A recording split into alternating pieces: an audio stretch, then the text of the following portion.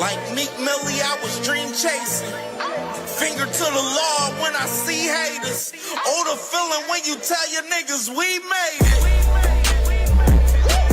Ooh, baby. Ooh, baby. Ooh, baby.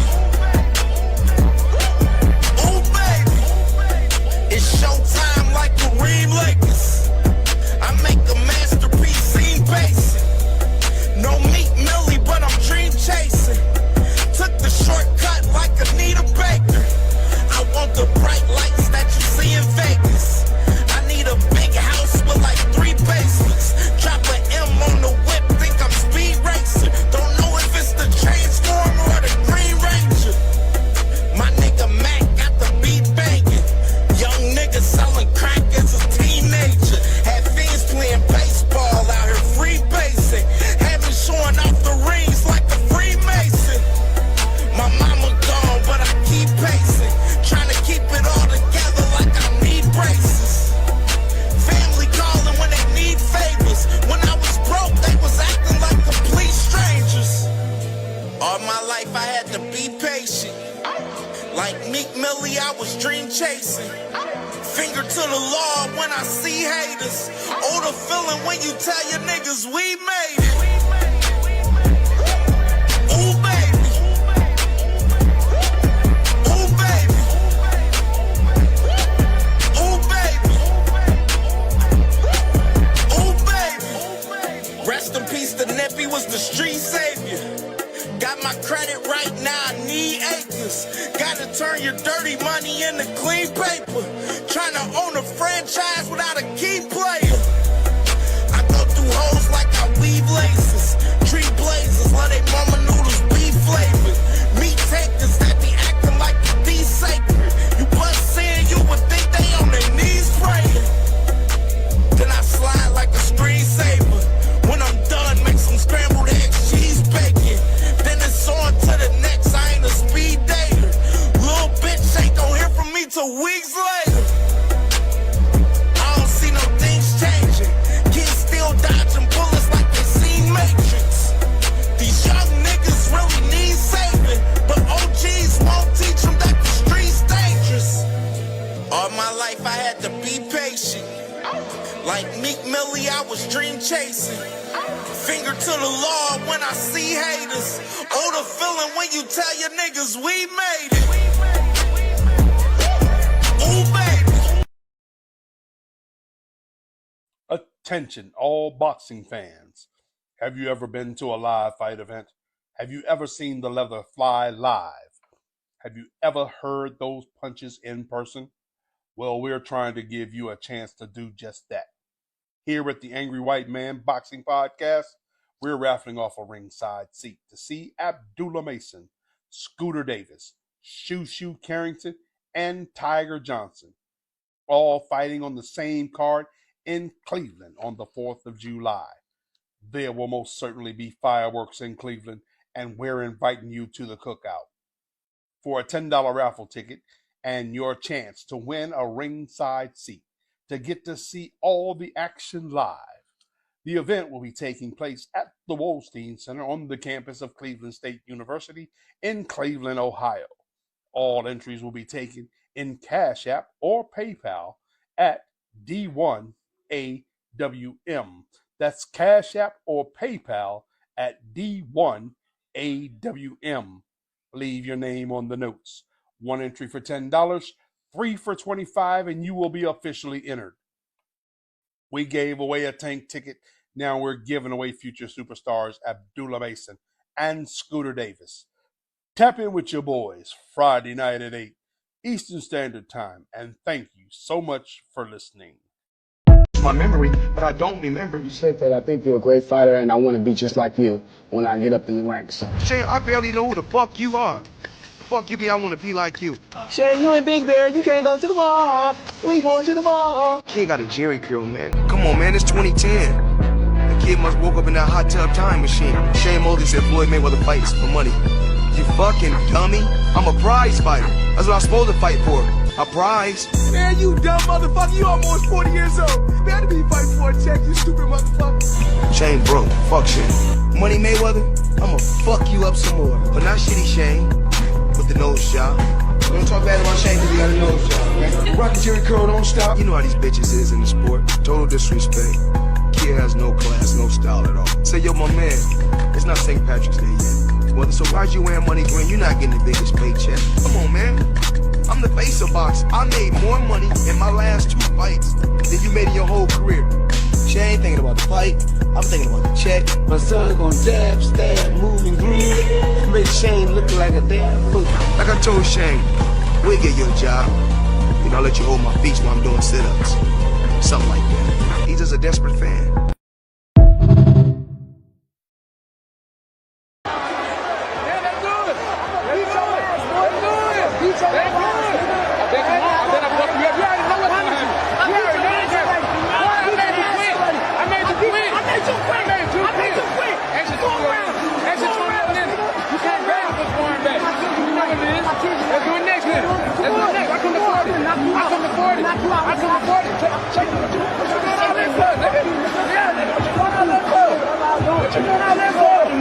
I don't know what nothing is. I don't know what nothing is, bro. I don't know nothing is. See me next. I'm not okay, come on. Hey, let's do it. Let's do it. Hey, y'all heard him. Y'all heard him. Man, watch out, bro. Watch out. Don't disrespect me, bro. Don't disrespect me, nigga. Don't disrespect me, bro. Hey, I'm gonna come see you next. I told y'all gonna do your son. I told y'all you a bitch. And I'm on. I told y'all I was gonna do your son. I told y'all I was gonna do your son. Yeah. I'm gonna tell y'all a secret fighter that nobody know about at 130 pounds. I say Oceanique Foster. If he's 100% and will come at his best, I think that he's the second best. Who I want. It's all up to Shakur and them now. He say he the man. I told him we can do it at 40, we can do it at 35, whichever one he want to do. That's a big fight. We can do it right here in Houston, Toyota Center or something. And I feel like, you know, the world want to see it now. So we just got to wait and see. I mean, I don't know. He was talking like he would, but when I was looking in his face, he kind of looked timid. So, you know, I don't know if he was doing it for a show or not. But as y'all can see, I'm very serious about making that fight. I told him I was gonna do what I was gonna do to his little mans, and you know, I feel like the world gonna ask for it now. They feel like he's the lower version of Shakur. So I showed what I could do to him. So let's see what Shakur gonna do.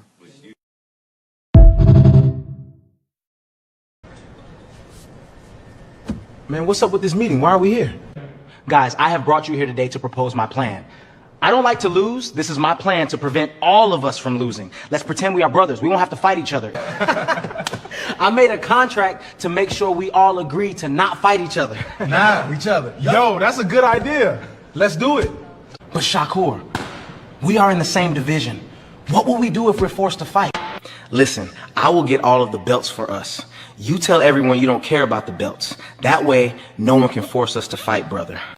But Shakur, what if I outgrow my division and I have to move up to yours?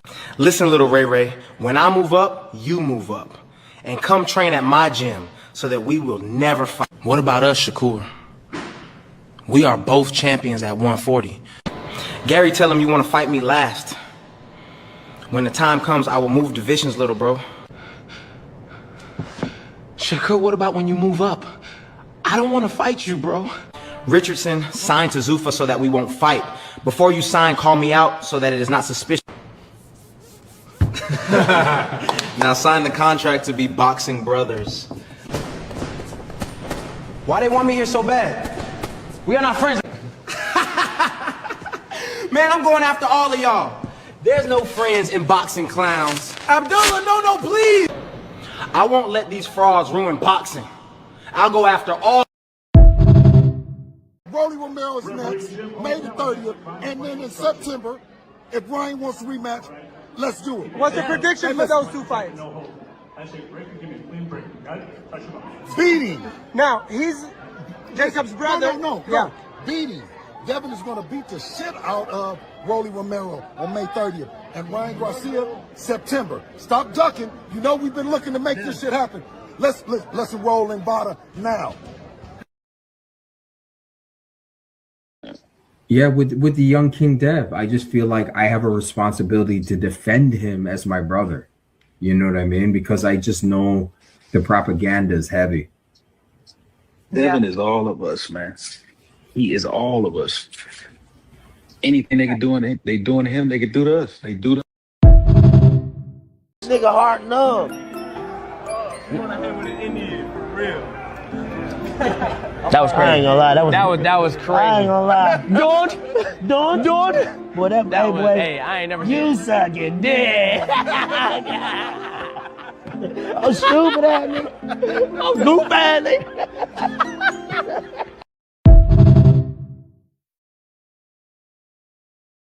And all this, I don't mind niggas telling me what to do, nigga. Top nigga has to. I ain't gonna lie. Shut your bitch ass up then. You say you don't mind niggas telling you what to do? Shut your bitch ass up then. That's what you need to do.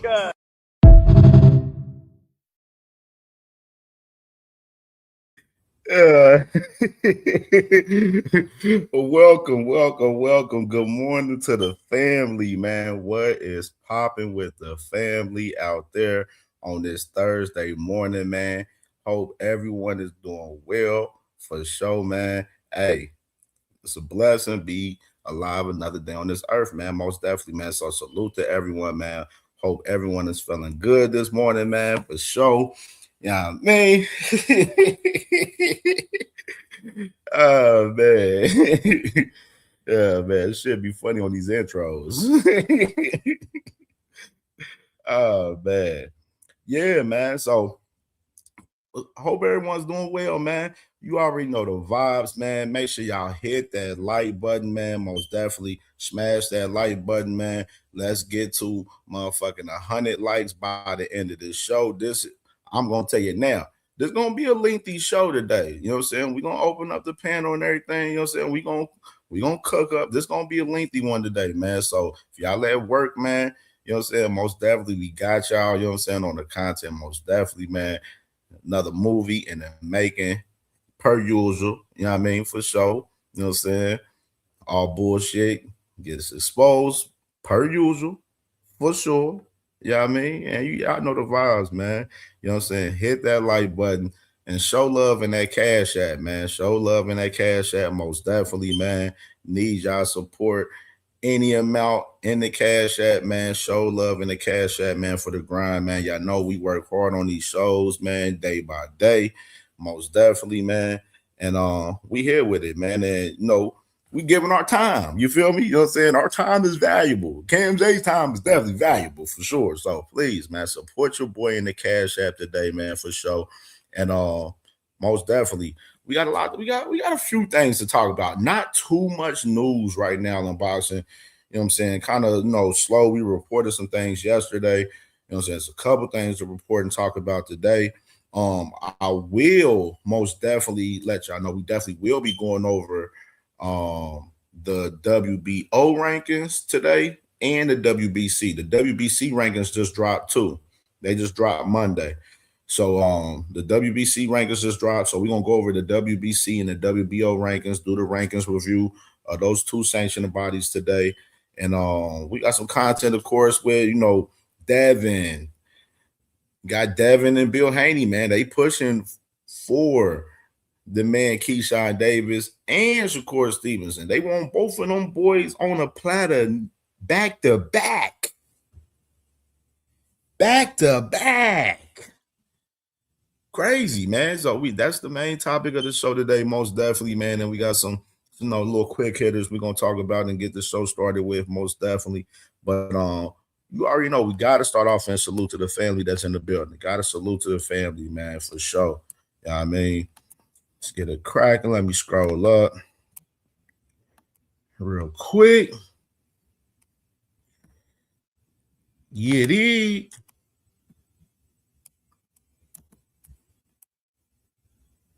You dig? And matter of fact, before we salute to the family, let me play this real quick. Listen. Greatness is a word people throw around like it means nothing. but to us, it means everything. It's the standard, and it only belongs to those who rise above expectation. You can't buy that shit. Greatness lives somewhere colder, and that destination is far. That road is long, that road is lonely, and the cost is real. If it was easy, shit, everybody be great. So I'm asking you, do you want it?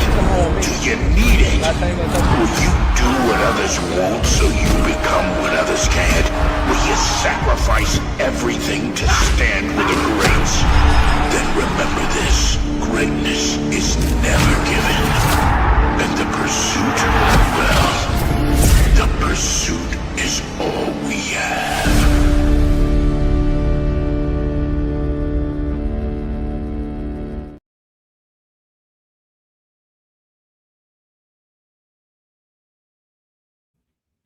Man, so we got the highly anticipated matchup, man. That's less than a month away, man. With Boost Ennis and Xander Zayas, man. Can't wait for that fight, man. Most definitely. I'm pretty sure we definitely gonna tap in on talk about that scrap for today for the show.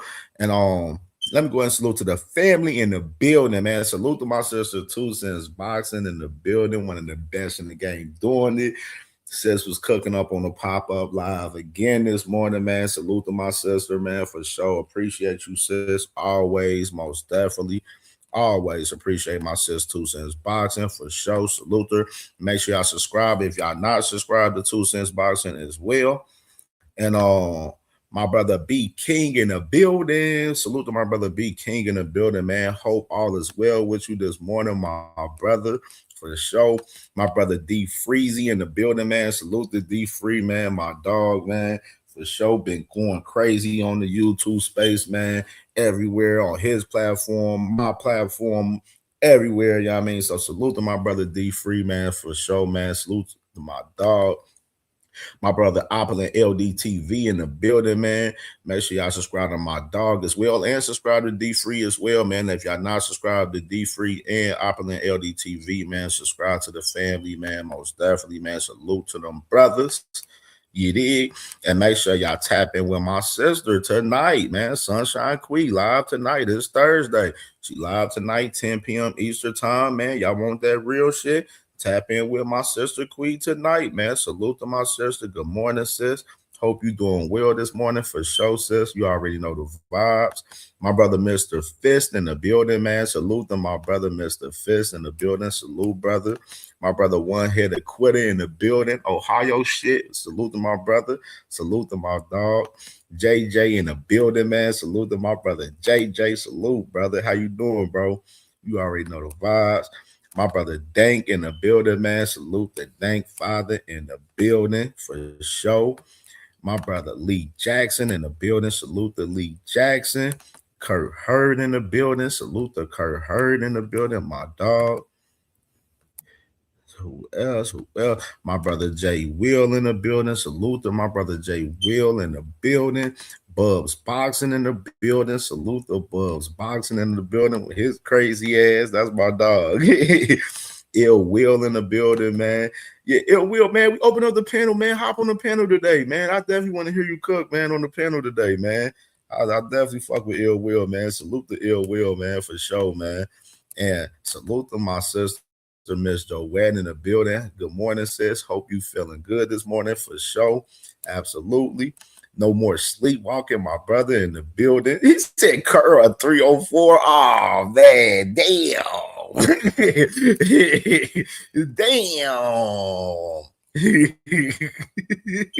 Damn, already on bullshit out the gate. You know what I mean? Salute to No More Sleepwalking. Salute to my brother Tim Carey in the building, man. Salute to my brother Tim Carey in the building, man, for sure. We got Rich Boxing right here. Rich Boxing, salute to you. And you got who else? My brother T Hill, the commissioner, is in the building. Salute to the commissioner, man. T Hill, man, my brother. Salute to my dog, man. Love you, brother. You already know the vibes, man. Who else we Got my brother Shell in the building, man. My brother Big Shell. Salute to my brother Shell, man. What's good with you, brother, man? My brother Papa Jordy in the building, man. Good morning from Florida, man. Most definitely. Absolutely, man. Appreciate you, man. Appreciate you. Most definitely, bro. You know what I'm saying? We staying active, man, and cooking up with the truth, man, much as possible, man, for sure, man. So, you know what I'm saying? Staying active and, you know, having integrity and morals over here, you know what I mean? And bringing up all the facts, man, much as possible, man, and trying to cover the sport as a whole as much as possible, man, most definitely. And we definitely gonna get into a lot today, especially with these rankings with the WBC and the WBO today, most definitely, man. So salute to my brother Papa Jordy, man, for sure, man.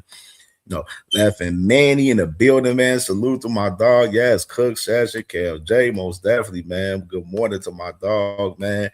Hunter P in the building, P Hunter in the building. Salute to my dog, man, for sure, man. Absolutely, man. We say, everyone, good day and what up. I hope and I don't have to start my lying and can't comprehend and misinformation scorecard today. Hey, P Hunter, get it ready. Get it ready. Go ahead and get that motherfucking ready, bro, because you already know it's going to be a lot of non-comprehending motherfuckers on the show today. I'm pretty fucking sure. I'm pretty fucking sure of that today. You know what I mean? That's so you can assure yourself that's going to be fucking happening for sure. For sure. Salute to P Hunter, man. Radio Flyer in the building, man. Salute to Radio Flyer, man. Sub up the Radio Flyer if y'all not subscribed. If y'all want to go over there and cry. And and who else do we have? My brother Zach Beasy in the building, man. Salute to my dog, man. Zach Beasy in the building, man, for sure, man. My brother Cornelius Burnett in the building, man. Dayton's finest in the building. Salute to my dog, man, for sure. I see Devontae Cromwell. I see you in the building. Who else do we have? Let me see. Scroll down. My brother Big Coop in the building, man. Salute, salute, salute, man. The Big Coop, man, for sure.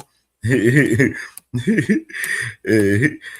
who else? Who else? Who else? My brother Yoda, man. Yoda, man, the master of ceremonies, man. Salute to my dog, man. Crush the legend, man, for sure, man. Salute, salute, salute, salute.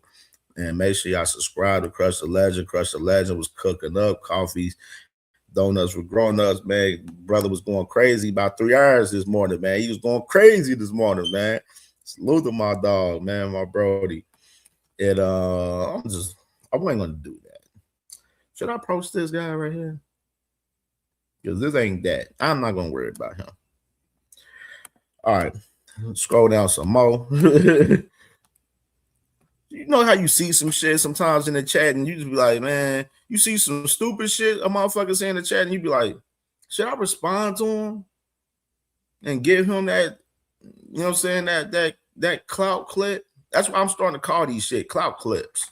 Because some of you niggas, y'all be doing shit, y'all be saying shit in the chat to try to, you know, get me to respond to y'all.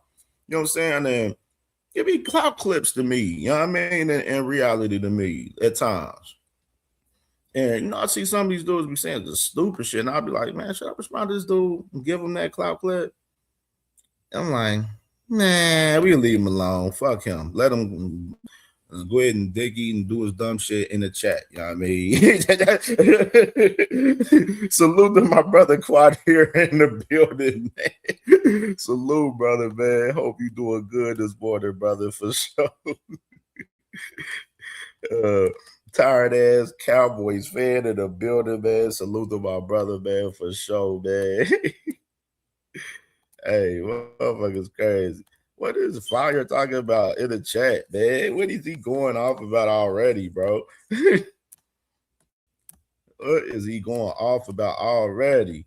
Damn. Trey Skills, man, was good with my boy Trey Skills, man. Salute, Brody. Salute. Salute. Who else? Who else? My brother Thrill Hill in the building, man. Salute to Thrill Hill, man. Salute. Big Dog Willie, I see you. I see you. Big Dog Willie. Big Dog Willie on this usual tank maniac tactics today. I see early this morning from the West Coast. All right, man. All right, man. All right. Shell said Zoofa maniac. Zoofa.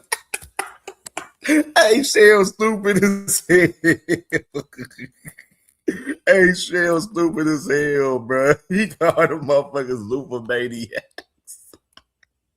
Hey, I'm fucking crying, bro. All right, man. All right, so let's get into this content, man. So let's get into some of these quick hitters that we got, man, before we get into the rankings and everything, dog. So we already talked about this fight in particular. That this fight was pretty much on the horizon, literally the last month and a half, almost 2 months. And if you want to be honest, 2 months. This is going to be 2 months. But this fight was in the process of 2 months, the last couple of months right here with these two guys. And it's officially announced now, which it just got announced yesterday, with Mr. Lamont Roach and William Zepeda. And of course, y'all saying y'all already know it's another report out there talking about Miratala and Robson Casasiel. Both of those guys is going to be on this card as well. So you'll see that fight on this card most likely as well.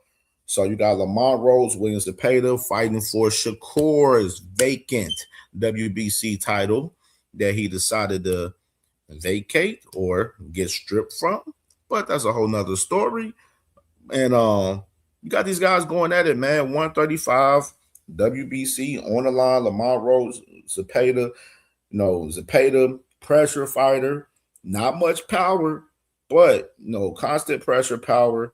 And his last fight was against Shakur Stevenson, which he lost by decision in that fight. And then of course Lamont Roach, coming off his last fight with Pitbull Cruz at 140. Going back down from 140 to 135 in this fight with Zepeda, going for this WBC strap and having a draw, with Mr. Pitbull Cruz, where he has this signature name now, Mr. Draw Mount Roach now, due to his last 2 fights. And this is an interesting fight right here. I ain't gonna lie. Lamont Roach, counter puncher, tactical. It's a real interesting fight. I seen people talking about this fight yesterday, where I was seeing people say, I seen a couple people say that Zepeda gonna stop Lamont Roach. Now, this was wild yesterday when I was on Facebook and I'm just scrolling around on Facebook, just scrolling. Then I'm looking in a couple of boxing groups on Facebook. I'm seeing a couple of people talking about, where's Zepeda gonna stop Lamont Roach?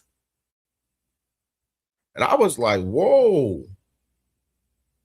It had to make me think, like, I don't see him stopping Lamont Roach by no means. By no means. Now, I think it was like, I'm going to tell you, the guys that was saying it was like, it was like Spanish people and stuff. You know what I mean? You had a mixture of some black people and stuff. Well, you had majority like Spanish people that was saying this yesterday from what I seen yesterday. But you know what I mean? Where people was pushing this, talking about Zepeda probably could stop Roach. Then you got people believing Roach can win by decision, that's like the most common logic into this shit. Roach could. I mean, Zepeda, and this is another thing too I wanted to put on notice for us, this fight right here. And I'm glad, JJ, you own or something. You know what I'm saying? He said, JJ said he see Roach stopping Zepeda with the uppercuts, and that's my thing too. And I was just about to say, I see a road to Lamont Roach stopping William Zepeda in this fight with the constant pressure and with the constant punches. If Lamont Roach is, really, accurate as far as the punch placement and everything, especially that uppercut definitely will be there. It'll be there for sure. You know what I mean? So I see a road to Lamont Roach possibly stopping Zepeda, in my personal opinion, honestly. I ain't gonna lie. Zepeda don't have no power, you know what I'm saying, for him to stop Lamont Roach. So I don't believe in that fucking shit at all as far as that. I mean, I don't believe in that. Yes, the constant pressure, the accumulative of punches and stuff, you know what I'm saying, it will wear down on the fighter and stuff like that. Yes, it could. But I don't see that, happening in this fight with Lamont Roach, in my personal opinion. That's just me. I don't see that.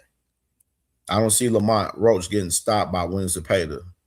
Zepeda don't have the power to stop him. You know what I mean? So that little shit right there, that shit is cap right there. in my eyes, that shit is cap. Zepeda's not stopping Roach. Now, do I see the person I see winning this fight is Lamont Roach for real? But Lamont is going to be interesting to see how Lamont Roach does deal with the pressure from Zepeda, though. But I got Lamont Roach winning this fight. I would say by decision right now, just on the safe side. But I wouldn't be surprised if he gets like a mid to late round stoppage in this fight over William Zepeda in this fight. You know what I mean? It's a reason Lamont Roach pushed heavy for this fight in particular with William Zepeda. Remember with these two guys went above Javier Herrera, which is, we're going to talk about Javier Herrera with the WBC rankings. He's the interim champion at 135 for the WBC, and they went above him and went to the WBC saying, yo, we 1 and 2. Can we make the fight happen and fight for the vacant title in the WBC? They approved it. So they went to the WBC and got this fight green lighted pretty much. You know what I mean? And Zepeda was with it. He get the fight directly for the title again, coming off the loss of Shakur. And of course, Roach, he even had the 130 title with the WBC. And of course, he trying to grab a title at 135 and then put him in position for other fights and stuff and bigger fights in general. You know what I mean? So it's definitely an interesting fight. I ain't gonna lie. You know what I'm saying? Looking at it, I was just thinking about this fight yesterday. I was just like, this fight is an interesting fight when you scale it out for real, man. And it's about close to under 2 months away. Matter of fact, oh yeah, dang, father, yeah, he had a WBA. That's right. So you got this fight is less than 2 months away right here, man. So definitely gonna be. I'm interested to see how the undercard is gonna be, other than Raymond Muratalla and Roger Conceição. I'm wondering how the rest of the undercard is going to fill out. And this is a TNT Sports fight. This is the second fight on TNT Sports. The first one is July 4th, obviously, with Abdullah Mason and Joe Cordina, July 4th in Cleveland, which, we're going to be in the building for that. And this is the second one for TNT Sports with this series called The Fight Through the Zone right here, man. So this is definitely something that's going to be interesting, man, for sure. I definitely like the style matchup for this fight, man. So definitely intrigued by this fight for sure. And we'll stay tuned to more news on this particular event.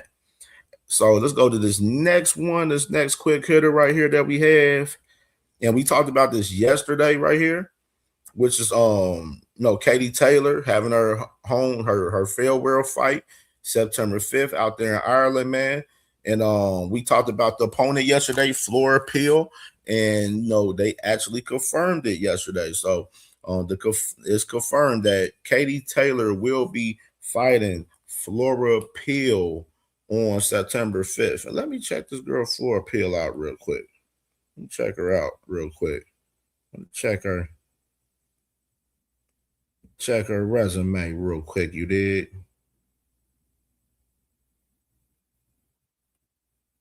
Let me check her out one time. Flora Pilly.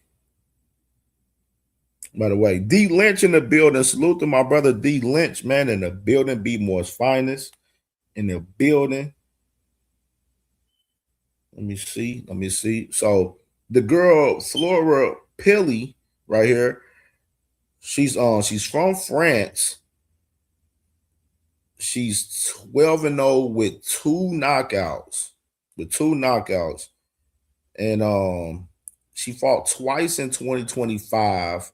She fought this girl that was 6-1 and won in her last fight.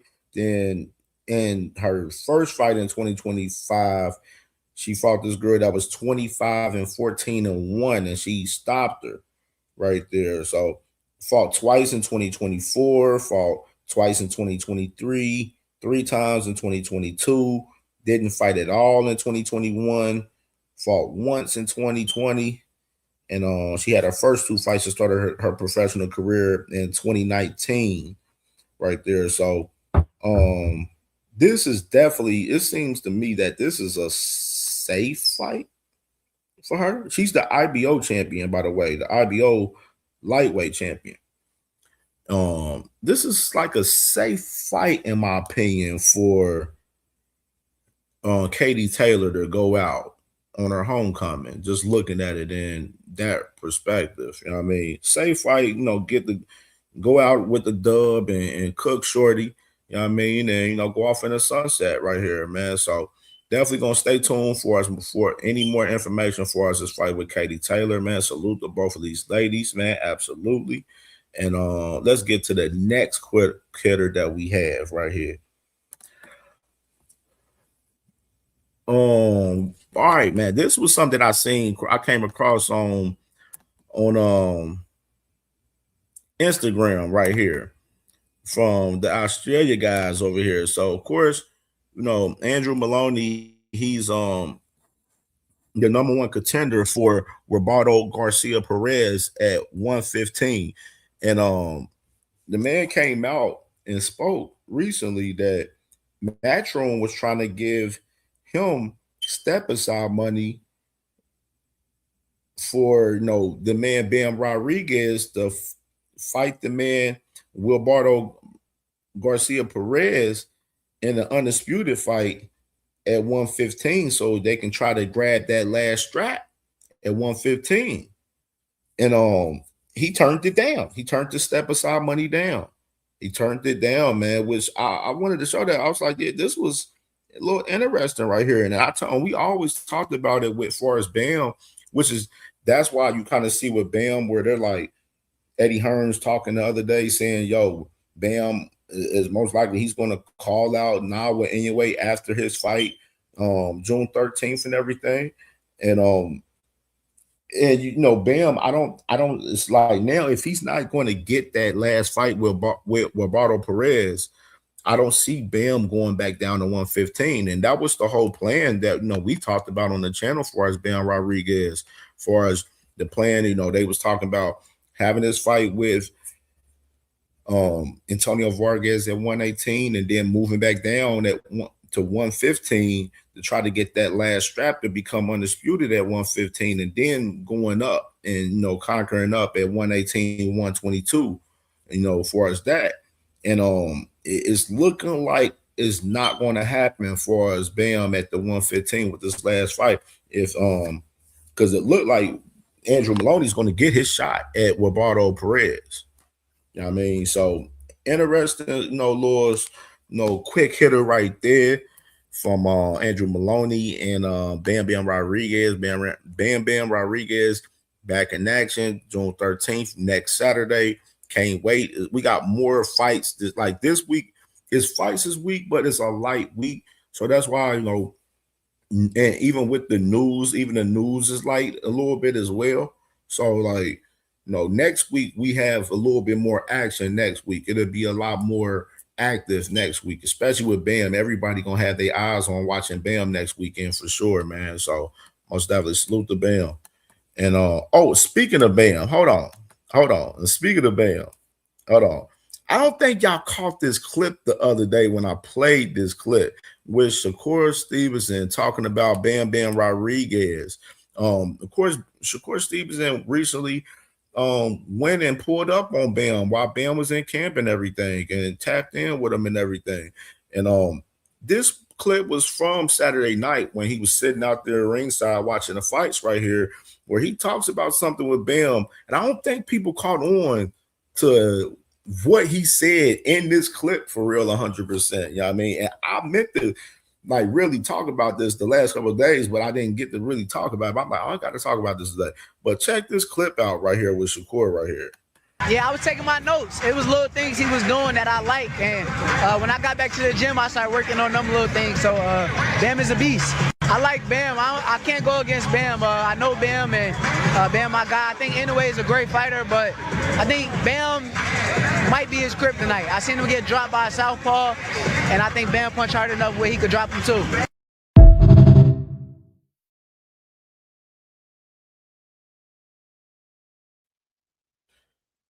Now, I'm going to play that one more time.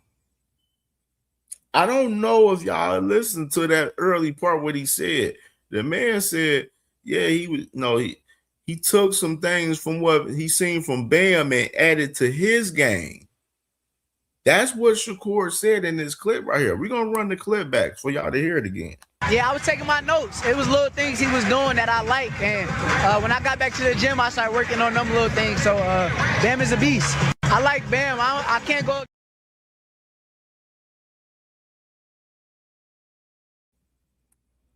He said he was watching Bam Rodriguez and taking his notes and went back to the lab and added pieces from Bam to his game from the notes that he took from Bam Rodriguez. We'll play it again. Yeah, I was taking my notes. It was little things he was doing that I like, and when I got back to the gym, I started working on them little things. So Bam is a beast. I like Bam. I can't go against Bam. I know Bam, and Bam my guy. I think Inoue is a great fighter, but I think Bam might be his kryptonite. I seen him get dropped by a southpaw, and I think Bam punched hard enough where he could drop him too.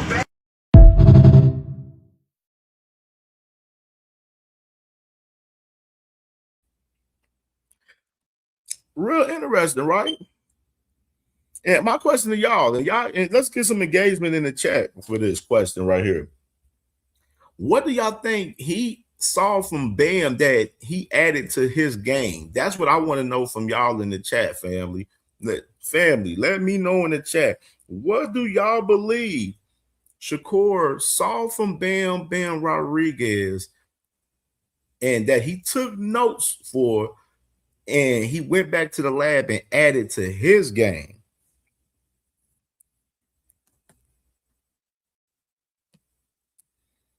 Let's get some engagement in the chat right here, man, on this question right here.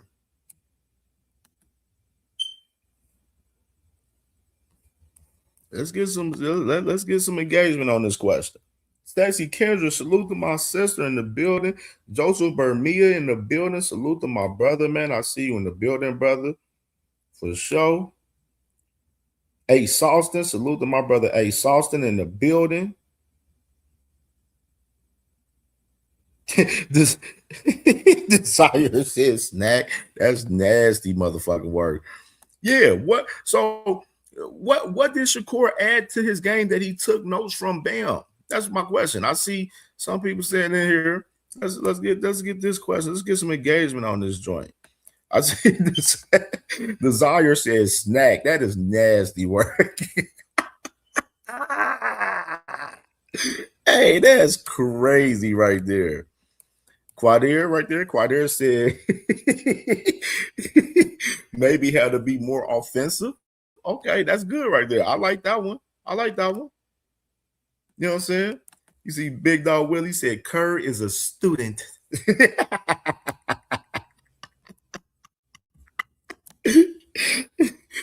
Hey, Sauce, my brother said Shakur would never fight like Bam. Come on now. Hey, man. See, now that's the other spectrum of it right there. You know what I'm saying? That's the other spectrum. There, you know what I'm saying? You know what I'm saying? That's the other spectrum. That boy Radio Flyer said, not a damn thing.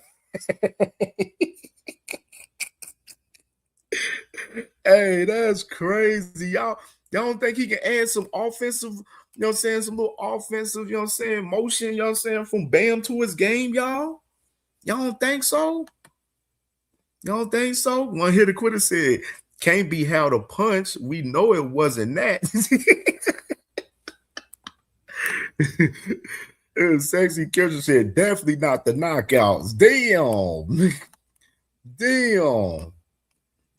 Her Buzz Boxing said probably slipping punches and not jumping back 25 feet, something like that. Damn. D Free said Shakur got some work by Bam. Hey, man.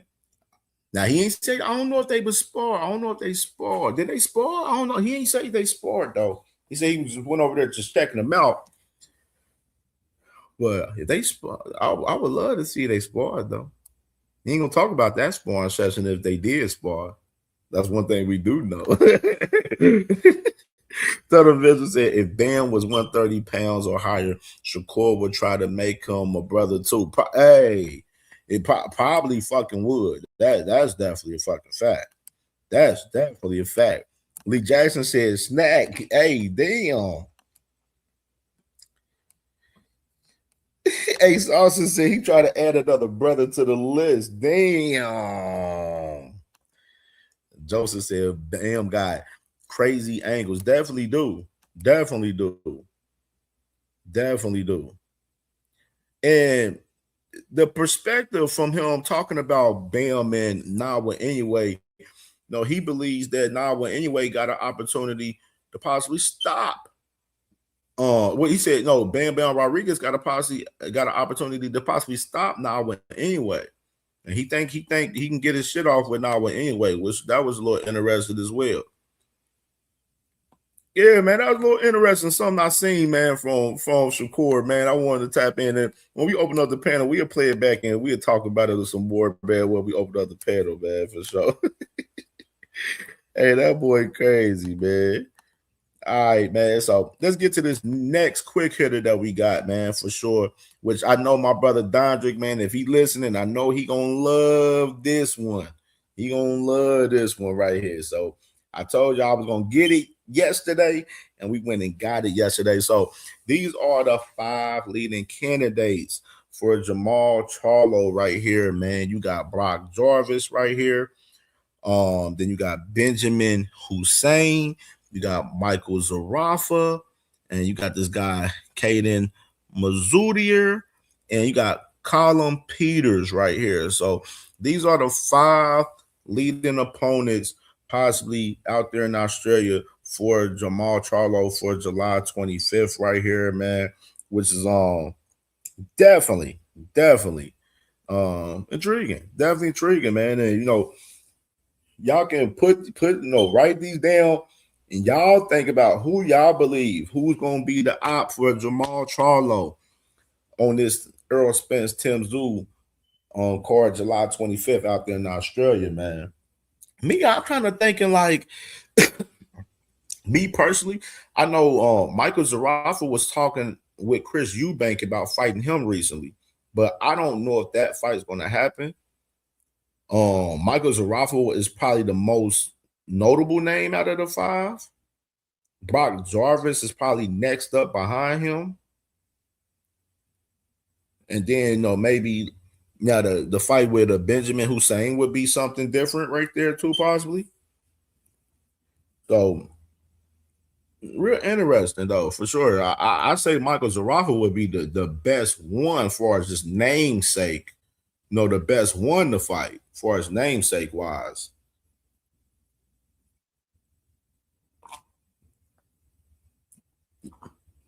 And I know people was like, man, Jamal Charlo, he need to fight somebody. Bro, let's talk about this aspect too. Let's play this. So I got a little clip because I watched the interview with Brian Custer, Ronnie Shields, man, and everything.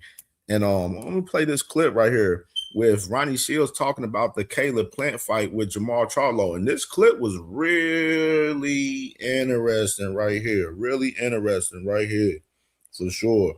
And salute to Radio Ray Davis in the building. I see you in the building. Who else do I see? Darius Warren. Make sure y'all subscribe to my brother Darius Warren, man, for sure, man. Seen you last night cooking up, man, on your live stream, brother. I was watching them for a second, man. I couldn't write nothing because I was with the wifey a little bit. But yeah, salute to my brother Darius Warren, man. Make sure y'all subscribe to my brother, man, for sure. Let's play this clip right here, man, with Jamal Charlo and Caleb Plant right here, man. Right now, Caleb Plant is off the radar. Caleb Plant don't want to fight, man. Here's the thing, right?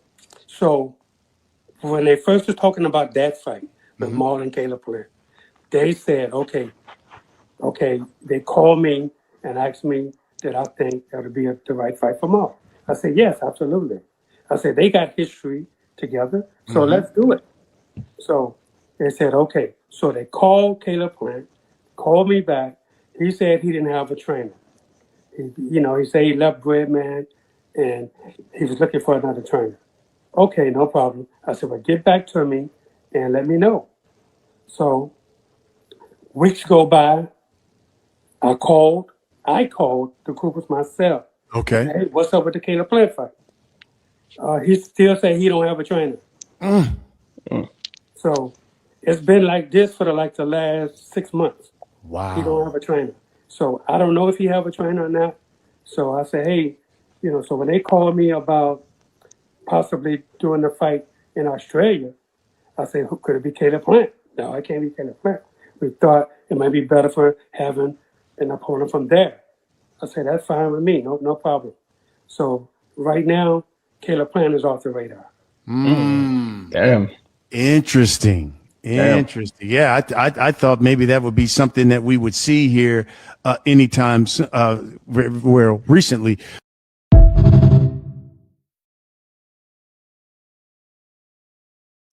That's some interesting shit. I'm gonna play this clip back one more time too for everybody to hear it back one more time. Caleb Plant going off the radar, bro. Whoa, run that back. Right now, Caleb Plant is off the radar. Caleb Plant don't want to fight, man. Here's the thing, right? So when they first was talking about that fight with Maul and Caleb Plant, they said, okay, they called me and asked me did I think that would be the right fight for Maul. I said, yes, absolutely. I said, they got history together, so let's do it. So they said, okay. So they called Caleb Plant, called me back. He said he didn't have a trainer. He said he left Breadman and he was looking for another trainer. Okay, no problem. I said, well, get back to me and let me know.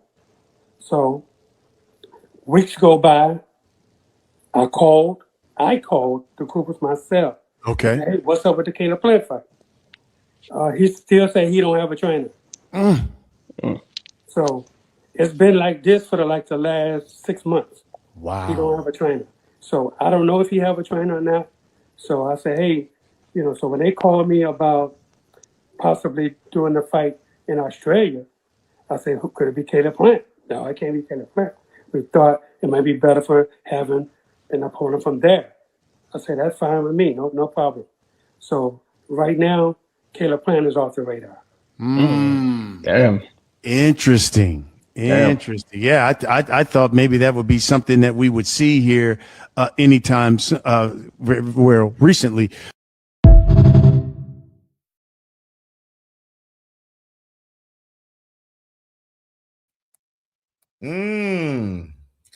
Nasty word, Caleb Plant. That's some nasty work, dog. That's some nasty work, man. The man Ronnie Shields said that they reached out about fighting Caleb Plant and said Caleb Plant was trying to find him a trainer. Said, obviously we knew the report about Caleb Plant and Breadman not working together, anymore. You know what I'm saying? A few months ago. So we knew about that. And of course, Jamal looking around, trying to see, what's up with, try to spin the block on the Caleb Plant, like what's up with the Caleb Plant fight. And they said that he still don't have another trainer, still don't have a new trainer yet. And, they had, situation locked in the fight in Australia. And, PBC, they're like, nah, we ain't going to have him. Caleb Plant he ain't on shit right now. You know what I mean? So we just going to find him opponent from out there in Australia. You know what I mean? So basically, Caleb Plant is pretty much reneging from this fight right now with Jamal Charlo. You know what I'm saying? He's reneging from this fight with Jamal Charlo right now, man, which is crazy. You know what I mean? Yes, of course, he lost to Resendez in that fight last year, but they trying to put this fight together. And of course, you know, the storyline and everything, motherfuckers been clamoring for the fight. And we like, shit, what the fuck is Caleb Plant doing? I done seen him on Instagram in the lab and stuff. I know he got his family and all of that, you know, whatsoever. But it's been a while since you done been in the lab and been in the mix, man. You know what I mean? And him not fighting and him not finding a new trainer to fight this man, Jamal Charlo, is nasty fucking work, bro. It's nasty work, man. It's real life nasty work. And of course, I got another clip from this interview from Ronnie Shields right here, with Ronnie Shields talking about Earl Spence right here. Let's go ahead and run that one. Well, you know, I'm definitely trying to get him in the box a little bit more, you know. But look, you know, being in this game damn near my whole life, you know, firefights going to happen. You know, you can't back away from it. Right. You know, this is something that, you know, Tim Zoo is this guy that comes straight forward. You know, he's going to get close. When they get close, we just, you know, we're not going to be holding and wrestling. No, we're going to throw punches at this guy. So a firefight is going to definitely happen. You know, well, I'm not going to take him away from that. You know, I'm just going to add to that. And it's going to be a lot of things you're going to see that's going to be a little bit different than in Errol. But, you know, we definitely going to be, you know, we have to trade with him. We have to trade with him. You know, look, this is going to be a 12-round firefight. You know, I've already put that in his head from the very beginning. You know, we're not running from this guy. You know, we're going to showcase a good jab and good combination, but at the same time, we're not going to be, you know, moving around the ring. You know, I want to meet him in the middle of the ring. That's what we have to fight at. You know, we have to control the middle. And that's the thing that, you know, that we're working on, controlling the middle of the room. I love this. You think you want to watch this fight tomorrow? You're right, exactly. Ronnie Shield got me hyped for this fight. I'm like, yeah, let's get it. I'm hyped. I know. I'm ready now. Let's go, Ronnie Shield.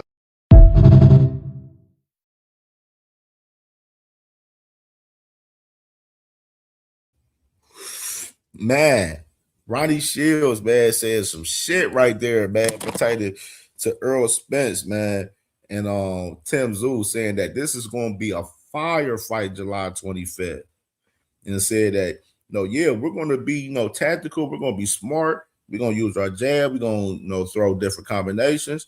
But we're going to be in that middle of the ring. But we're going to control the room. We're going to control the ring and control the pace in this fight. You know what I mean? Which is, the main ingredients for the fight right there for sure, man. So I'm excited about this, man. July 25th, man. Ronnie Shields, Errol Spence. It looked like the perfect match, man. It sounded like the perfect match, man. I'm loving Ronnie Shields with Errol Spence, man. I'm loving it. And Ronnie Shields, man, y'all see with like some of the guys that he has. Of course, he got Errol Spence, Jamal Charlo. He got what else? He got other than that, he got Brian Norman Jr. and he got my guy Joshua Edwards, man, the heavyweight prospect from Houston as well, man. He got my dog Joshua Edwards, man, the Rocket, man. Which is I seen Joshua Edwards on IG the other day. They was in the lab with Ronnie Shields and Evander Holyfield. Evander Holyfield was with him and stuff, man, working out with him. With Ronnie Shields and Joshua Edwards the other day, which was pretty dope to see. That was pretty dope, man. And Evander Holyfield, if y'all seen him and y'all like follow Evander Holyfield on Instagram, he still look good, man. In great shape, got the fucking 6-8 pack, you know what I'm saying? Like still, you know what I'm saying, looking good, man. Like in great shape, man. Evander looks really good for his age, man. Most definitely, man. It was good to see him, still active, just looking good and working out and everything, man. And it was dope to see that with him giving game to Joshua Edwards. You know what I'm saying? Giving game to him because Joshua Edwards is, a lot of people make like a little bit comparisons with him, a little bit with Evander, a little bit, but definitely intriguing, man. Ronnie Shields definitely he's building a nice little stable around him as far as currently what he has right now, man. And I'm definitely fucking with it. I'm definitely fucking with it for sure, man. And let's get to this next quick hitter that we got, man, so we can get into these rankings. This was something that we talked about briefly yesterday. pertaining to Carlos Adames. Carlos Adames, you know, he said that he's moving up to 168 other day. And, you know, and he says, you know, this right here in this tweet says, everyone wants to take the easy path.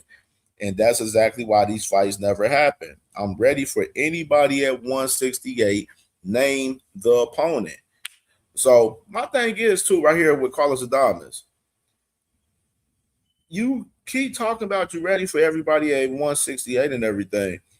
Broadway Joel, he reported you negotiating and, you know, being in early negotiations with Oslie Iglesias. What's up with that? Why aren't you talking about Oslie Iglesias? Why you keep talking about all this 168 shit and everything? Like, talk about what's going on with you and Oslie Iglesias. That's what we want to know. Like, we want to know what's popping with y'all too. Like, you know what I'm saying? Like, I hear you talking and everything, but I want to see some action. I want to see who you gonna scribe with at 168. Who you gonna bang with? And me personally, I'd love to see Carlos Adames hit with Jamal Charlo. No cap. Hey. Hello. PBC. Jamal Charlo, Carlos Adames, lock it in. Caleb Plant don't want to scrap. Fuck him. Put Jamal ass in there with Carlos Adames and get money.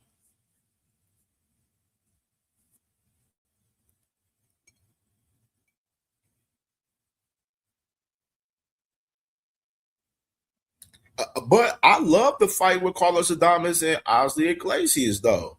Oslie, that's a tough ass fight for Carlos Adames.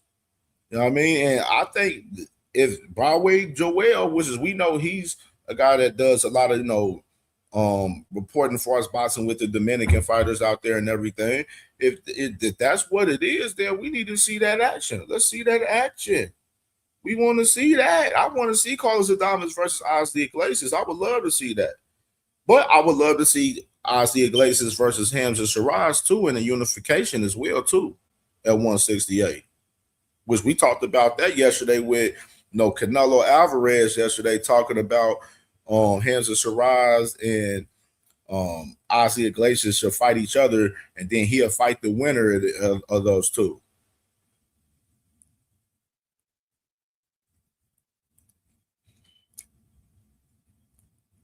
Yeah, I would love to see Hamza Shiraz or Oslie Iglesias. I would love unification be fire. It'd be fire. Uncle Cass in the building. Salute to Uncle Cass, man. The box story in the building, man.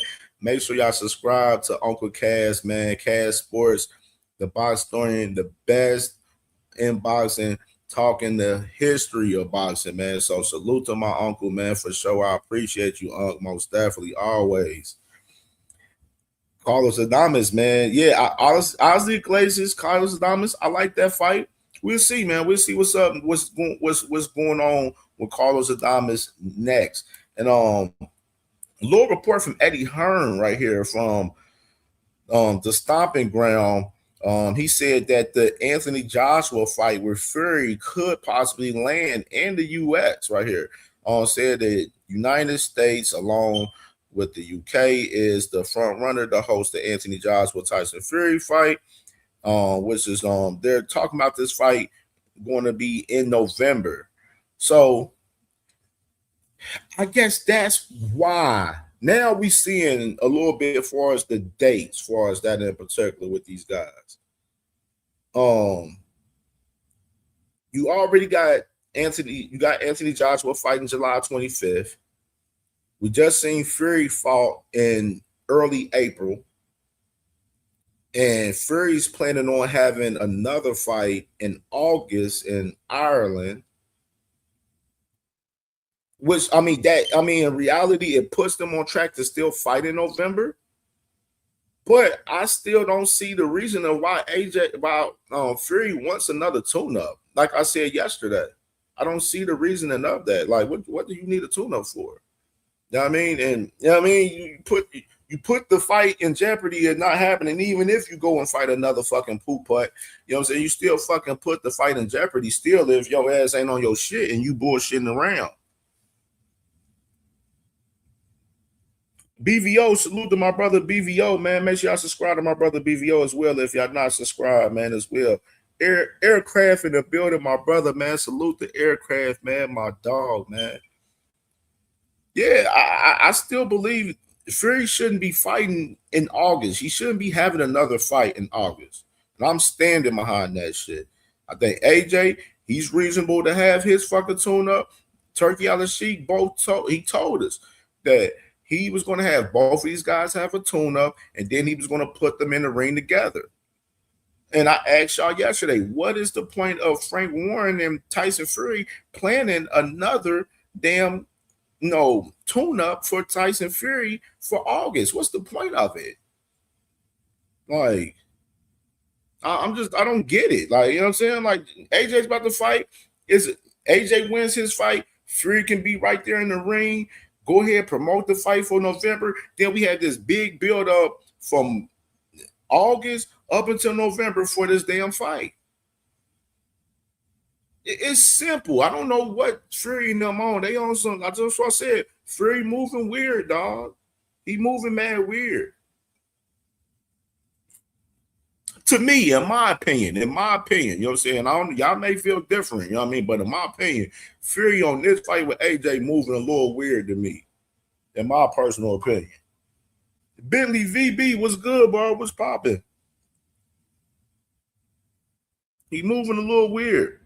BVO said he trying to get another quick payday. I mean, yeah, that part too. That part, bro. That part too. But it's like, for what though? Everybody want to see you fight this man AJ right now, bro. Motherfuckers been calling for this fight for damn near 10 plus years. 10 plus years, bro. Guys like my guys that's over there in the UK and out there in Europe, they've been clamoring for this fight for the longest. For the longest. I know JJ, I know he probably been wanting to see these guys fight for over 10 plus years. You know what I'm saying? Like, it's time, like the time is now, and we got Fury look like he bullshitting around with this fight right here. This and I want to say this as well. This fight needs to be in the US. I mean in the UK. This fight don't need to be in the US. This is a United Kingdom fight. This is not United States business. This is UK business right here. This is UK business. This fight should be in the UK. Wembley Stadium, 60, 70,000. This is that type of shit right here. This is UK business. This ain't US business. Right here. So I don't see this. I don't see why they would even consider even having this fight in the US. You know what I mean? Like, you know what I'm saying? And then I don't know. Is Fury? I thought Fury still is he still? Is he even good in the US still? I don't even know if Fury's even good in the US still yet. You know what I mean? This is UK business right here. This ain't got nothing to do with the US right here. This is UK business. This fight should be in the UK. Like, that's just my personal opinion. Yeah, BVO. That's why I said I'm like, ain't that man? Ain't he still banned from the US? That's what I was thinking. What I last remember. I last remember Fury still couldn't fuck with the US still. Hey, Aircraft, facts, bro. He said that's like putting Tank versus Shakur in the UK. Facts. Like, come on, bro.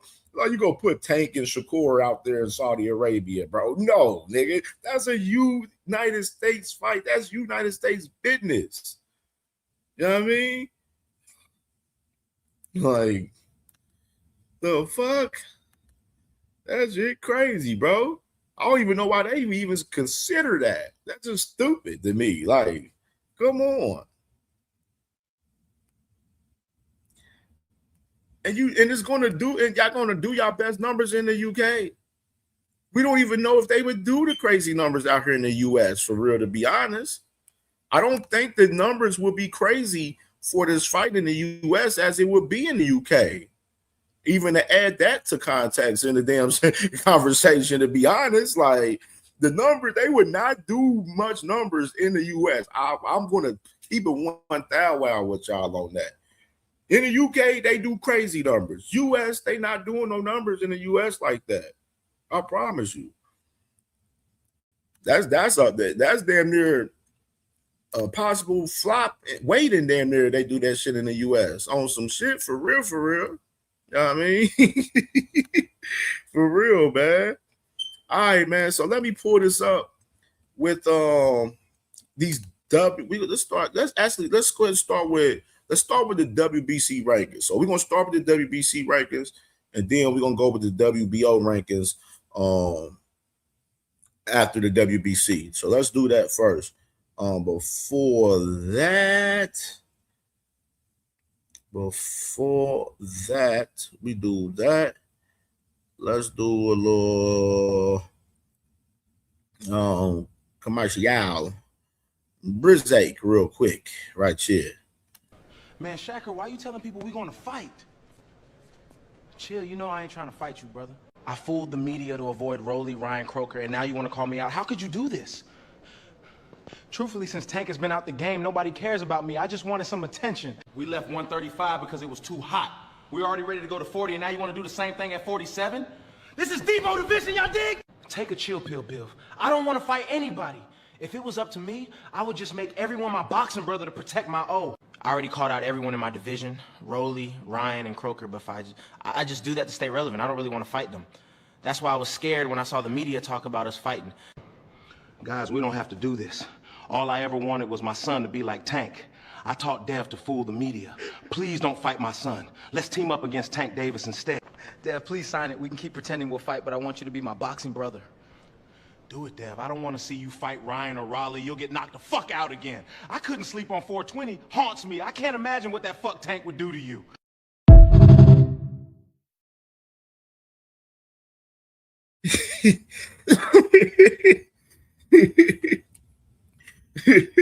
Oh man, that shit is funny, man. Real shit. That dude, Real Boxing News on Twitter, is fucking hilarious for those clips, dog. Real shit.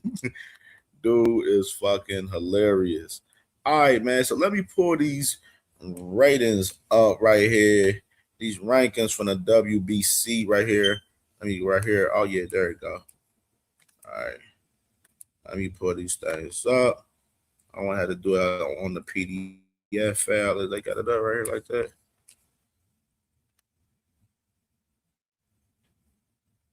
Why do they keep doing that? That's weird. No, bro.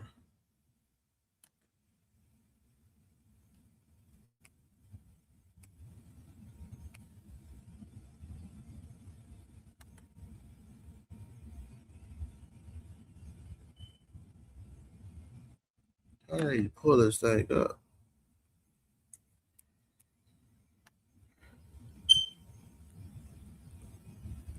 I guess I'm gonna have to do it one by one like that. Then I guess fuck it, have to do it one by one because that shit they won't let me bring up the PDF file on it. All right, so we just do it one by one with it. All right, let me pull this thing up. It is right. Let me make sure that's the right one. Yeah, that's the right one. All right, let me make sure that's the right one. And we're going to start with the heavyweights as far as the WBC right here.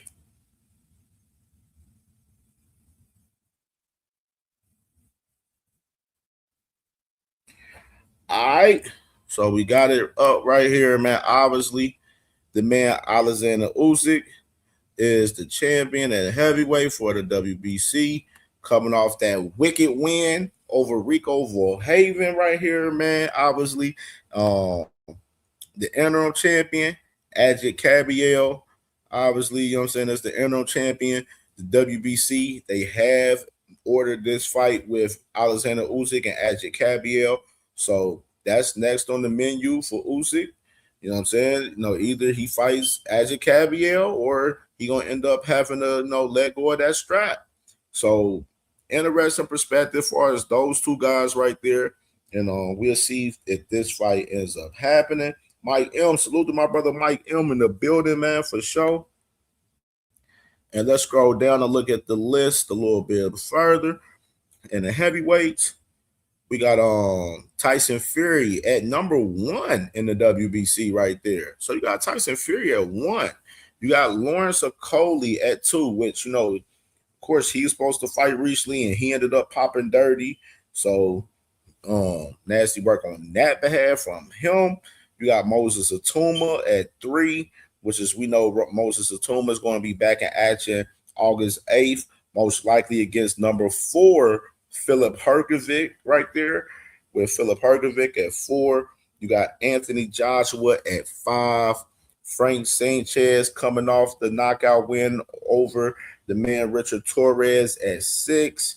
You got Deontay Wilder after beating Derek Chisora. He is at 7. You got Rico Verhaven right here, man, coming off the wicked loss against the man Alexander Usyk at 8.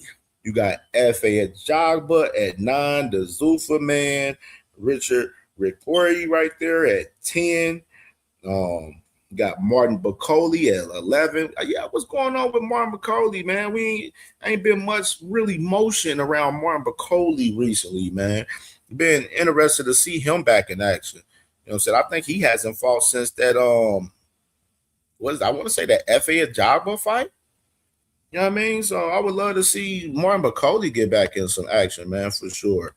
You got Baghdad Jalalov. He just fought recently.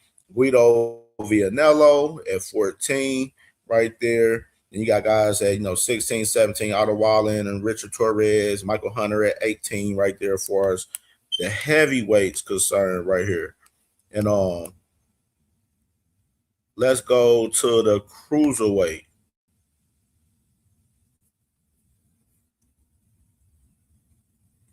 So let's go to cruiserweight right here. So we at the cruiserweight division right here, man. You got Noel McKillian right here, which we talked about a lot recently on the show. He is the WBC world champion for the cruiserweight guys. And of course, scroll down some more. You got Michael Sislak right here as the interim champion for us, the cruiserweights. He's from Poland.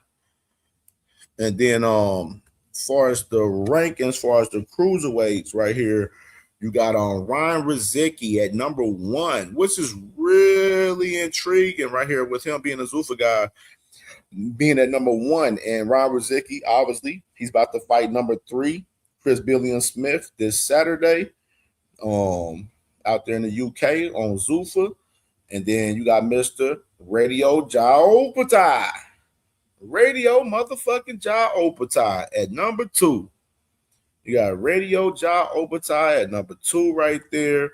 You got Vidal Riley, which is at number 5, which is Vidal Riley. He's at number 1 right now in the IBF, and he's in line to fight for that vacant title that Radio Ja Opatai got his dumb ass stripped for.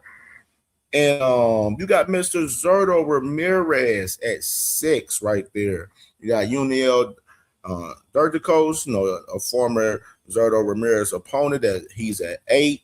You got guys like Badu Jack at 10 right there. And that rounds up some of the guys out there in the cruiserweight division in particular. So we're gonna get to next. Let's go to the light heavyweight.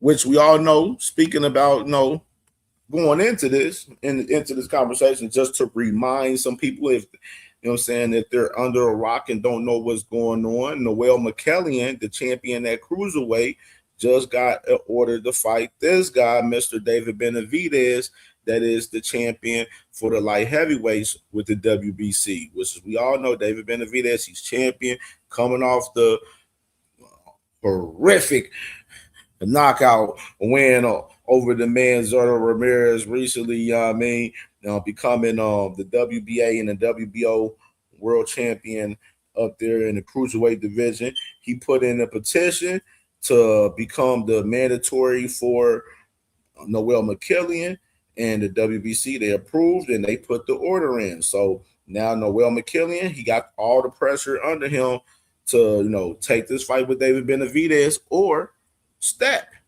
give up your strap. And that's just where it's at far as these two guys, far as David Benavidez and Noel McKillian concerned currently right now. When we can go down in the rankings,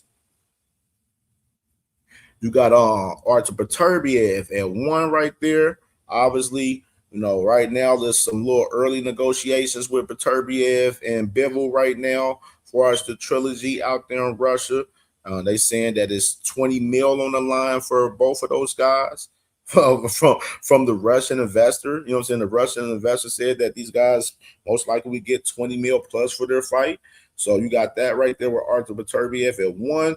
You got Mr. Ben Whitaker at 2, which is, he has a fight coming up June 27th on the Xander and Boots card coming up.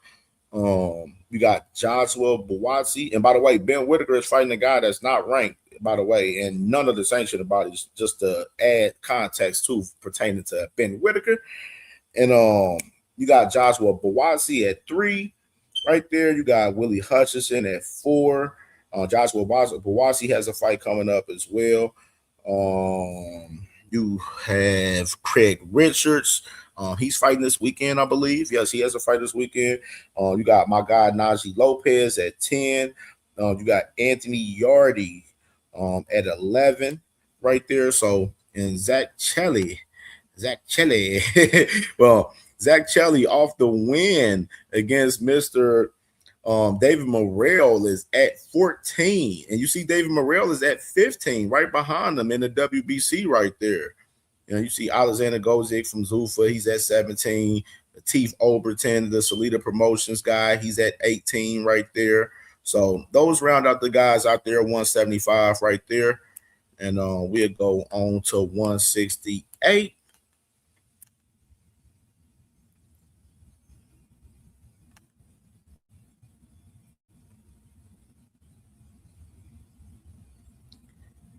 So here we go. We at 168 right here, man. Obviously, you got the man Chris, then the Billy right here, man. He's the world champion for us at 168. He was the interim champion beforehand, but he got elevated due to Bud Crawford beating Canelo, and then ended up going into retirement and vacating all the straps. And Christian and Billy ended up getting him elevated from there. And now we got Christian and Billy coming up September 12th, about to fight the man Canelo Alvarez out there in Saudi Arabia. And this is going to be a big test for him, man, as well. And you got the man Lester Martinez as the interim champion. Coming off his last fight, he fought on Pro Box about a little bit over a month ago, almost about a couple months, almost about 2 months. Coming off that performance, wasn't a crazy performance from Lester. He got the win. He won clear in the fight, but it wasn't a crazy performance. I expected a little bit more from him in that last fight. But Lester Martinez is a great fighter, most definitely. Me personally, I've been wanting to see that rematch between him and Christian and Billy. Personally, I feel like he deserved that fight.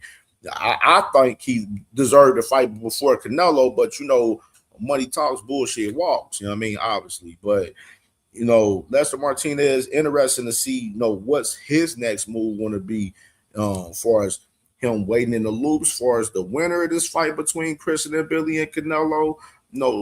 Kind of interesting to see what's, his next move is going to be, because I know he wants to get that opportunity at that strap for sure.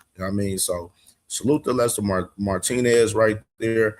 You got obviously the man, Canelo Alvarez, payday, you want payday. I know that man is number 1.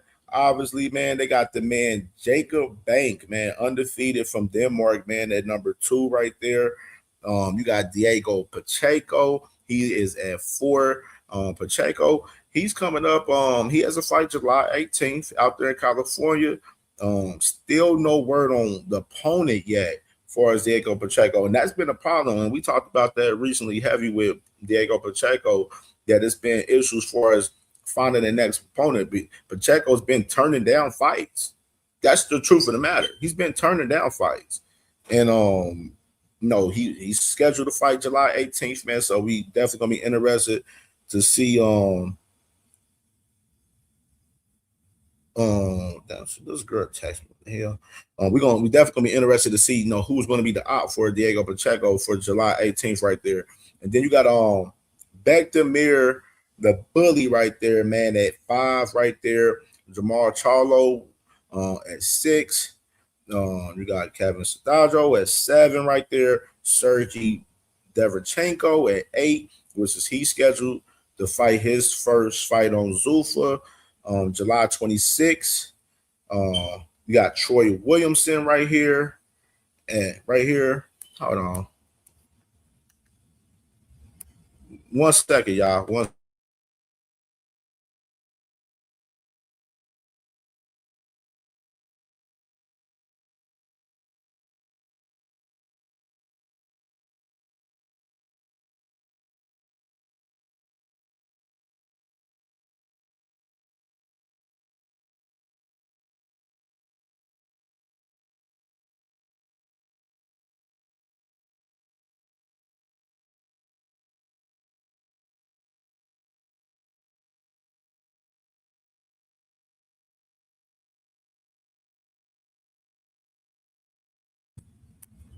All right, we back, y'all. All right, let me go back. So back to what I was saying. Actually, and that just made me think about something for us, Diego Pacheco. They ordered him recently to fight Troy Williamson in the IBF. And we talked about that recently too, as well, for us, Diego Pacheco. And Diego Pacheco kind of tentative on taking that fight with Troy Williamson, that is at number 9 in the WBC right there. You got Armando Resendez at 11 right there in the WBC. You got Caleb Plant, which is, we just talked about him, for as him not finding the trainer and not fighting the man Jamar Charlo. That Jamar Charlo is at 6. Caleb Plant is at 12 right there. And that rounds out some of those guys right there for us. Now, let me see. Let me look at something real quick. Where they got the other guys? I wanted to see something real quick. Caleb Simpson.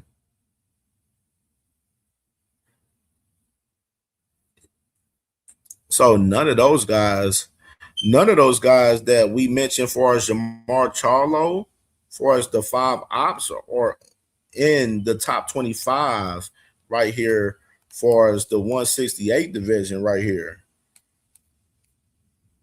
Bobby, no, yeah, Bob, yeah, Deverchenko, yeah, he just signed with Zuffa, man. So he's fighting July 26th and on that New York card in Zuffa with Edgar Berlanga and Africa. All right, let's go to 160 right here. All right, 160. Got the man, Carlos Adames, which we talked about him, and which is the man Mauricio Solomon, man. He talked about him recently and said that Carlos Adames was staying at 160. And then, of course, we just showed y'all the tweets with Carlos Adames the last 2 days, where he's saying that he's fighting at 168, and he's willing to fight anybody at 168. But I don't know, man. A little interesting to see on the move for us, Carlos Adames, like we mentioned earlier. We got Jesus Ramos for us, the interim champion right there. And you got he's coming. He got the interim title by beating Shane Mosley in his last fight, by the way. Now we got 160. Miriam, this guy from Kazakhstan right here. Miriam right here, he's at number 1. You got Yuli Hernandez at number 2. You got my guy Maury Jones, man, at number 5 right there. You got guys like Intenosa, Ilaha right here, where he's fighting. I think he's fighting this weekend, I want to say. You know what I mean? He's at 6. You got Vito Milanicki right there. He's at 7. Shane Mosley Jr. coming off the win against Serhii Boychuk over there at Zuffa. He is at 8. You got the man Troy Isley that is at number 9. just signed with Shalita Promotions, which is I think he's about to fight. I believe this next week. He's in 2 weeks. I think it's going to be in 2 weeks, in a couple of weeks on Shalita Promotions. I think June 19th, I believe. So you got Troy Isley with Shalita Promotions. He's at 9 right there. Bruce Gas, salute to my brother Bruce Gas in the building, man, for sure, man, for sure. You got Aaron McKenna right there at 10. He has a fight coming up on Zuffa. As well, you got Mo Williams right here. Aaron McKenna's going through the IBF. That's what it is. He's going through the IBF. You got Mo Williams right there at 11. Colin Wash right there with Zuffa. He's at 12, which is I know Zuffa, I talked about it yesterday. They have a fight card that they're throwing out there in Dublin, Ireland, and pretty much Colin Wash is going to headline that card right there. And Sergey Boychuk at 16, Bruno Saras at 17 right there, George Littard right there at 14. So those are the guys at 160 right here. So let's go down to 154.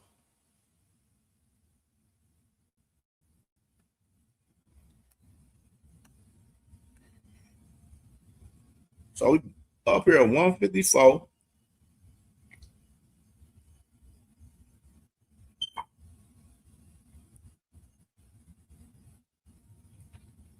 So now we have 154 with Sebastian Fundora, man. Sebastian Fundora, obviously the champion for us, the WBC at 154, coming off the win against Keith Thurman. You got Virgil on the shelf, Ortiz Jr. right here as the interim champion, been the interim champion forever, for the longest. He said he won the title, and he won the interim title in 2024, bro. Had this motherfucker for a hot ass minute, bro. Damn. Had it since October 8th, 2024. It hasn't fought for the actual title in the process of that at all. That's some crazy shit. And the man is currently on the shelf right now. We know his next arbitration hearing with Golden Boy, I believe, is in July. So that's next month. So we'll have some news a little bit on what's going on for as Virgil and Oscar De La Hoya with Golden Boy, with Virgil's team with Rick Mirigan, which is been a fucking a shit fest. It's been a shit show. Far as what's been going on with Virgil Ortiz in particular recently, far as him. You know what I mean? I know from what I've heard recently, I've heard Rick, they've been trying to make amends and work a little bit more with Golden Boy, which is that's what they need to do. They need to stay active. But they in there trying to fight this shit. You know what I mean? For what? Y'all need to stay active, and y'all not gonna win the case at all, for real, honestly.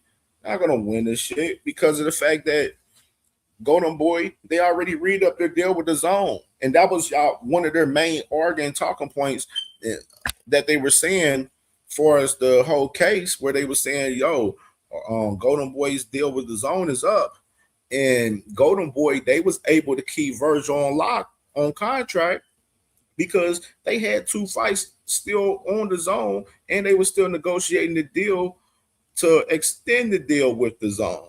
So, and what Golden Boy do? They extended the deal. So even like at this point right now, it's really no reason to Virgil to continue to fight this shit. Fight the fights that you have on your contract, man, and get back to work, man. It's just that simple. You know what I mean? So that's my opinion as far as that with Virgil. You got this guy Ermal right here from Albania right here. He's number 1. Brandon Adams is at number 2, which is, we know Brandon Adams, he just got he has a purse bid coming up with the fight with Bakram Murtalazov right there. It's coming up, which you see Bakram is at number 3, obviously in the WBC. You see Tim Tszyu at number 4 at 160 right there. You got Bakari Samaki at number 5.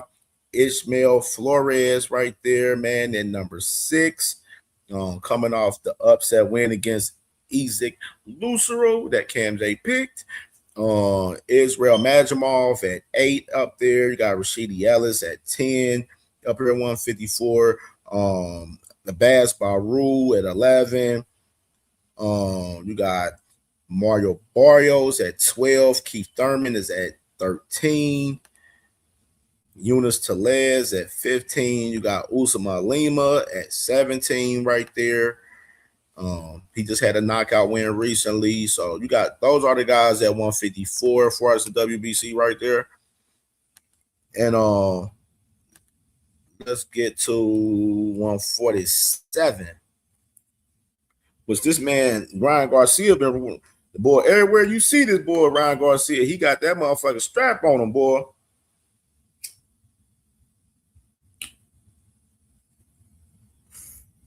Dark Kent, man, salute to my brother Dark Kent, man. Salute, man. Yeah, everywhere you see that man Ryan Garcia, man, you see that boy with that motherfucking strap, boy. You see that man with that strap, man.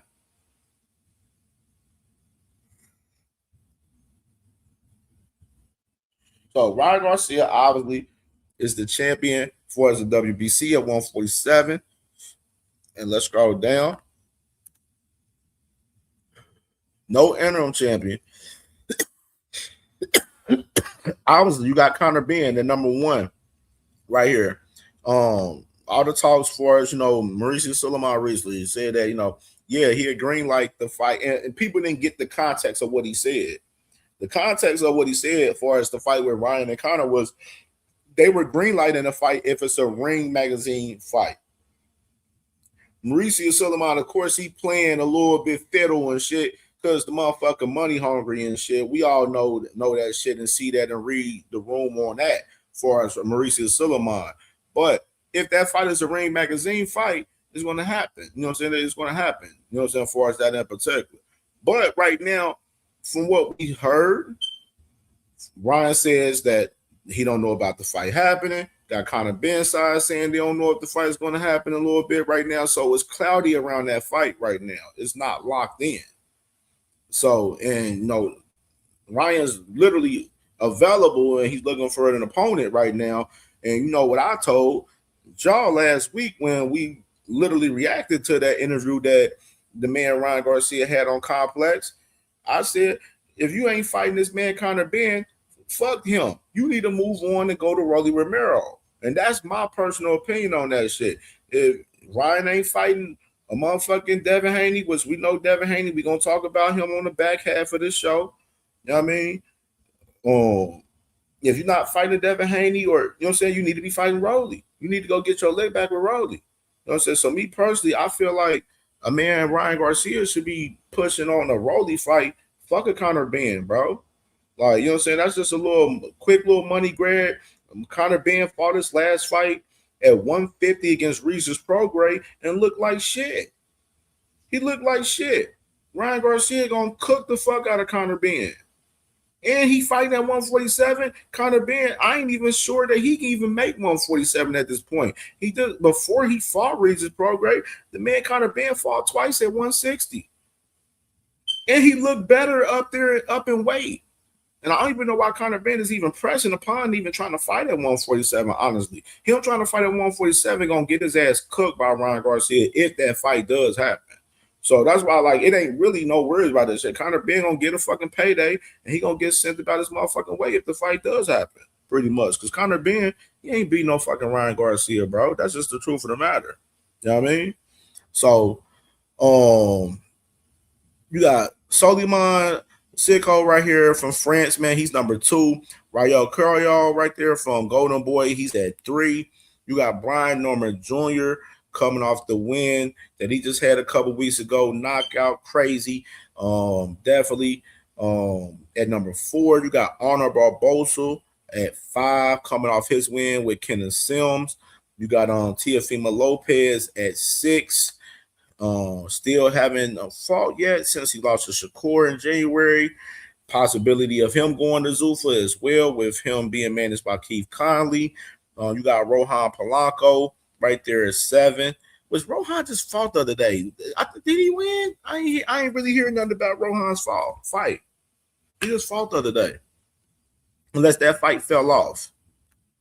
You got I think it did fall off. I think. I don't know what the fuck happened. But you got Manny Pacquiao right there at 8. Of course, he's fishing for a Floyd Mayweather fight later this year. Jen Sasaki. Jen Sasaki right there at 13 right there. Jack Rafferty right there. He's at 12. Conor Walker at 14. Amanda Stanionis at 15 right there. So you see the guys right there in the top 15 for us 147 concern. And let's go to 140. 140. So we got 140 right here, man, with the man Dalton Smith right here. Obviously, he's the champion at 140. He's supposed to be fighting Subriel Matias. Well, not Subriel Matias. He's supposed to be fighting Alberto Puello soon. No word on the date for us the fight, for us that fight. Of course, they're supposed to fight. They're supposed to be fighting this weekend. They're supposed to fight June 6th, this Saturday. And Dalton Smith ended up getting the injury, man, in camp, man. So, which is I just seen Dalton Smith on Instagram yesterday. He's back training and back, getting back ready and everything. So we'll definitely get a date on the fight with Dalton Smith and Alberto Puello very soon. I'm pretty sure, as far as that fight concerned, as far as 140, because that is a mandatory fight right there for him. And then you got the man Pitbull Cruz as the interim champion right here. Pitbull Cruz, interim champion right here. Of course, there's been rumors surrounded around him fighting Tank Davis, possibly on the Tank Davis comeback and everything. But then, recently his team ruled it out recently.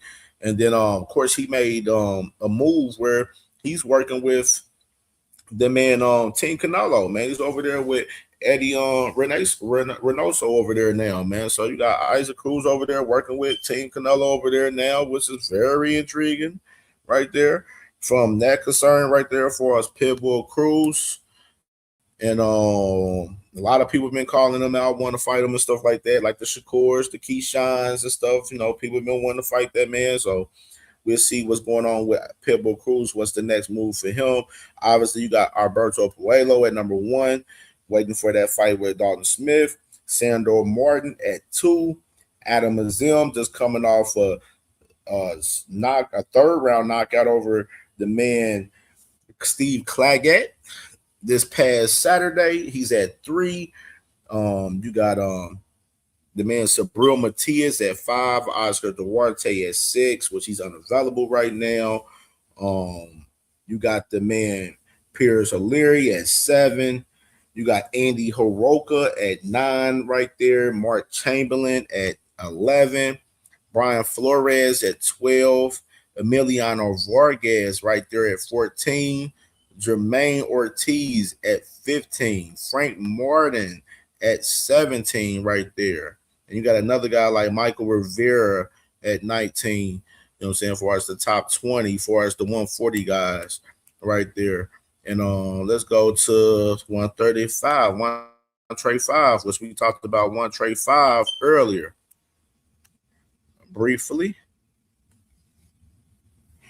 So One Trey 5, man, which we all know One Trey 5 is vacant right now from Shakur Stevenson, obviously, right now.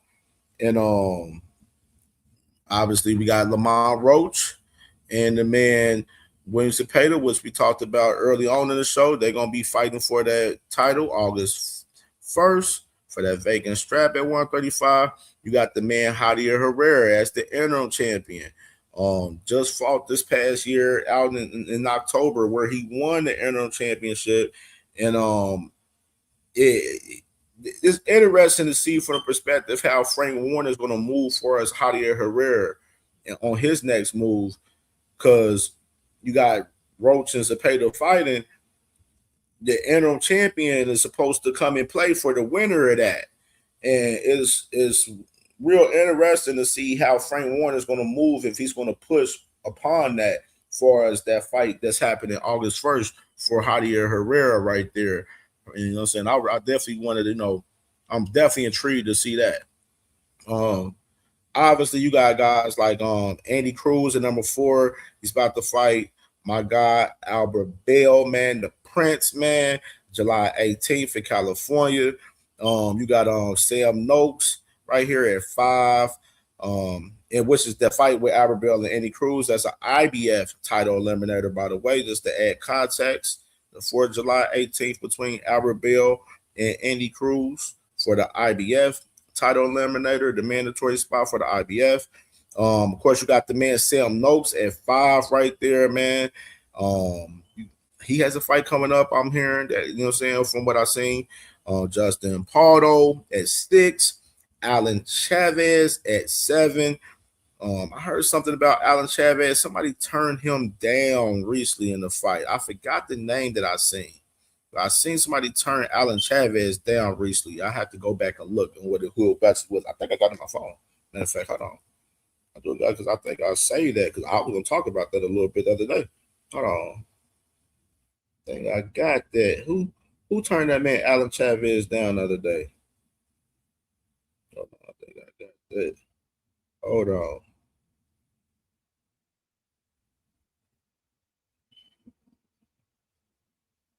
That was the next days.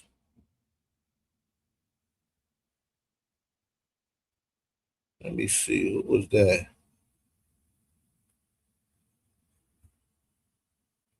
Not that. Not that.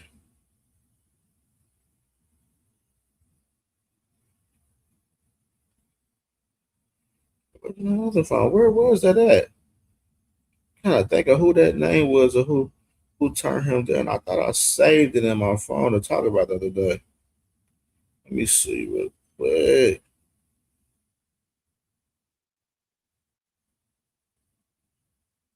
All right, never mind. I can't find the name right now. But Alan Chavez, obviously, right there. Matchroom guy, he's at 7 right there. Lucas Body at 10.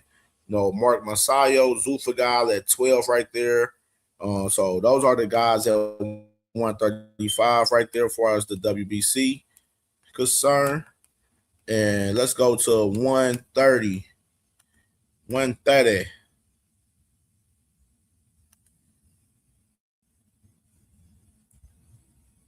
Let's go to 130. 130. Title is vacant right now.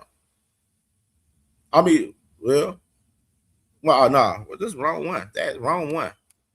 The hell, I went back to the same one. 130. Obviously, we already know the man, Ashaki Foster, champion at 130. Obviously, coming off the win against the man Raymond Ford, the man Shakur's little Shakur's brah. You know what I'm saying? His little brah, his son. You know what I mean? You know what I'm saying? Coming off the win against son. And scroll down at 130 right here. You got Michael Magnesi right here. He's number 1. Ryan Gardner is at 2. Gary Russell at 5. Raymond Ford is at 6 after the loss. You got Eduardo Nunez right there at 7. Right there, Robson Conceição at 10. Charlie Suarez at 11. Tenzin, the guy that sparred with Ryan Garcia, and saying, Ryan, are you okay? Ryan, are you okay? he had 12, man, coming off a win on Pro Box TV recently. Oscar Valdez is at 13, which is I've seen him recently talking about he wants to fight Ashaki Foster, which is I'm like, man, Oscar Valdez, nobody want to see you, Otis, man, fuck out of here. And you got Josh Padley right there at 15, Lee Wood at 16 right there. You know what I mean? Kenichi Ogawa right there from Japan. He's at 14 right there for us, the 130 guys. And we'll do 126 and we'll move on to the WBO before we get into these last topics before we break into this good old panel. You did.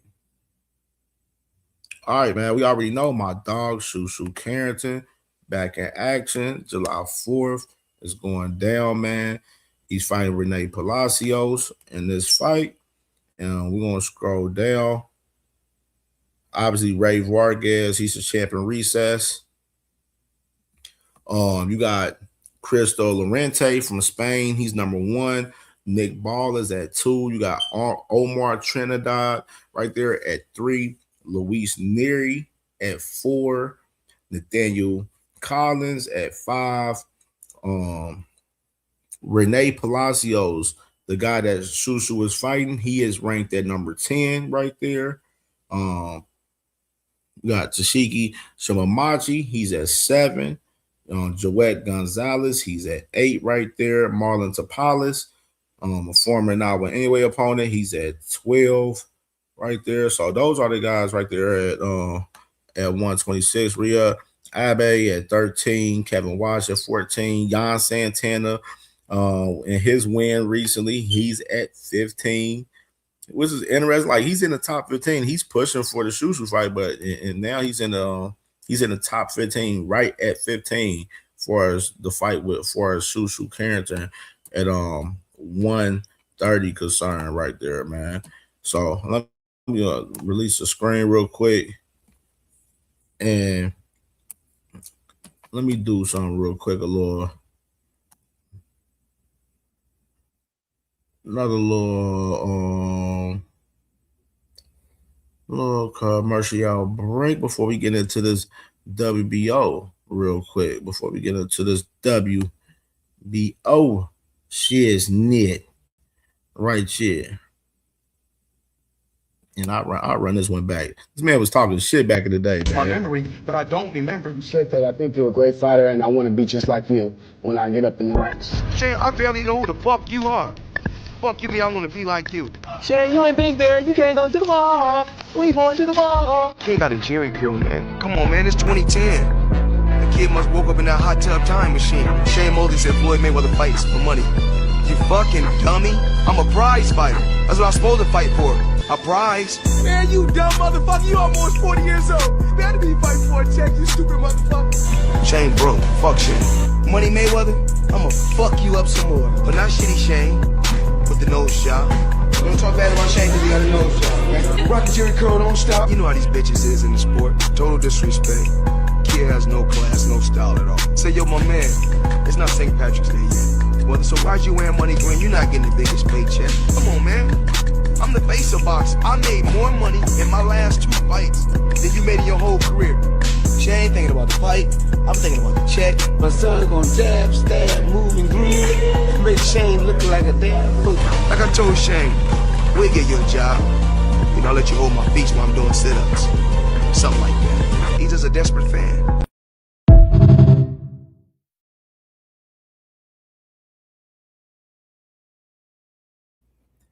Man, that boy Floyd Mayweather used to be popping hella shit, bro. Hella shit. Like big shit. Big shit, dog. That shit funny as hell to see that shit, dog. Yeah, for sure, man. We about to get into these WBO rankings, man, before we get into these last couple of main topics and open up the panel, man. Salute to my brother Savage Bo in the building, brother, man. Salute. He said about what up, gang? We be on the look. Hey, nah, Savage Bo, not so fast. The guy y'all got yesterday, that man Jaden Bryant, that y'all flipped from LSU, he a 5-star, man. DJ Jacobs, man, he gonna stay a Buckeye, man. We know y'all trying to bring out that bag. Y'all just gave a big bag to him.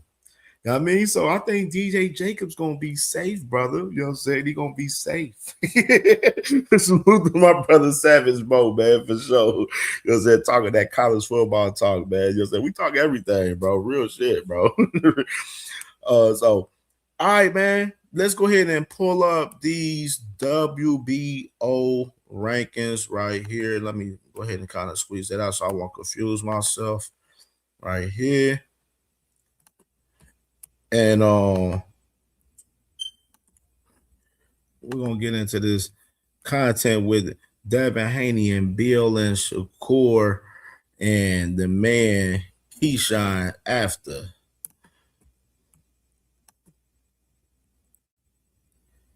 All right.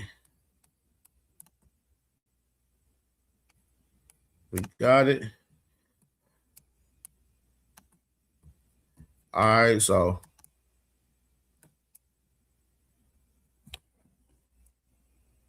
WBO.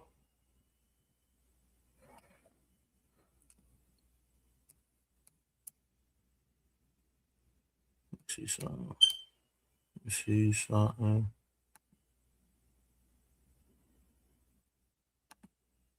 Try to make them a little bigger for y'all to see a little bit. So we got the WBO right here, man. Was a lot of action for us, the WBO. Obviously, you got at the heavyweight division, man, Daniel Dubois. He's the champion coming off of beating the man Fabio Wardley.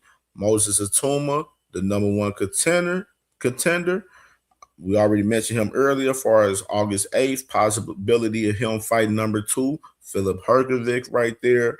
You got Anthony Joshua at 3. He's about to fight July 25th against Pringa. Fabio Wardley at 4. Still waiting to see if Fabio Wardley's going to, go to the table and negotiate this rematch with Daniel Dubois right here in particular right there. And then you got Zhilei Zhang at 5. Jared Big Baby Anderson at 6. Deontay Wilder at 7. Bakhtir Jalalov at 8. Frank Sanchez at 9. Rick Poirier right there at 12. And that'll round up the heavyweight guys, obviously right there.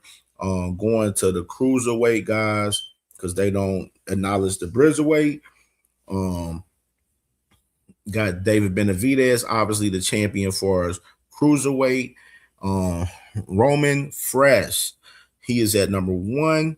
You got Robin Safar, which we just recently saw him fight. He's at 2. You got Mike Perez at 3. Zerto Ramirez is at 4. Chris Billiam Smith, which is fighting this Saturday against Ryan Rizicki, he's at 5. On Zulfa.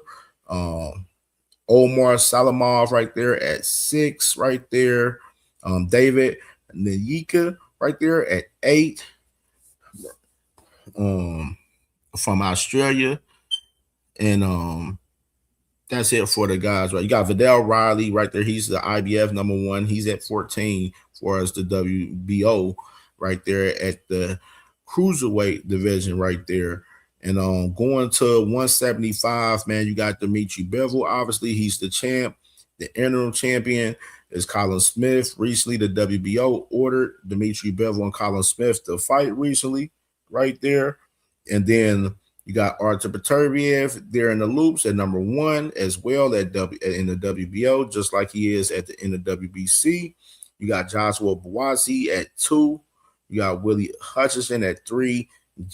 Zach Chelly moved all the way to number 4 after beating David Morrell. So basically, after he beat David Morrell, he took his spot up in the rankings in the WBO pretty much because David Morrell, they were pushing him through the WBO. You know what I mean? So definitely real interesting from that perspective right there with Zach Chelly moving all the way up to number 4 in the WBO after that knockout win against David Morrell. Then you got Hot Rod at number 5, Connor Wallace at 6, and Ben Whitaker at 13, Najee Lopez at 14 right there. Antoine Jones, another name to kind of look out for. Antoine Jones from the United States, he's at 15 for us, the 175 guys. And we'll scroll down, go down to 168. 168.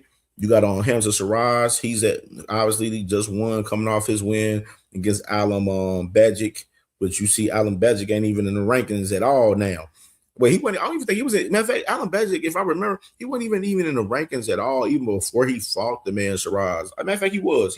They had him in some top 15 type shit to make it look good. But you know what I'm saying? That was definitely a super layup for Hamza Shiraz the other night.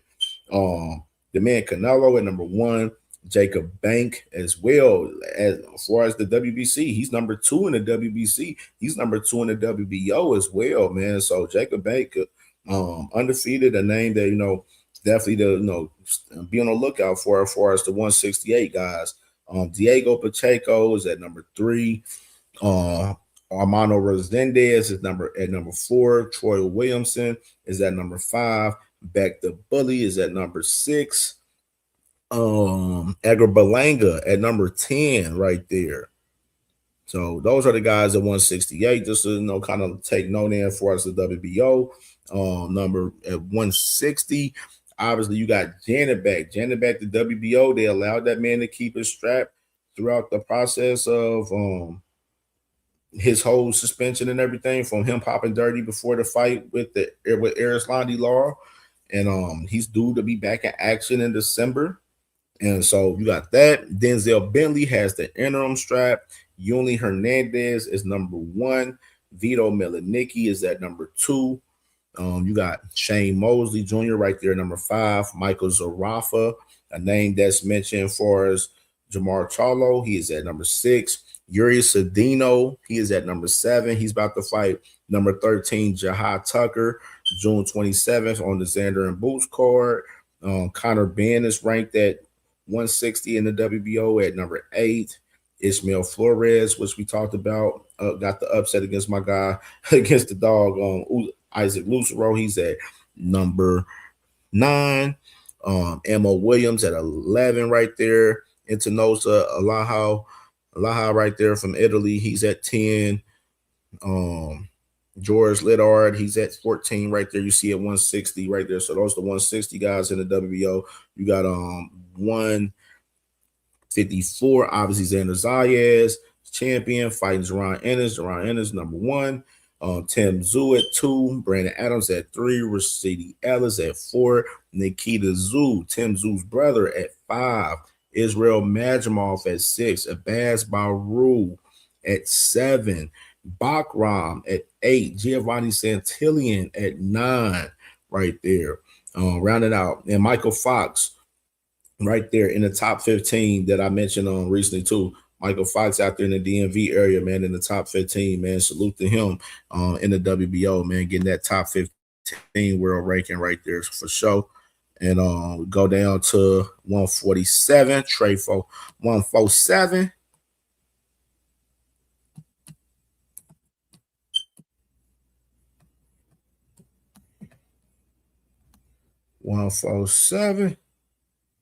All right, 147. Obviously, man, we talked about that yesterday, and we're gonna talk about that a lot more. You know what I'm saying? After we get done with these rankings, right here we got Devin Haney, obviously the champion at 147 after beating Brian Norman Jr. last year, towards the end of the year.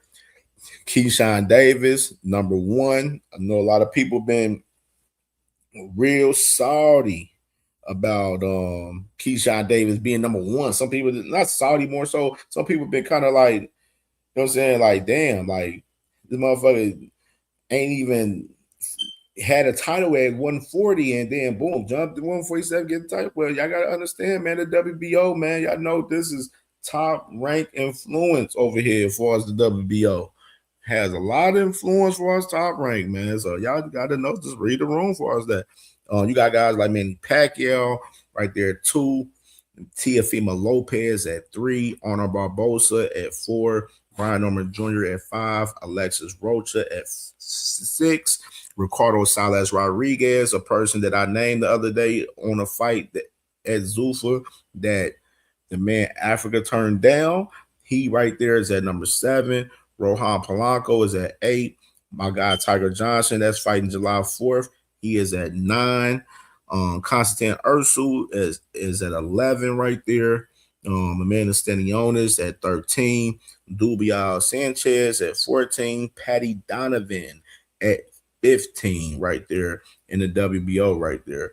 So got that at 147, 140 for us the WBO. Obviously, the man Shakur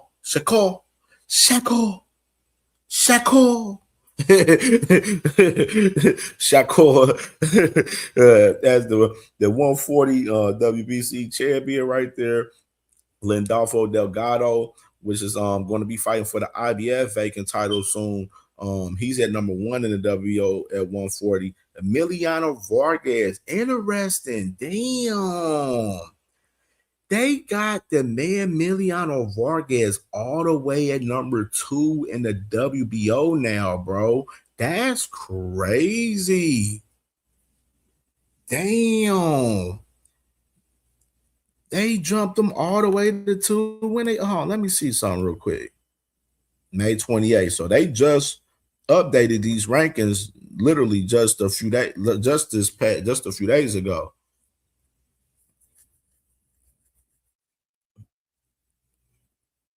Emiliano Vargas is at number 2 in the WBO. Dang, you own something right there, bro. You own something. He said interim title on the way. Top Rank own that. They definitely own that. Watch, they about to interim title that motherfucker, bro. They definitely is. They about to interim title that motherfucker Emiliano Vargas, bro. He was like in the middle of the pack in the recent month before, and he jumped all the way to number 2 now. That's crazy right there. That's crazy. They sneaking his ass all the way up, bro. And Emiliano Vargas has a fight June 27 as well, man, out there in Brooklyn. He's the co-main event for that card, man. So definitely interested to see that. You got Oscar Duarte at number 3, Adam Azim at 4, Ernesto Mercado, you know what I'm saying? Tito right there. He's at number 5, man. Tito Mercado, obviously we talked about him the other day where he has a fight coming up. And as well, he just signed with this company out there in California. That's pretty much DMG Promotions. So he's doing a couple little fights to try to build into what he got going on for us, trying to move his status into 140. You got Alberto Puello right there, number 7, Jack Rafferty right there at 8, Alfredo Santiago at 9 right there, Arthur right there, Bayard Salinov. He's supposed to be fighting Lindolfo Delgado for that IBF vacant title. So that's what you're going to have for those 2 guys right there in particular. Sabril Matias right there at 11. And that's the guys at 140. And Andy Hiroka at 15. You see Andy Hiroka right there at 15, rounding out the WBO. 135, obviously, my brother, man, Abdullah Mason right there, man. Most definitely champion. Going to be fighting number 1, Joe Credina, July 4th. We're going to be in the building for that, man. And if y'all ain't tap in with D1 on the raffle, man, tap in, man. 1 ticket for $10, 3 for $25, man. Tap in with my brother, man, for sure. With the raffle, most definitely. And you got number 2, Alan Abel Chavez right there, which we talked about him, man. The Matchroom guy, man. Definitely at number 2. Williams Cepeda at 3. Sam Noakes is at 4. Shu Uzuki right there at 5. Albert Bell at 6. Javier Herrera at 7. Josh Pagan right there at 8. Kid Austin at 9. Gabe Flores at 10 right there. And you got Renee Telez right there at 11. Mark Masayo at 12. Lucas Body at 13. Those are the guys at 135, 130. Obviously, you got Emmanuel Navarrete is the champion at 130 right now. They gave him the super champion status right there. Was obviously you got Charlie Suarez at number 1, which is he's about to fight coming up July 11th in San Francisco, and then he's kind of in the loops of looking to fight Lomachenko, which we talked about that a few days ago, which is weird to me because the WBO mandated him to fight Emmanuel Navarrete, and he's planning on taking fights otherwise. But obviously the fight with Lomachenko is a bigger payday than Emmanuel Navarrete, but he's choosing possibly it's weird, man. It's weird from Charlie Suarez, because I would have thought the man would have wanted to get his lick back with that fight with Emmanuel Navarrete, man. He had the opportunity, but I don't know what they team doing, man. They taking a fight before that, and possibly might fucking fight Loma, maybe possibly for a Loma comeback fight before Navarrete. So interesting perspective for that. As far as Charlie Suarez, you got Leon Wilson right there, number 2. Kenichi Ogwa right there at 3. Andres Cortez at 4. Raymond Ford at 5 right there. Angelo Pena right there at 7. Henry LeBron is at 10 right there. Ayoto Tsusumi right there. He's the name right there. He's at 12 right there. So you got those guys right there for us, 130, 126. Obviously, Rafael Espinosa, which we talked about that recently with him. Lorenzo Parr, with him beating Elijah Pierce, he took Elijah Pierce's spot in the rankings. You know what I'm saying? And, Elijah Pierce is not even in the top 15 now. You know what I'm saying? Lorenzo Parr is at number 1. And it's looking like most likely we're going to see that fight with Rafael Espinosa possibly fight Lorenzo Parr September 12th for that Mexico versus the world on Canelo versus Billy, man. So that's most likely what we might see for us. Rafael Espinosa next, for us that at 126. Leon Davies right there, number 5. Tashiki Shimamachi right there at 4. Akito Nakano right there at 3. Those smaller guys, a lot of the Japan guys is in these smaller weight classes and everything. You know what I'm saying? So, Omar Trinidad right there, number 7. You got Jan Santana right there at 6 right there. You know what I'm saying? Which I haven't heard Jan Santana mention Rafael Espinosa. He mentioned Shushu, but he mentioned that Rafael Espinosa over there while he over there at top rank. That's a little interesting. It's 3 champions, by the way, at 126 over there at fucking top rank. It's 3 champions over there. You know what I'm saying? Rafael Espinosa, Shushu, and Angelo Leo. You know what I mean? It's 3 of them. You got Nick Ball right there, number 10 right there. So those are guys right there at 126. Obviously, we know now when anyway, he's the champion at 122. Christian Medina, the champion at 118. Ben Rodriguez, champion at 115. Anthony Alescoa, he's champion at 112. Renee Santiago, champion at 108. Oscar Collazo, which will be fighting June 20th. He's a champion at 105. And another thing, too, about that, as far as that card that Oscar Collazo has, as far as June 20th, my guy Joshua Edwards that I was talking about earlier, heavyweight from Houston, that works with Ronnie Shields, he's going to be on that card, on Oscar Collazo's card, June 20th.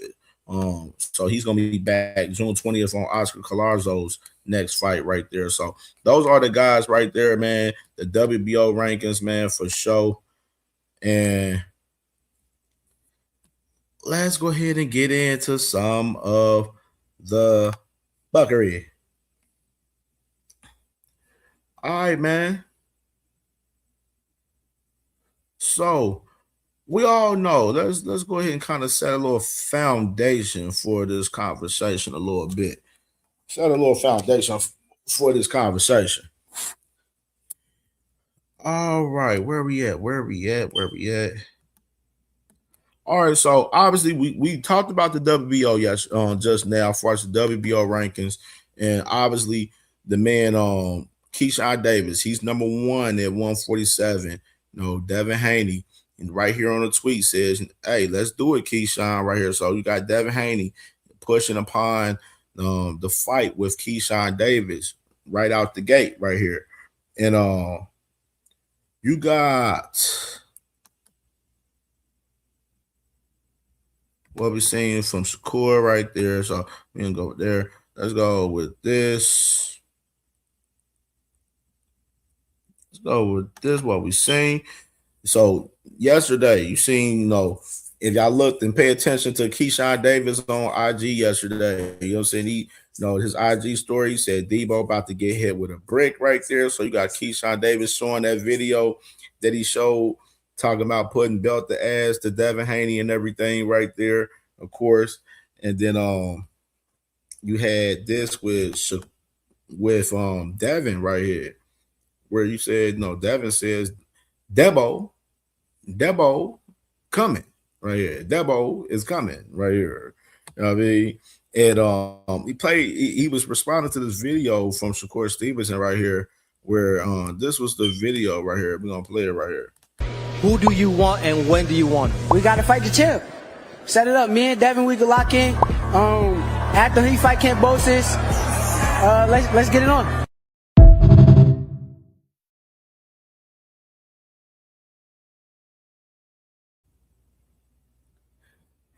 And that's crazy, right? That man that motherfucker showed that man Keyshawn right behind the man Shakur Stevenson. Oh shit, Champ Ross. Okay, I got you, Champ. All right. God damn, what's today? Today is Thursday. Fuck. I did forgot about that almost. Damn. Okay. Got you, Champ. Got you. Got you. All right, so you got Devin Haney right here, man. Talking about Debo coming right here. Right there. We're gonna play that video again right here. Who do you want and when do you want? We got to fight the champ. Set it up. Me and Devin, we can lock in. After he fight Cambosis, let's get it on.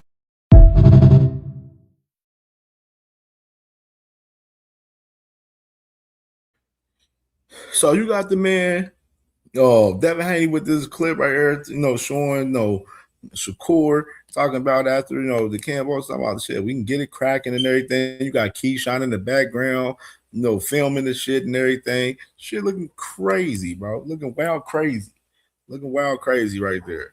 And let's get let's should we do that? Matter of fact, let's do that. Let's go ahead and do this is right here.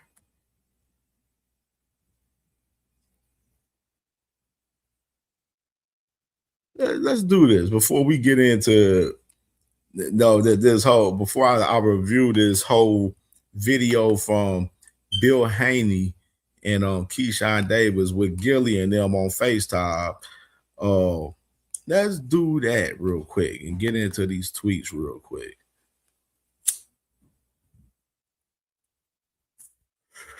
Now, this was funny because I was sitting back this morning and I scrolled on Twitter this morning, looking to see what's out there, what's popping and stuff on the content-wise, what people talking about. And I scrolled down and I looked from early this morning. This motherfucker Shakur was up early as hell, 3:40 in the morning, and makes this tweet and says, so according to y'all, I'm ducking a 130-pounder and an 147-pounder at the same time. LOL, yeah, okay, right here. And then I happen to see, salute to my brother Tez 305 and my dog Fresh 313 and Perel, man. Them boys, they was on his helmet on this tweet, man. So I'm like, I'm gonna showcase that too. They was on his helmet. The man Tez 305, he in the comments, he said, you ain't dug no 147-pounders, but you entertain fights with dudes in 147 before anybody start calling for those fights. You made a deal with the 130-pounder that everybody want you to stand on now. So you got Tez 305 said, like, nobody called for you to fight these guys 147. You was the one that was calling for those fights.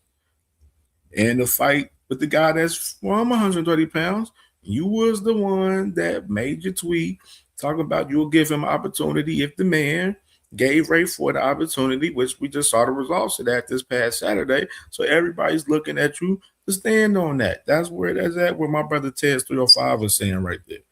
You got Fresh 313 right there, man. He said, you said if he fight Lil Ray, Shot can get a shot. Just saying. Then you got Perel Living right there saying, you the A-side and for Turkey, right?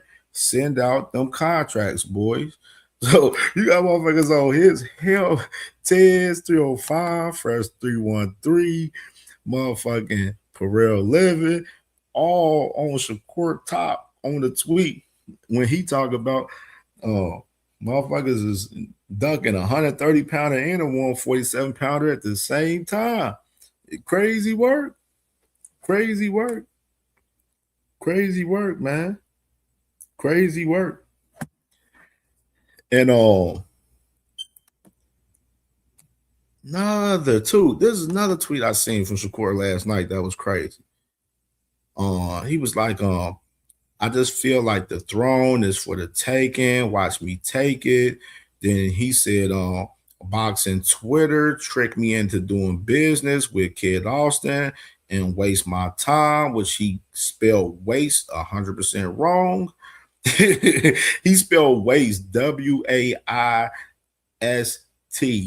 Lord Jesus, Shakur. God damn it. He said, I'm in the driver's seat now. You know what I mean? So he said, Boston Twitter tricked me into doing business with Kid Austin and waste his time. And he's in the driver's seat right now. You know what I mean? From what Shakur Stevenson is stating right here on this tweet right here. Which is like I said, if you are in the driver's seat, if that's the case, Mr. Shakur, then make the fight happen with the man of Shockey like you did, because you ran up in the ring and did all of that. You made your tweet talking about Ray Ford and all of that. So people want to see you stand on that. That's where people's at with it, Shakur. Like, Shockey's not on no Kid Austin timing. I'm pretty sure you make the fight with the man, he gonna sit at the table and he gonna make the fight with you for sure. I'm pretty sure about that, as far as that concerns, as far as that. Like, you talking about people, you talking about you ducking, talking about the motherfuckers, talking about ducking 130 pounder, that's upon you. You place this upon yourself, Mr. Shakur Stevenson. This is upon you, bro. Like, this is upon you. This is your dealings. And then it's your dealings, too, to continue to talk about the Devin Haney fight and stuff like that and everything. You know what I'm saying?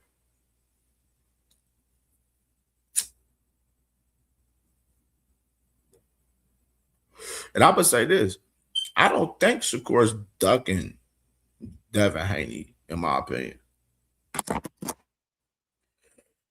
I know the Haney fans feel differently, but I don't believe Shakur Stevenson's ducking Devin Haney.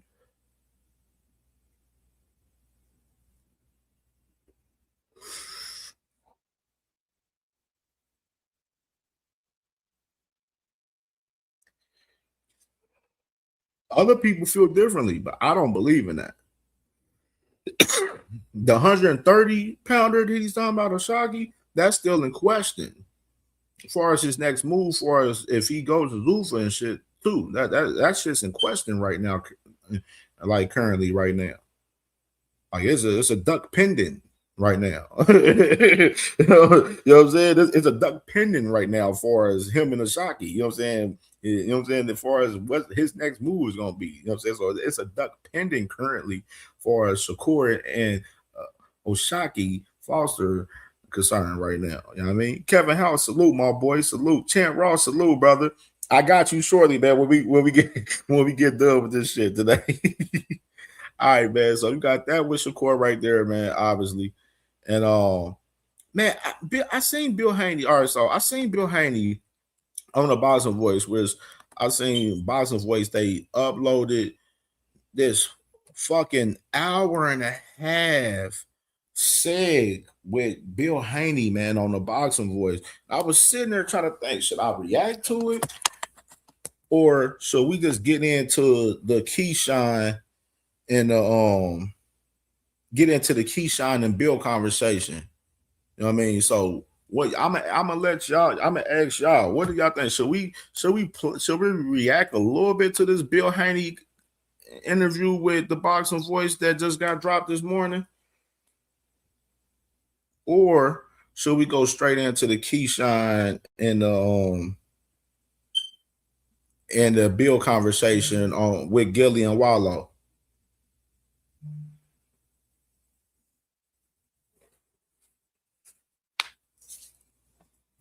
Which one? I think we can do. Matter of fact, we can do a little bit of the Bill shit, with Ness. We can do a little bit of it. We ain't doing the whole. We ain't thing though, because it's too damn long. I can't listen to Bill for a whole hour and a half. Because I know throughout that whole duration of that time, he most likely probably not talking about shit for real. He doing a lot of yapping and chatting up in that motherfucker for real. But we gonna pull it up. Let's pull it up. We got it. All right. And a salute to the Boston voice. You know what I mean? Make sure y'all sub up to them guys over there. All right. Keyshawn, man. Keyshawn turned down the IBF title fight with Lindolfo and said he's moving up to 47. So we assume that the next logical fight is Devin Haney, unless he's not ready. Unless he's disappeared and he's no longer campaigning because he doesn't have a campaign. You dig? Yeah, because when he starts talking and he starts looking, he normally has something up. But guess what he's talking about? And Keyshawn, man. Keyshawn turned down the IBF title fight with Lindolfo and said he's moving up to 47. So we assume that the next logical fight is Devin Haney, unless he's not ready. Unless he's disappeared and he's no longer campaigning because he doesn't have a campaign. You dig? Yeah, because when he starts talking and he starts looking, he normally has something up. But guess what? You're still on the list, and nothing is going to get you off of it but an ass whipping. We put him on the list. He's still on the list, and we're going to keep him on the list until we tighten his young ass up. You dig? Period. Nothing about what we saw slowed it up. I mean, in fact, I think you've seen what Devin said. It speeded it up. You know what I mean?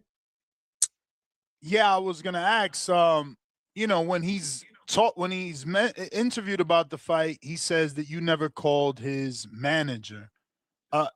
We seen you speak to James Prince in reference to obviously Shakur, but not about Keyshawn. Is that something that maybe was off camera, and why haven't you contacted the manager?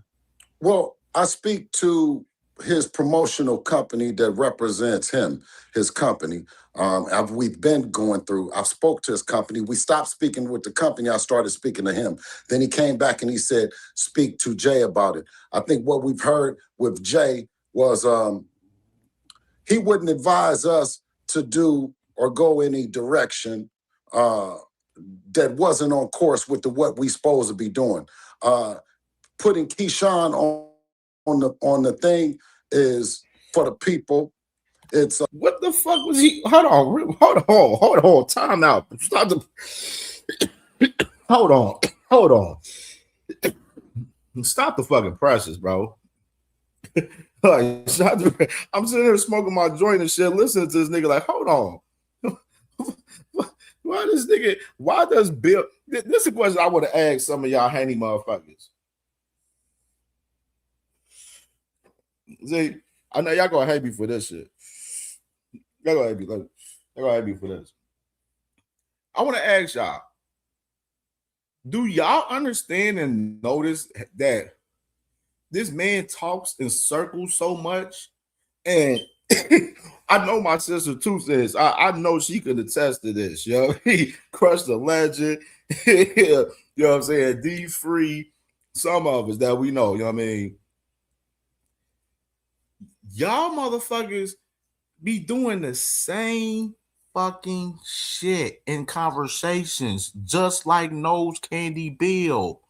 PSA. Y'all do the same shit like Nose Candy Bill. Y'all be talking in circles too all the time in these conversations. And then when y'all land y'all plane, y'all don't be saying shit at the end of the day.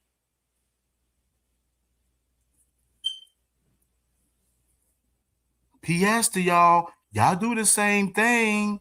Y'all talking full circles like Bill Haney as well.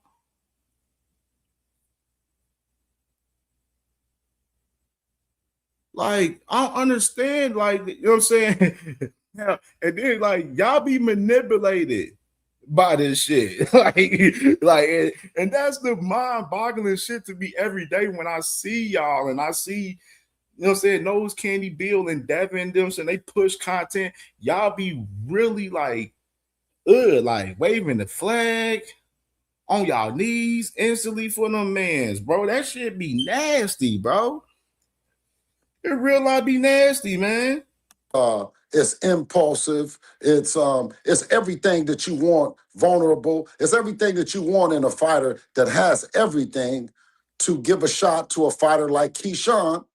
And we put him on the list, and he's going to stay on the list. Making that fight happen comes after the announcement to what Devin is doing next. And then listen, all of them is on the list, period.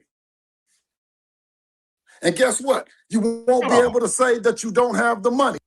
James Prince in reference to obviously Shakur, but not about Keyshawn. Is that something that maybe was off camera? And why haven't you contacted the manager?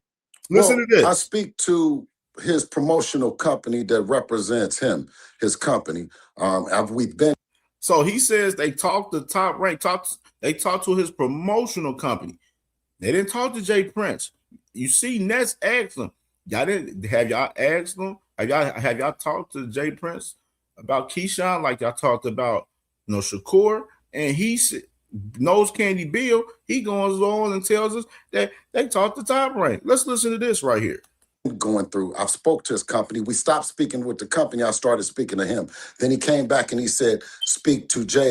He said they stopped speaking with Top Rank and then they start speaking to Keyshawn. Keyshawn's not Jay Prince.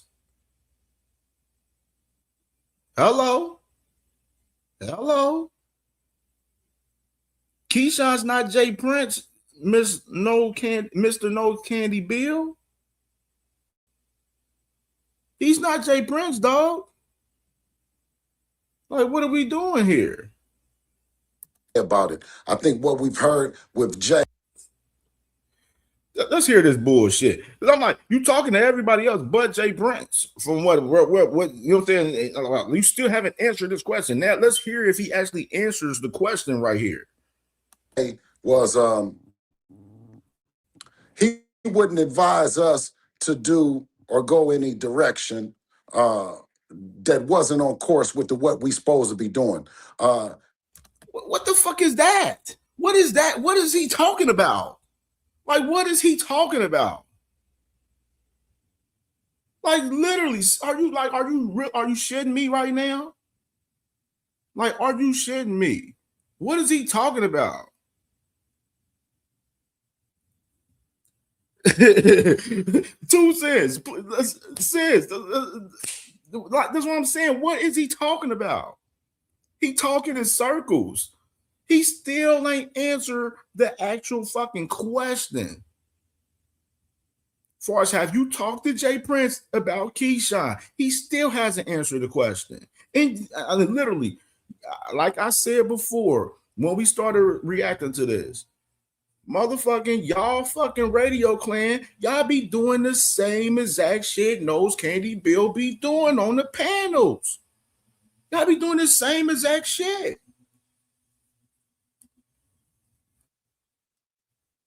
Y'all do the same exact shit that Nose Candy Bill does, bro. Y'all have his talking points, his mannerisms, you know what I mean? All of this goofy little bullshit. You know what I mean? Y'all like that shit gay, bro. That shit is like real life lame and corny as fuck. All right, that shit's crazy, bro, to see that shit from you grown men out here.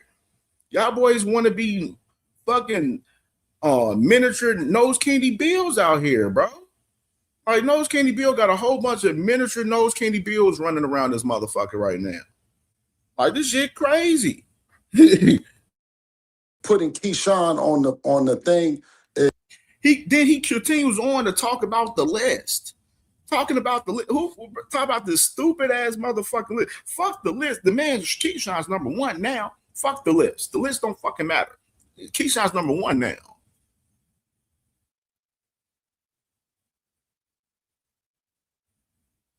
When y'all gonna have a conversation with Jay Prince about making the fight happen? And Top Rank. It made me believe they didn't even talk to Top Rank. How he said, like, yeah, we talked to the promotional company. You know what I'm saying? Like, he didn't even want to say Top Rank name. Motherfucker, say that name.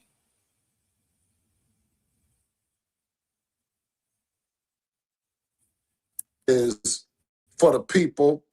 It's impulsive. It's everything that you want, vulnerable. It's everything that you want in a fighter that has everything to give a shot to a fighter like Keyshawn. And we put him on the list, and he's going to stay on the list. Making that fight happen comes after the announcement to what Devin is doing next. And then listen, all of them. So this man says, making the fight happen with Keyshawn is going to come after the announcement of what Devin Haney is going to be doing next. So he continues on to push this thing where, like, oh, Devin Haney has this big announcement that he's about to have and everything, and it's going to be so magical and so crazy and everything. He continues to push this. Oh, he on the Boxing Voice right now, chopping it up right now. I see what you're talking about, no cap. Here we go, though. Let's listen to this bullshit. Let's listen to more of this. Is on the list, period. And guess what? You won't be able to say that you don't have the money, because when we stepped over, and I think the guy that I don't know what's wrong with him, Rolly Romero, bro, there was no money. We said, okay, well, that would be a good deal. Let's sit down and let's talk about the deal. And when it came down to talking about it, there was no guaranteed money for the fighter, which the fighter can bet on himself, the staff, or the crew. There wasn't gas money to get to the fight guaranteed. Now, so when we talk about guaranteed money, well, it's a difference between guaranteed money and no money. There was zero, something that we would never, ever, ever, ever, ever, ever, ever, ever do with a fighter that's on the opposite side of us. In fact, they get record-breaking paydays, no different than that 25% that Shakur would have got to become undisputed champion of the world, something that he hasn't been, something that he hadn't been then. When we put it on the line, he should have took a flat fee like we took when we went to Australia, like we took a flat fee to become everything that we did to get in this position. Of course, Keyshawn Davis. Oh, shit. Hold on. Fuck this shit. Fuck this shit. Let me go to the live. Fuck that. Go to the live. Just seen something I wanted to. Let me go to the live. Let's go to the live. Yeah, nah, I mean, I'm looking it up too. Okay. I'm looking it up too. I'm going through the page. It says Javante Tank Davis, Shakur Stevenson, Teofimo Lopez, No, Jerron Boots, how long has been out? Hold on, let me rewind this. I'm about to rewind this. How long this list has been out? Yeah, you gotta ask ChatGPT. How long has the Debo? I'm about to rewind this because I heard something. Now, let me tell you why, Ness. Hey, you want the streets, Bill? Hold on. To go back to back, it's just Keyshawn. But we can't say that we can't do the Shakur and say, no, we're not trying to do that. No, I don't know what y'all talking about. Because then it looks like that we don't want the shit too. But we do want it. He said he wanted. They had agreed on it behind the scenes. And then this 144 shit came up. So I'm hearing. Stop the press real quick. Salute to my brother Paid, man, in the building, man. My brother, I see Mayorga in the building, Band Up in the building, man. SBG Mello in the building, man, for sure. You know what I mean? This bill live right now with the Boxing Voice right here. I seen something in the process when I was just kind of listening in while we was just watching that clip of him on the Boxing Voice right there. from early this morning that Ness dropped. But I seen something. He talked about something with this list that I wanted y'all to see when I just listened to. I wanted y'all to hear. Man. And salute to my brother Trey Skills, man, with the $3 banger. He said, damn, PBC couldn't even give Bill gas money. And salute to my brother with the $3 banger in the cash app, man. We don't want the shit too, but we do want it. He said he wanted. They had agreed on it behind the scenes, and then this 144 shit came up. So I'm hearing about that. I don't know for sure. I wasn't privy to that part of it, but the people that I'm talking to, that's talking to them, that's what they said. I mean, we been knew he wanted. I mean, Bill, for one, we always knew this was the case for Shakur Stevenson at 144, bro. Like, why? This is my thing about Bill right here. Why is he acting so surprised by Shakur calling this fight with him and Devin a 144 fight? Like, why is he surprised by Shakur saying this? That's what he's been saying. He said if he's going to fight at 147, Devin's going to be on rehydration clause. Why is Bill acting so shocked at this shit? Like, we ain't been hearing Shakur say this the last fucking 3-4 months, bro. Like, fuck is he talking about? 144. Yeah. Okay. Yeah, okay. Shakur was. Okay. Well, listen. So like I told you, listen. I'm not gonna go back and go pick somebody else. I can call Ness, say, okay, well, if it's Keyshawn, I didn't pick nobody. Keyshawn is on the list. Keyshawn became the mandatory, and he did what he's supposed to do. And the only fight that can supersede that one would be a fight with a Shakur level guy or somebody like that, right? I can't think of too many people that could supersede that. But we didn't leave negotiations. We didn't tell these people, oh, we want to go with Keyshawn first and then go with Shakur. I told them they can put it either way they want to put it. Either way they want to put it, however y'all want to put it. Whichever one. It don't matter. Well, if you're saying a fight that can supersede it, would be another title fight now, wouldn't it? Be one of the other champions. It would be like Rolling. Bingo. Bingo.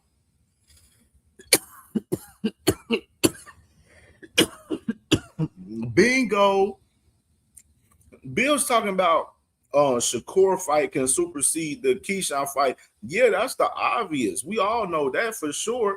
But the true fights that really supersede it all is the motherfucking fight with Ryan Garcia. Why ain't Ryan Garcia in this conversation with this list? It's all on a Shakur Stevenson, the guy that is a champion at 140, that told us that he don't even really want to fight at 140, that really wants to fight at 135, real honestly. Then you got motherfucking Keyshawn, a guy that's just coming to 140, recently now. He just fought twice at 140. Just coming up to 147, becoming the mandatory, becoming the number one guy in the WBO. You know what I'm saying? As of a couple of days ago. You got that right there. But then you got these champions in Rolly Romero and Ryan Garcia at 147, the class that Devin Haney's a fucking champion in, and motherfuckers not even trying to fight those two guys. That's champions. Like that made the logic of that is crazy to me, bro. Especially the fact of the Ryan fight. We all know the storyline of the Ryan fight. Like that shit's crazy to me, bro. But that's what I keep asking. He hasn't answered that. No, you guys said it. He crashing out. Keyshawn is it, so don't switch from that. Keep that No, but a energy. unification bill is just as good. No, wait, man, because you're gonna be. Look at him. Now he he trying to finesse. Now he trying to finesse the conversation when the man round one, salute the round one. Round one, he pushed the button on the unifications with Rolly and Ryan. This man try to finesse the conversation and shit right there. You know what I'm saying? Right here. Look at him. Watch him right here. Watch. You having a motherfucker all over the place, man. Keyshawn, man. I said, is next. Keyshawn is next. The only way that supersedes that is if Shakur wanted to go in front of him, right? Because they've already started negotiating. See? And he says it again. He said Keyshawn is next unless Shakur want to step in front of him. They're pushing Keyshawn. They're pushing the Keyshawn fight over everything. But they want Shakur after Keyshawn. This is hilarious shit right here. That's saying that he's saying 44. So I said, if we want to take Keyshawn and Shakur wants to agree to it, by the time next year the fight could happen, he could be ready. If he's not ready and he don't want to do it, then what the fuck can we do? We only wanted to do it because y'all say. There's always Ryan Garcia. No. Stop the presses. Stop the presses.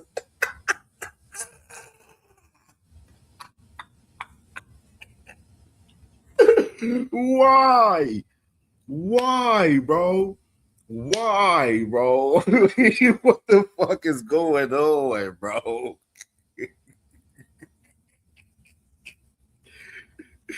Oh my God. This shit crazy, bro. This shit crazy. Listen, hold on, man. We're not moving off of the topic. I'm just saying, when you said what you want me to do if you can't get those guys. No. We got okay, fight you only gave me so many options, Bill. Is next, or Shakur, or Keyshawn Davis, and then Shakur next. That's what we want. That's it. That's it. Whoa! Look at him. You hear me? He said he want Keyshawn or Shakur. That's it. That's all. That's next. Nobody else. That's what the man Knows Candy Bill just told us. He said it's Keyshawn, Shakur only. That's what Knows Candy Bill just told us. No Ryan, no Rolly, none of that. Not even Lewis Crocker. God damn me. Not even Lewis Crocker.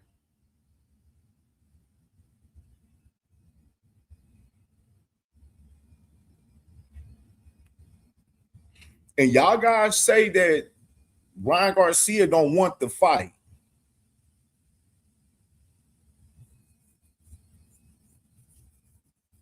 And y'all guys say that Ryan Garcia don't want the fight.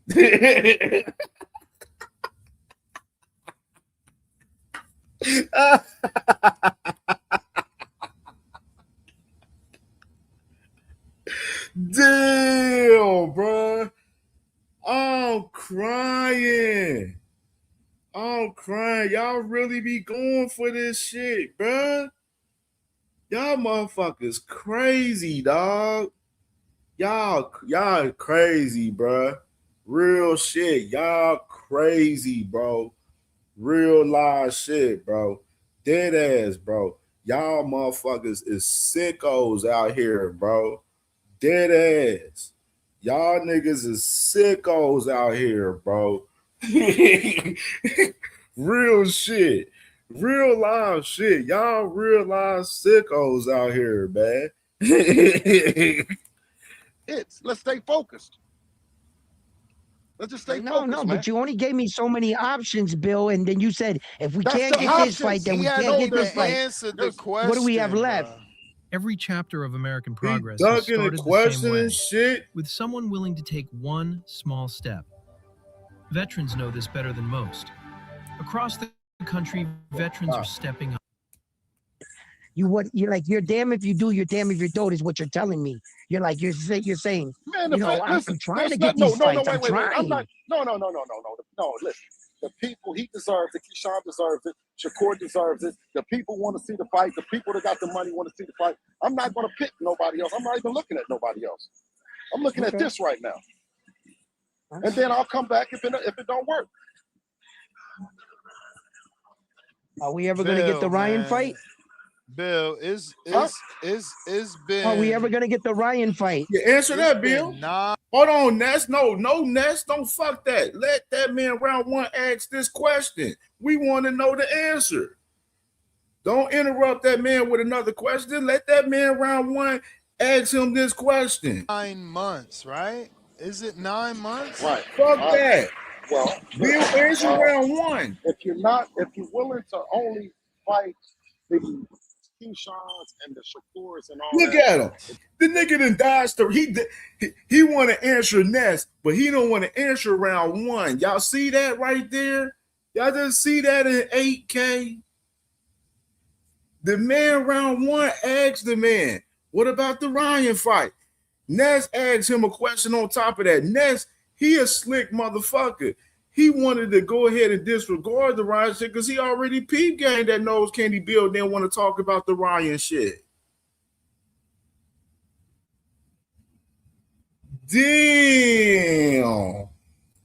This is explosive. This is live in the wreck on CamJ right here. This is explosive right here. Some of you, hey, y'all radio clan, y'all niggas are cooked today. Y'all motherfuckers are fucked. Y'all don't come up here talking no Ryan shit today. Do not come up talking no Ryan shit today. Please don't. Please do not come up talking no Ryan shit. Like, It takes a different time than when you go with the Albrights and you go with them, right? When you're trying to get the Rollins, you're trying to get guys. You're trying to get guys that's on the list, bro. So it takes a minute. It takes a minute. And I know, but I want you to want to see him. And I want you to love the fact that Keyshawn is a hell of a motherfucker. Like, I don't want to say that there's no fights involved and there's no people. Keyshawn is the guy that y'all said is the guy. He's next.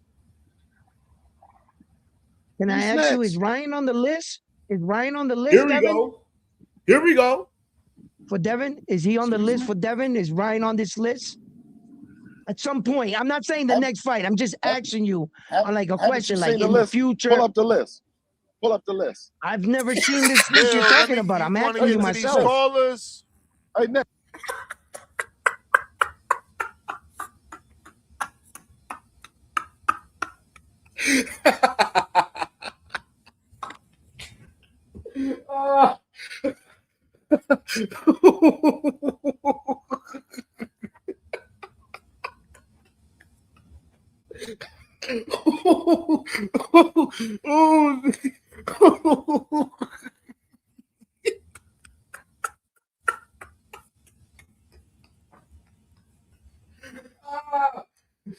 Hey, I'm fucking crying.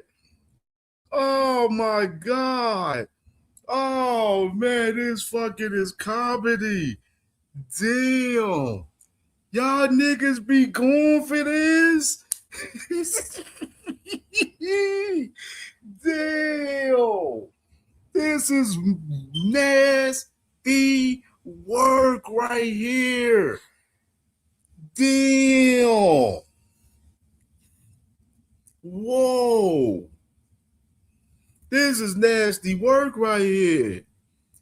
This boy knows Candy Bill, boy. That boy ducking and dodging. That boy know how to dodge some motherfucking questions, boy.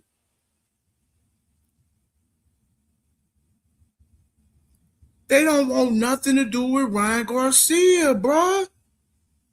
Real life shit. They don't even want to talk about Ryan Garcia, dog. And I'm clipping this shit up after the show, too. I'm definitely clipping this shit, too.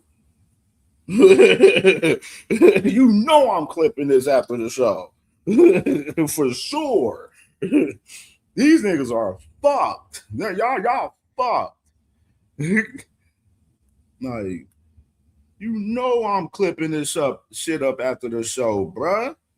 Like, what are you talking about? This crazy right here. Watch this right here.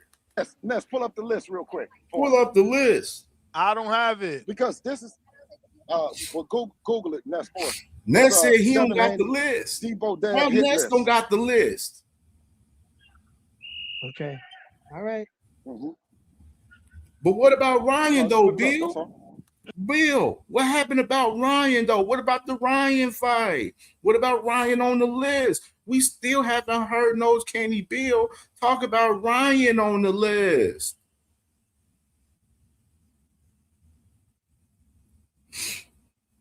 Creole, no, Creole. I don't want to hear that shit. That shit cat. Ryan is available as fuck right now. And you know I love you, Creole, but Ryan is available right now. Ryan told us that him and motherfucking Connor is not locked in right now. So he's available. How many people y'all fought from this list, Bill? Brian Norman. Since we put the list out, Brian Norman. How long has Only the list one been person. out, Bill? Well, take a look at it. Let's pull it up. When did you see the list come out? It show it. I got to go to your IG to find it. It's not coming up. No. Look at this. No, ask ChatGPT. When did the list? When did the Debo Dev hit list come out? This nigga said ask ChatGPT I mean, it ain't for work the on list. Google, so I went to IG. This nigga said ask ChatGPT for the list. Y'all can't make this shit up, bro. Y'all can't make this shit up, dog. Y'all real life can't make this up, man. Real shit. This is nasty, bro. This is nasty.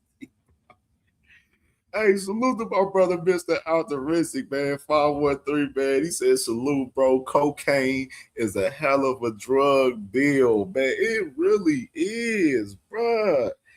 Salute to my brother, Mr. Altruistic and Trade Skills, man, with the love and the cash app, man. Make sure to come show some more love, man. This is come on, man. This is entertainment, man. This is CamJNetwork on a Thursday morning, man, going into the afternoon, man. Y'all know we make movies, man. This is nasty work. We got Nose Candy Bill out here getting asked about Ryan Garcia, and he don't even want to say that man Ryan Garcia's name right now. This is nasty work in 8K, man. I'm going through your page now. Just check the date on the page. Go to ChatGPT, good brother, and ask him. ChatGPT. Yo, do ChatGPT. Salute to my brother Marquis in the building, man. Salute to my brother Marquis, man. And my brother Poe Pounder, man. And salute to Lil Scrap, man. I see you in the chat, man. Lil Scrap going in, man. I see you, Lil Scrap. Gotcha.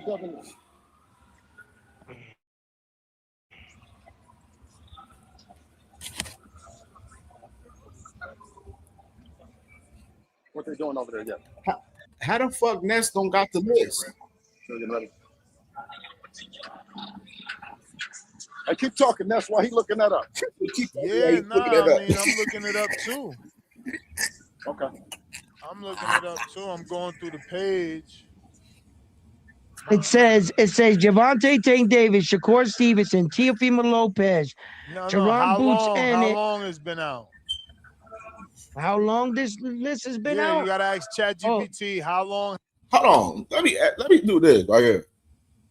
Why is Bill Haney, why is Nose Candy Bill telling these motherfuckers to ChatGPT the list? If he know the list and know the names, why can't he just tell us the top 10 off the fucking dribble? Like, I'm just trying to understand, like, why can't he tell us this off the dribble, though? Like, you know what I mean? I'm just trying to understand that. Has the Devo, Devin Haney. He got these motherfuckers moving like motherfucking servers and shit, going to ChatGPT the list and shit. Hitler's been out.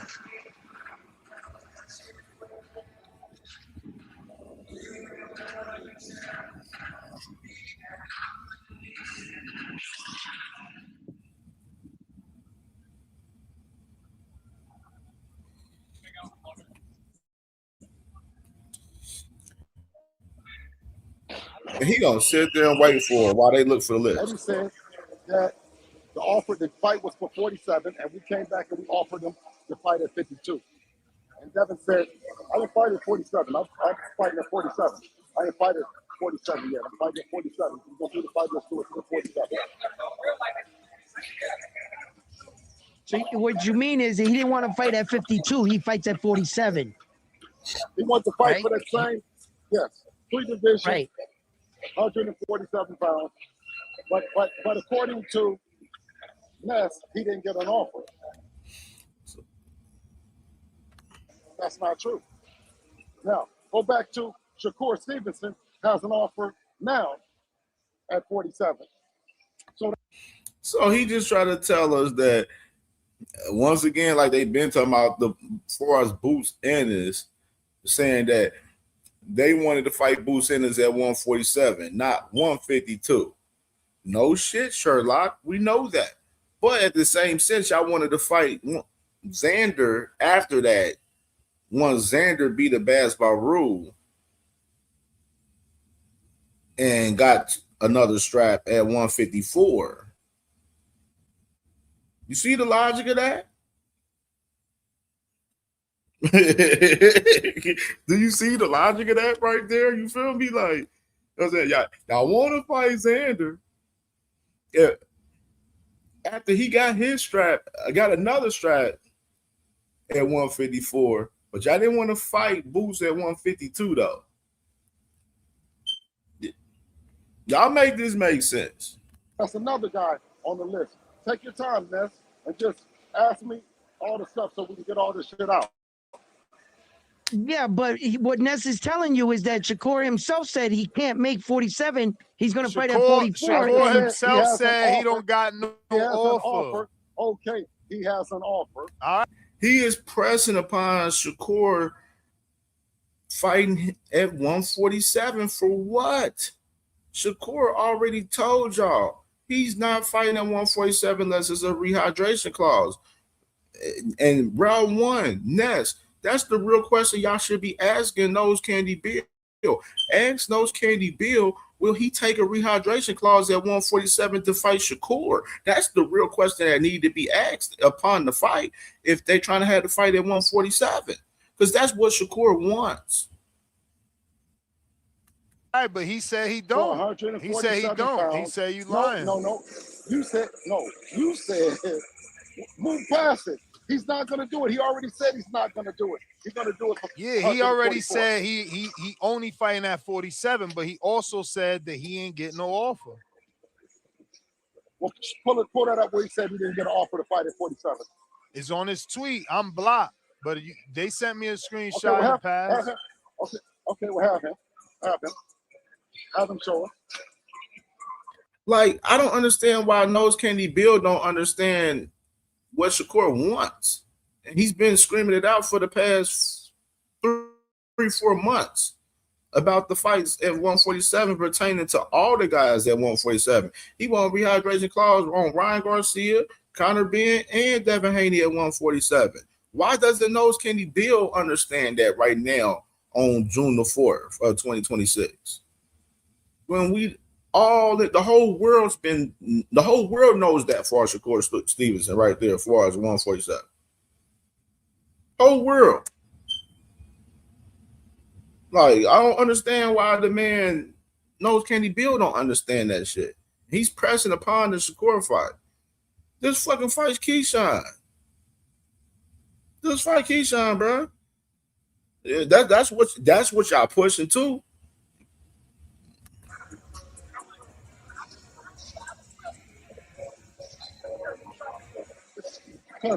There's no reason why you would say we don't give the offer for 47 if you said 54. Because you said he didn't get an offer from it yet. That doesn't make sense. Won't you round one, help him out and lift the stuff up so we can get all this shit out I'm looking up the Eddie stuff. See if there's actual video. You look up that. Somebody else in the chat helped him with when Eddie came.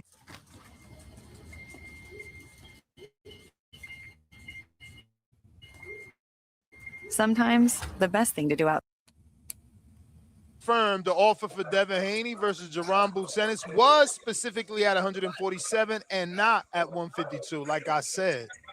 But you can sell water to a well, man. Hey, what did Eddie come out and say about Boots and Devin at 47 versus 52? 47 versus 52? Yeah. All right, man. We gonna come back to that. Let me do this real quick. Oh yeah, let's do this real quick while we here. So we can open up this panel. I want to open up this panel. I want to talk. I want to talk to the family, man, on this shit now. Let's listen to this Bill Haney and Keyshawn shit right here.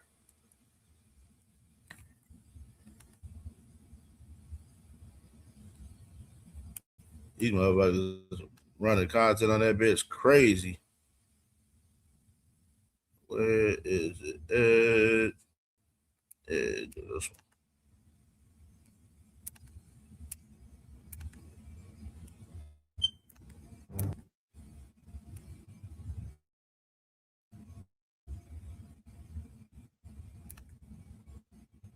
All right. The way that he can speak for everybody, because he already know he's on the menu. You're on the menu. Hold on, businessman. Hold on.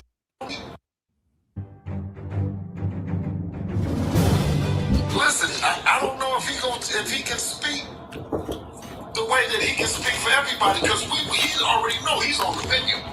You're on the menu. Hold on, businessman. Hold on. Listen, because it's a package deal, King. Now listen, you and your brother, we want you both. Now listen, you guys got to get stop the press. Hey, D-Free. And the crazy part, they trying to look for a receipt to prove it for as the Blue Sentence situation before we just dropped off and don't got no receipt for it. You know what I'm saying? Proves how motherfucking cap and fraudulent these motherfuckers is right there as far as the Blue Sentence situation, bro. Even more. Told y'all, them boys ain't want no fucking smoke with no Blue Sentence, bro. And they don't want no smoke right now. Look at them. They trying to fight motherfucking Keyshawn now. They ain't trying to fight the winner of Xander and Boost. They ain't trying to fight Ryan Garcia. They ain't trying to fight Rolly Romero. They want to fight the guys that's smaller than them. Ain't that a little, you know what I'm saying, history of what we seen from the Haneys in the past, fighting smaller guys? Kind of ironic. You got to sign the agreement together that we're going back to back with you, gentlemen. Hey, salute to my sister, Foxy Brown. Salute, sister. Salute to you. Sir. Okay. Glad you're in the building, sis, for sure. And that's only right. Listen, like Jay says, if Jay said, like he said, if going down, let's get it over with. You say me first and Shakur second. That's what you want. Well, listen, y'all can decide how y'all want to do it. It's between y'all. It's called a double up in East Oakland. This nigga knows Candy Bill crazy. Hey, he crazy. He said y'all can pick how y'all want to do it. It's called a double up in East Oakland. Hey, dude, crazy, bro. We talk about boxing, so no. So that means two. That means that's 2 for 1 on one agreement, one contract. We get both of y'all. That's all. How you know you gonna make it there? Well, listen, that will be your job to stop that, King. But you understand? Listen, let me tell you this too. With the 14, I know, but listen, I'm telling you, with the 14 fights, I'm trying to find a reason. I'm trying to find some shit to look at. I've been looking around. So shit to look at like what though? No, I'm just saying if you want to scare me off, tell me where I need to look and what I need to look at to stop talking like that. Okay, well, we need both of y'all. Listen, but that's what I'm saying is we need both of y'all. You go talk to Jay, and listen, we want to do it back to back. But if you want to go first, that'll give him opportunity to have a look, or you have a look. We know y'all together, and y'all not going to fight each other. So, I mean, I was born at night, not last night. What month you want to do it at? We already ready. We got 30-something fights. You got 14. Listen, I'm saying this. Come on now. Saying the obvious. Who cares? Nigga, I'm about to beat you. No, I'm saying this. What more do we need to get ready? We already ready, King. I'm saying you gotta get in shape and all that. You know what I'm saying? Yeah, I just fought, so that's what I'm saying. We y'all ready? We ready. Y'all ready? Okay. Yes. So when my manager get back with you, because I'm getting with you, when my manager get back with you gonna it's straight. Absolutely. No, listen, we've already been talking to him. Because I'm gonna fight him. I'm gonna fight him. It's okay. Whatever package deal you talk about on y'all end, I don't got nothing to do with that. But when it comes to me, I'm about to fight your son. Hey, Keyshawn, pop your shit right there. I love that, Keyshawn. He said, I don't give a fuck about all that other shit you got with motherfucking Shakur. Nigga, I'm about to fight your son. You know what I'm saying? You know, you get with my fucking manager. Let's get it cracking. You know what I'm saying? Listen, absolutely. But you're a businessman, right? You're a businessman, right? And that's your brother, right? Can I say something though? Okay. When the fight happened, Yeah, we already know that, Dane. We already know that. That's the obvious. just let him do the talking. Don't talk for him. He don't need you. I don't work for you. I work for him, businessman. He tells me what to do. Yeah, he tells me what to do. I'm gonna tell y'all niggas what to do too. Why don't you get... Damn, Keyshawn said, I'm going to tell y'all niggas what to do, too. Damn, y'all ain't PP slid that in there right there. That was slick. Your man on the line right now. You may as well just FaceTime your man. No, if you want to get him on the line, or you can get Jay on the line. Man, you the fucking promoter. You know, Jay not the promoter. I'm doing the best I can. Now listen, okay, well, how about this? Promoter. Okay, how about this? My side is on agreement, sir. Like, you know this. Don't do that. You know this, bro. You know this. You talking. You heard that, man, Keyshawn. He said, man, my side is in all in agreement on the fight, man. Listen to him right here. Jay off, like, come on, bro. I ain't gonna do all that, but, bro, you know I want to fight your son. I'm gonna ask you when you want to make it happen. You say whenever. When the fuck you gonna make this fight happen? When, nigga? Okay, now, listen. We can do it next, right? And I just explained to you, if you have your manager, put it on the table, because listen, now you understand what we're doing, right? I told you I'm going to give you a good, listen, because you was lower. This is the thing, bro. He said, when y'all want to do it, what month y'all want to do it? You know what I mean? Like, you know what I'm saying? Like, let's get to the tables and talk about it. He want to do all this extra talking. Those can't he build, man? Just talking, just to be talking, bro. Just capping and chatting per usual. But y'all like it. I love it. On the list, it was Shakur. Now listen, if Shakur, wait a minute. Now, you don't think Shakur, if you don't anybody else. Well, no, we want everybody, and you included. Now I'm just saying this. Now, but listen though. Let me tell you this though. If Shakur don't want to do it, because I think y'all all about the same size, right? Man, I'm beating your ass, bro. Okay, so listen to this. If Shakur don't want to do it, if you don't want to do it, you still gonna get it. You still on the list. Y'all want Shakur first. That's what it sounds like. No, they can come either way. Shakur or him, it don't make no difference. You say it don't make no difference. He just said Keyshawn. Hold on. Question. We're here. Quick question. Stop the presses. If Devin is there in the vicinity, because you just seen he's asking Shakur Keyshawn, and you know, and I guess Devin signal off saying like it don't matter with either one. Why isn't Devin coming in the screen talking to Keyshawn right here on this phone call? That's a question I just thought about. Just noticed right there. Devin been quiet the whole time. Why isn't Devin talking on this phone call if he right there next to Bill? Just a little thought of mine. Who is that? Who just said Keyshawn? No, nobody didn't say Keyshawn. They said it don't make a difference. No, listen. It's them two guys next. I don't know about those years and all that other shit, those years and parts. No, wait. It's you two niggas. So do all this, and this is gonna pick another opponent. Let's be serious. Like, what we talking about? No, listen. That's you picking the bum nigga. Top Rank is giving you a great opportunity, and you are skilled, but you fought bums. And guess what? And on that night, that night when everybody is around, you got to stand on business. And of that, you haven't been. No, I'm just saying, King. I'm saying this on that night. What I'm saying is, you haven't been on that night yet. No, I haven't been on that night where the whole entire boxing world is watching that one fight. That I haven't been on. Co-main, man. I'm talking about. I never made it. The whole world is. I'm talking about when you listen. Hey, King. Right now. Hey, King. I'm talking about when your eyes got to be like this the whole time. You relaxed and having fun. Yeah, when your eyes got to be like this, because they're coming from everywhere, up, down, all the shit. Shocky, he just sent Ray Ford at old Shocky. Now you. Whoa. Hey, bro, So now you. He got a point. Nose Candy Bill got a point right there.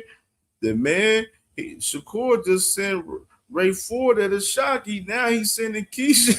He's sending Keyshawn and Devin.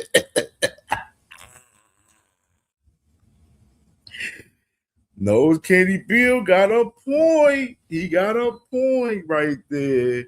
He got a point. So now you so listen. We just want to know that once he tighten you up, big bro, he got big bro. Bro, that's what y'all want, bro. Whatever, bro. That's right. There we go. That's the business, man. That might happen to make me fight your son. You think about another man, I'm gonna show you what that gets you. No, now come on, businessman. You just said you're the businessman.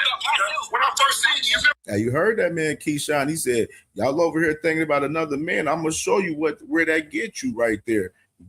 Hey, y'all remember Keyshawn said that right there. Remember Keyshawn said that. What I told you, remember when I first told you, I said you're a businessman. Now listen, when you get an opportunity like this with 14 fights, 3 division champion, youngest undisputed champion, and all the other shit, it's business. You guys are together, you know, you, Shakur, Jay Wentz, it's all one, we can make it all one thing happen. Nasty damn work, man. Nasty damn work. That's the work, man.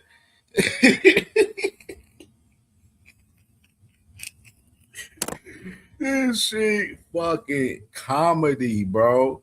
Y'all really be going for this shit with Mr. Bill Haney, man. Y'all really be liking that shit, dog. Nasty works. Nasty work, man. All right, man. Let's go and open up this panel, dog. I've been talking long enough, man. I've been talking over 3 hours. Damn. That's the second day in a row I've been talking over 3 hours by myself on the show. I almost talked 4 hours yesterday by myself. All right, man. Let's go and open up this panel, man, for sure. Y'all know the rules, man. You know what I'm saying? Y'all I mean? One mic, man, for sure. Don't talk over, you know what I'm saying? Anyone, man. Let everybody get their talking points off. Keep the talking points to a minimum, man. 2-3 minutes, man. We don't, unless, you know, unless we got a hot debate going on, you know what I'm saying? We can, spice up the minutes on that for us, 2 people, of course. But everybody, one mic, man. One mic, most definitely. Y'all already know the vibes. Don't talk over myself, man. Y'all hear me talk. When I say stop the presses, y'all start what y'all doing and then let me talk. And no bullshit. Y'all know the bullshit. You know what I'm saying? The bullshit y'all know what the bullshit can lead to. It can lead to your ass getting kicked off the panel. It can lead to somebody putting a motherfucking bounty on your head to kick your ass off the panel. You know what I mean? So make sure you have your facts, and you better have a receipt if your ass coming up here popping some shit. And you know the vibes. Let's have some fun with it, man. Let's have some fun. And let's respect each other, man. We ain't gotta, get into them motherfuckers want to go across cities and states and want to fight each other and shit. You know what I mean? Just keep it boxing. Let's keep it boxing. All right. But if I call y'all a Dieter, though, don't be mad if I call y'all a Dieter. If I say y'all need to go to Olympics and shit like that, you feel me? Because, I'm going to say shit like that. You know what I mean? Because that's what y'all dudes be doing for y'all favorite fighters. That's what y'all like to do. You know what I mean? So, don't be surprised if I do call y'all that. Big Dog Willie. What it look like, Bill boy? Haney. That's all I gotta say. Bill Haney. But go to the next person. We can get on that later. Bill Haney's something else. Bill Haney's amazing. That he truly is, man. He truly is, man. D Freezy, man. What's popping, man? What's good? What's good? My whole question is, you did that whole little spill with Keyshawn and Wallow and Gilly, but if you don't get the Shakur fight, so you're not going to fight Keyshawn?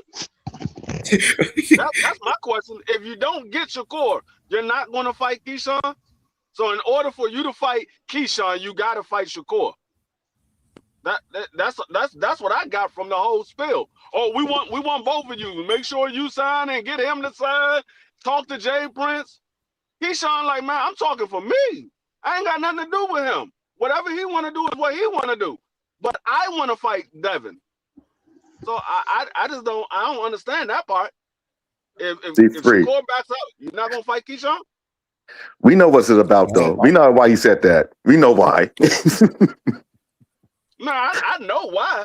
But my whole thing is, Keyshawn said yes. He wants to fight. If Shakur say no, you're gonna say, okay, well, Shakur say no, so there's no fight. Yo, y'all can hear me? That's the thing, D Free. I want to say this. The focal point, that's the problem. The focal point is they need to be getting the business done with making a fight happen with Keyshawn. That's what they need to focus on. So get that locked in with Keyshawn, then focus on whatever after that, man. That's what need to be done. There's too much just talking out here. Just, you know what I'm saying? Like this, like they trying to sell the fight in the emphasis. You know how Nose Candy Bill be on none of that shit, man. But the focus should be on them getting the business done with the fight with Keyshawn, rather than just sitting out here just talking and chatting and shit out this motherfucker. You know what I mean? Ill Will, let me get Ill Will first. Then I'm gonna go with Flyer after that. Ill Will, what's good with my brother? That was good, bro. What's going on? I guess what we're doing is all right. So basically, based off what he was saying, I mean, Haney already. I mean, he said in the one clip on the video, he said even if Shakur says no, you're still gonna get it. So regardless, he's fighting Keyshawn. So it's like, so why are we sitting here talking?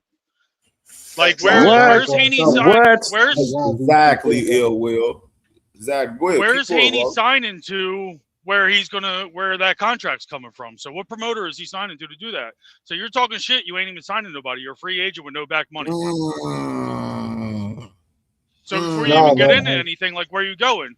So now what that's telling me is Haney's basically saying, like, I have money value to get these fights that I want to get.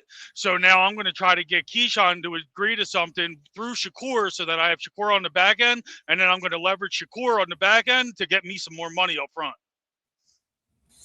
Hey, yo, there ain't no other reason. Why else are we playing that game? And then aside from Boots, like, I mean, we all know, like, I know who Boots is, da-da-da-da. All right, so you could go to YSM when Boots is doing the Mr. Excuse Me, John. That's like a week before fucking Haney sent him an offer. That was right after, and when he does the Mr. Excuse Me, John, in the video, when he's pumping iron and shit, you could clearly see that he's outside of his capped weight where he was at 147 in between fights. He's big as shit. And he was sitting there flexing. Everyone's like, damn, you're big as shit. And he was like, yeah, I'm Mr. Excuse Me. That was a week before Devin Haney.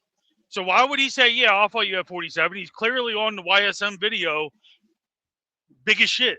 He's already at 54. As soon as Norman turned down $2 million, he was gone. Brian Norman even said himself in the thing. Senior said, oh, a week later, I went to call you back. No one answered. You didn't get back to us. He said, yeah, we were already gone. Was he going to sit there and get mandated to fight Giazov and then get stuck at 47 another 6 months? Will, can I ask you a question? Haney be talking out his ass. Will, can I ask you a question real quick? Do you really think that he's really believing and thinking what he says? That he just runs his mouth. There's no. Yeah, I know. I mean, even if you want to go further back on the Boots thing, does anyone not remember when Bozy told Bill Haney on Mill City when he was training for the Regis fight, like, don't come up to 47, you're going to get hurt. Stay down there. And then Bill Haney was like, yeah, you know what? We're going to stay here. When he first put the list out with Boots on it. His list, So it's like you could have came up and instead you stayed down there. Then on top of that, when Boots still had the belt and he was looking for a fight with Brian Norman, like, how come you took a 44 catch weight? Why didn't you just come to 47 and fight Boots for a belt if that's what you wanted to do? Like, dude just talks out of his ass. He ain't trying to fight nobody. This is the problem with Bill Haney. Bill Haney knows that his son got no chin. Dev's terrified to get punched on again, so he's not trying to fight anybody with power. That's why Rolly Romero's out the window. That's why Ryan Garcia's out the window. The reason why he's telling them to go look up when I wrote this list is so that he could turn around and say, I wrote this list before Ryan Garcia. Ryan Garcia was on it. We fought him. He cheated us, so he ain't getting another shot. He's off the list. That's all he's trying to get to with them looking up the list and when did I write it. That's all he's trying to say. We already fought him. He cheated, whatever. Everyone knows Ostarine takes at least 5 weeks in your system to even have any type of effect. And he took it 2 weeks, and it was so minuscule that it can't even touch you. So realistically, like, yeah, is he a cheat? Sure. But scientifically, did it do anything for him? Absolutely not. If you're going to do them anyway, Ostarine, you're going to do that during camp so that you can get the benefits of it, not when you're done camp. 2 weeks before a fight, knowing that you're about to take a drug test. It just doesn't make sense to me. It says contamination all over it. So I don't get into that Ryan Garcia shit like that. That interview with Ness, Bill tried to make it seem like they sent Shakur an offer. He like, look, Shakur said he didn't get no offer. He said, what? Shakur ain't get no offer? Well, look, show me where he said that at. He tried to make it seem like they sent Shakur an offer. No, don't show me shit. Pull up a receipt. That's on you to pull up a receipt. We knew he was lying. What he said, D-Free, he's saying that Shakur has an offer on the table right now for 147. That's what he's saying. That's what I'm That's saying. A lie. That's a lie. They trying to make it seem like he sent them an offer, and Shakur saying he ain't got no offer. He didn't hear nothing back. CamJ, that's a lie. Like, why are you sitting there as Bill Haney? Why are you sitting there like, show me where Shakur said that? Fuck that. Show us that you sent that shit to Shakur. Cut this shit right now. Like, you're just giving yourself another movement so that you can pivot somewhere else. Like, ain't nobody got shit for that. That's it's a straight up lie. Shit. No, show me.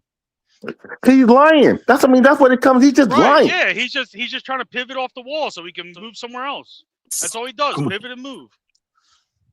Hey, how you gonna spin this? How you gonna spin this? How you gonna spin it? Cause I want to hear this. This is gonna be good. Go ahead, Frequent. I want to hear how you gonna spin it.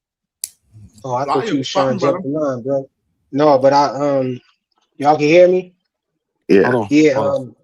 We can I was going to answer D-Free question, but Will already answered it when he said that right in that video, Bill told Keyshawn, if Shakur don't want it, then he's still going to get it. You know what I'm saying? He still can get it. Tomorrow, Papa, tomorrow's time. Oh, I thought that was somebody on the panel. Yeah, but also I wanted to say that Devin Mando is up in August.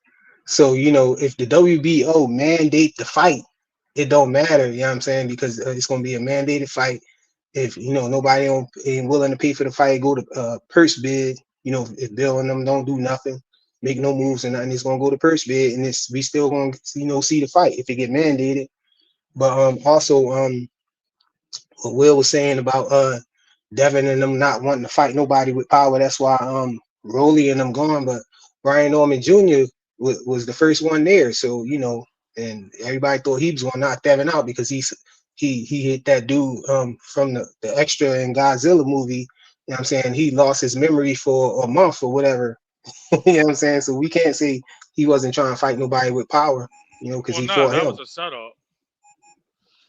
Yeah, I know we could move the goalposts and everything. It's not a goalpost movement. I mean, Brian Norman has no feet and he can't punch when he moves his feet. It's an obvious. Yeah. But now we wasn't talking about a person with no feet. We was talking about a person with power. What are you talking about? If you don't know how to move, how are you going to throw power on somebody that moves? Hey, man, he threw power on Jin Sasaki. Who's Jin Sasaki? That motherfucker ain't even got balance. He was falling over his own feet. The fuck's he doing? He don't know how to pivot or move. Bro. It's not a goalpost movement. It's skill.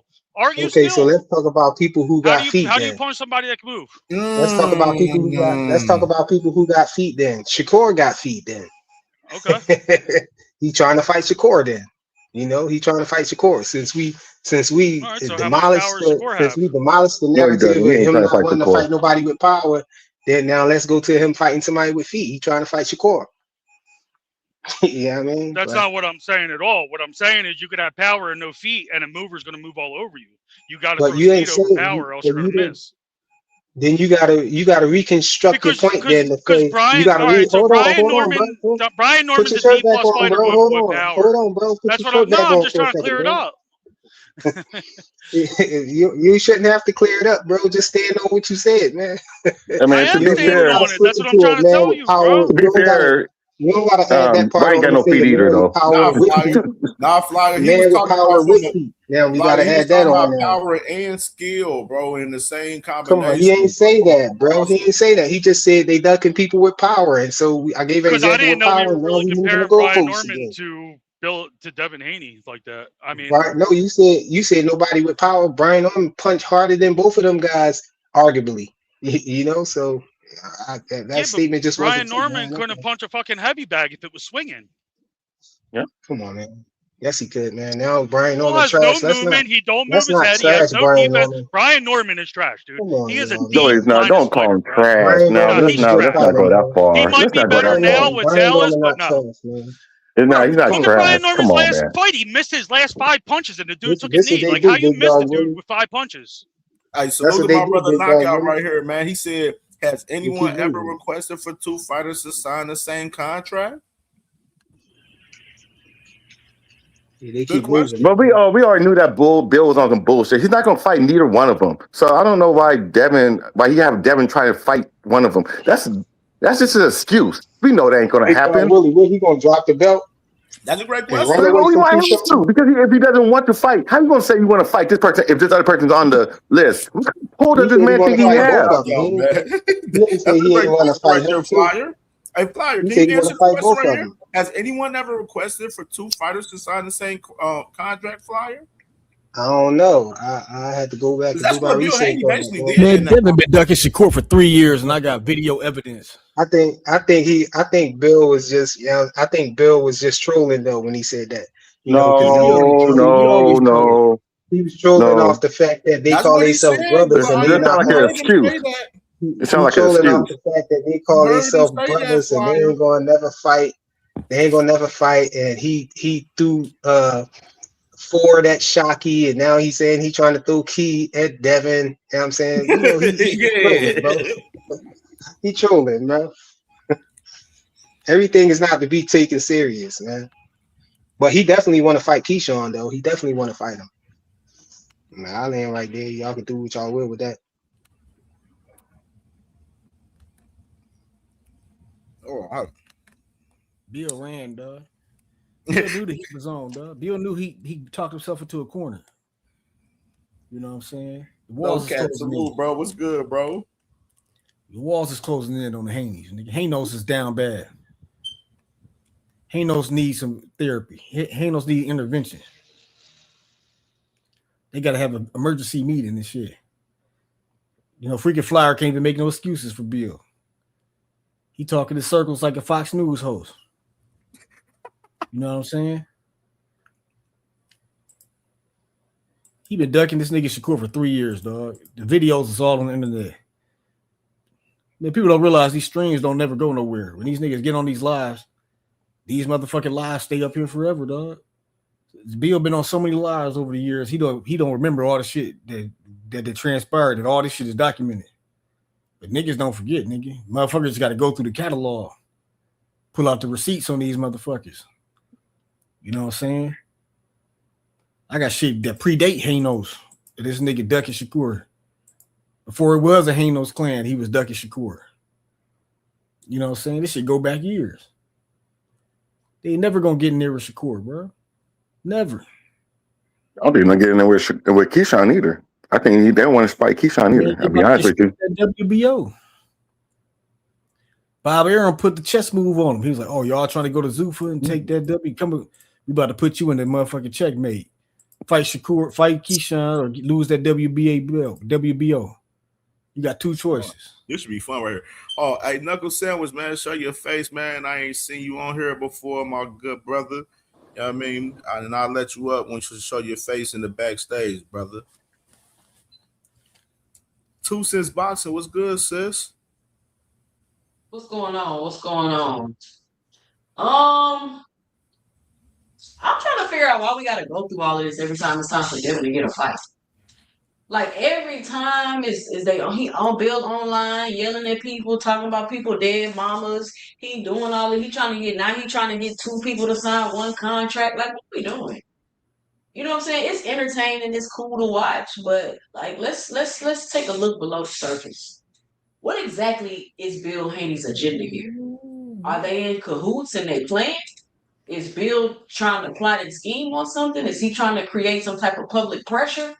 Because this is what it really is. Bill, if you want the Shakur Stevenson fight that bad, take his terms and conditions, or just don't make the fight.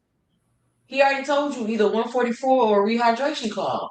Why are you telling Keyshawn he needs to go back and talk to like you're in communication with Jay Prince? You're in communication with the people you need to be in communication with to make the fight. I don't understand why you're on camera. Like none of it makes sense, Cam. I don't understand why you're on camera telling Keyshawn about a package deal to make a fight, but you're already in contact with the people that you know you need to talk to make the fight. If you and Keyshawn was going back and forth, y'all should be talking shit about the fight.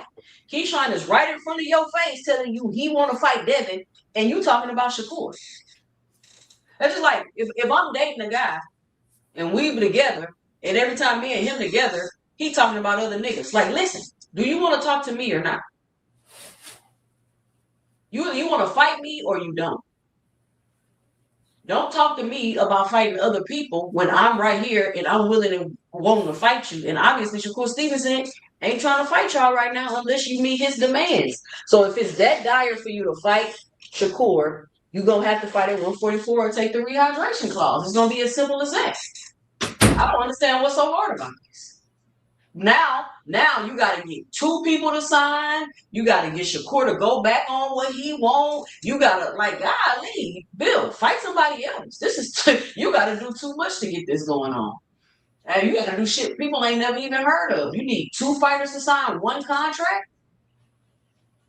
I just listen. Bill I just got a bunch of questions because none of this shit making sense to me. For sure. Salute, sis, for sure.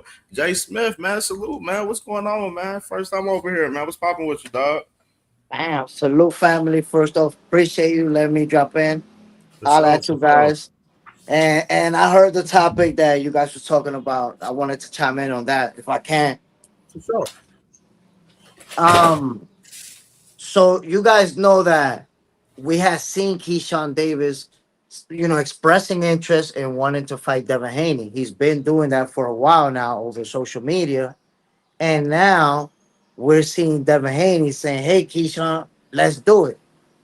I'm not going to get into all the details about the different things Bill said about the contract that's being offered. But it seems like now Devin is saying, yo, I'm with the smoke. I want to fight you. So all I'm saying, if Keyshawn was calling him out all over social media, now we're seeing Devin saying, let's get it in. How does it look if Keyshawn don't make that fight? Because he was calling it out. Was it a bluff or do he really want that smoke with Debo Dev? Did he really not understand what he? Yeah, it's not on Keyshawn. They giving him a stipulation. They saying and I guess that's my question. That's my question for you guys. Do you feel like we're gonna see Keyshawn Davis step up to the plate, or is he gonna find his way out of this fight? No, he's saying he want Keyshawn and Shakur. He's saying he want both of them.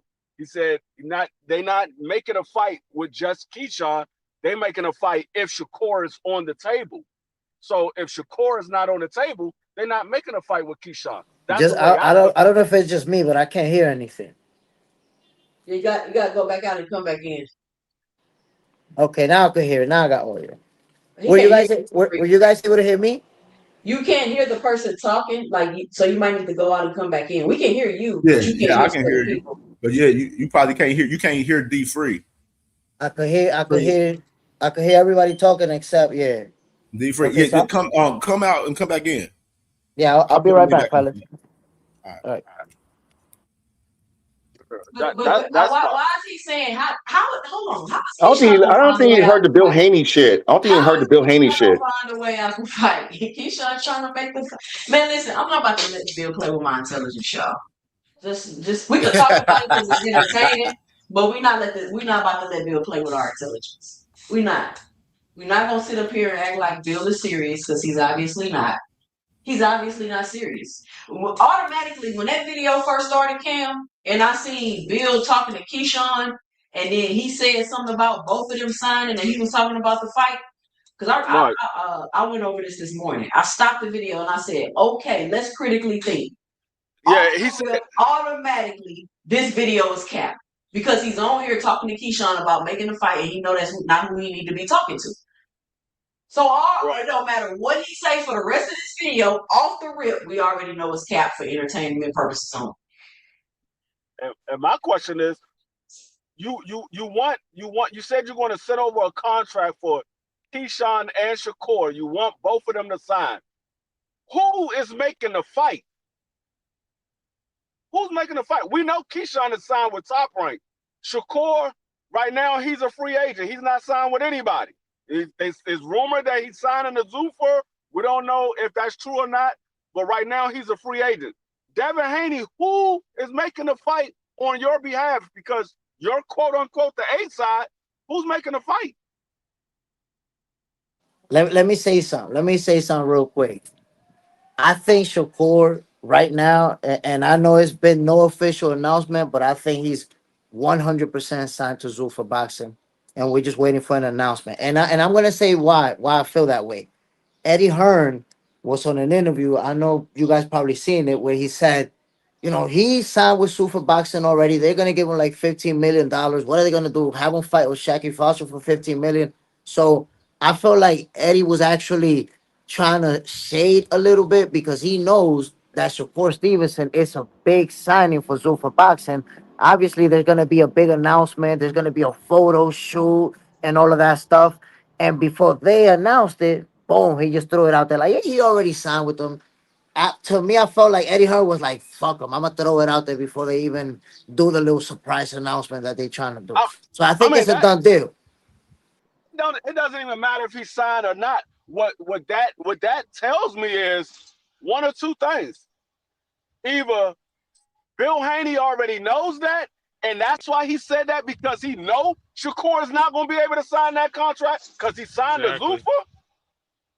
Or he just put it out there, knowing that in order for Keyshawn to get the fight with Devin, he got to get Shakur to okay it. Either way, are you taking a fight with Keyshawn? Forget what happened with Shakur. If Shakur say no, are you taking the fight with Keyshawn? Because it doesn't seem like he's taking a fight with Keyshawn without Shakur. That's what it seems like to me. Right. To be free, do you even believe that? Do you even believe what he's saying? I don't even believe what he's saying. I don't think this because this what the Hanos clan is gonna say. Because later in that video he says, "Oh no, we'll fight you." Later in the video he says, "We'll fight you." Basically, he says, "We'll fight you without Shakur." He says that later on in the video.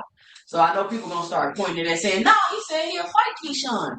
But the truth is, that's not what the original conversation was about, and that's not what he said at first. So if you'll fight Keyshawn without Shakur, why is it even a conversation in the first place? 2 Cent, do you think he's going to really fight Keyshawn though? I'm asking you, do you really think? Either one of them, probably. Okay, that's what I'm saying. This is cool to talk for entertainment, but we're not about to let Bill play with our intelligence like this.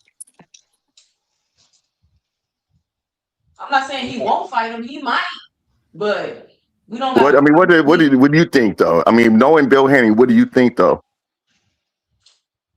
I don't know, because I do think he really want to fight Shakur. He's been talking about fighting Shakur for a while. I say this right here. The main my where I'm at with it is Keyshawn, he number one for the WBO. You know what I mean? He number one contender. That should be the main focal point for Haney right now. If that's what they pushing, they need to be pushing to fight the man Keyshawn right now. Worry about Shakur after. Get the deal done behind the scenes with Keyshawn. You ain't got to do all this extra shit on the internet and everything. Get the deal done behind the scenes, man. that D-Free definitely posed a great question for us. On the Haney side, they don't have no backing behind them. You know what I mean? Right. So you know what I mean. So how that's gonna work for us? The fight. I don't see why Haney ain't fighting him for a purse bid. He don't got a reason not to fight sure. Keyshawn unless He ain't he's taking no gonna purse complain bid, about money. I don't see why Devin wouldn't fight Keyshawn. Like I don't think like that'll be a good fight. I don't think that's nothing Devin need to try to avoid or nothing. He want to knock off the two brothers. No, that's just stupid. It's just stupid, bro. This whole thing is dumb. Like, I'm gonna tell you guys. I want to share my theory. I think he's waiting for Zayas to win. Look, I think man, he is not about to fight. He's not gonna fight nobody. He's not gonna fight nobody. His other routes, Rolly Romero, he would have sent that. Let me tell you guys my theory. I think he's gonna fight Keyshawn. I just don't. I don't know how to fight. I don't know how the deal's gonna get done. That's my question for us. You know what I'm saying? With Devin possibly going to Zuffa, you know what I mean? Possibly that you'll see probably maybe Keyshawn, Devin on the ring card or some shit. I don't know how that shit works. That's a possibility, you know what I'm saying, right there. But other than that, if Devin don't go with Zuffa and I don't know what's the other move, you know what I'm saying, outside of that, man, for real. Me, honestly, that's his only move. That's his only move. He has to fight WBO. He has to fight for the WBO champion. That's his only move. He don't have any more moves. You said it right. That fight goes to purse bid. They mandate the fight, and then that fight goes to purse bid. Then you don't have a choice. The fight. It'll be interesting to see who the but he ain't gonna gonna fight Keyshawn for. Say if he does a 60-40 split on that, you know what I mean? Like what's he going to fight for? $800,000? He's gonna be like, fuck that. You can keep this belt. Well, I mean, then that's a duck. That's what I'm saying. You gotta. That's what I'm saying. You got to sign with somebody. That's why I was saying. It seems like he's trying to shop. He's shopping Haney around, using Keyshawn and Shakur. Are we gonna forget that he had a fight with Rolly? Are we gonna forget he had a fight with Rolly and turned it down? He's not trying to fight nobody. He's trying to fight. He's trying to cherry pick whoever he wants. But he's not. He just talk. That's what they do. They just talk. And then they make some kind of impossible demands, and then call everybody a duck. That's what they do. They do that all the time. He's shopping a fight contract. He ain't shopping for a fight. He's shopping for a contract. And then when I get my contract, I'll figure out what I'm gonna do. As of right now, he's gonna get stuck in a purse bid and make no fucking money defending the belt against a dude. I mean, Keyshawn's young. He probably won't be able to close the distance on Haney. But, I mean, at the end of the day, like, Keyshawn has the tangibles to knock Haney out, bro. I mean, at the end of the day, do you really want to take that risk on a purse bid? I want to share with you guys why I think that Bill, even though that's not a done deal, but why I think they would like to do Keyshawn and Shakur in that order. So we already know Shakur's not going with I'm going to fight you straight up at 147. He wants to do the catch weight, right? He's not going to budge on that right now, right? So they're saying, okay, we'll do Keyshawn first, Shakur after. Here's the thing. Think about Shakur a year and a half from now, where he has three more fights at 140. Now he moves up to 147 naturally. Now he might even at that point struggle to make 140 and have to move up to 147. So rather than fight him then when he naturally goes up, they're saying, no, fight us right now. We want you now. So this is where it comes into play where they say, okay, we want to fight you and then you. I'm not saying that that's going to happen, but I think that's the logic behind them wanting to fight Shakur sooner rather than later. Yeah, my thing is what Shakur. The thing is when I was reacting to Bill Haney with Ness in the boxing voice, and he was talking about Shakur time. He didn't understand for Shakur, wanting to fight at 144 and wanting it at the catch weight at 147. And I was like, bro, why isn't Ness in round one? Why ain't they asking Bill the real question on what Shakur wants? He wants to, if the man Bill Haney and Devin wants to fight with Shakur at 147, why isn't the man's asking them about the rehydration clause that Shakur wants in the fight at 147 with Devin Haney, and they didn't ask him that question. You know what I mean? But Bill Haney act like he's oblivious to that. That's what if they want to fight at 147, that's what Shakur wants. He wants a rehydration clause for that fight. And motherfuckers ain't even talking about that aspect of it, as far as them wanting to fight at 147. The walls are closing in. It all comes back to promoter. Like, I mean, you got to sign to somebody before there's even a conversation about shit. Like, I mean, if you come up with enough money to pay Shakur to go up to 147 straight up, I mean, he might do it. But I mean, you gotta figure out your money.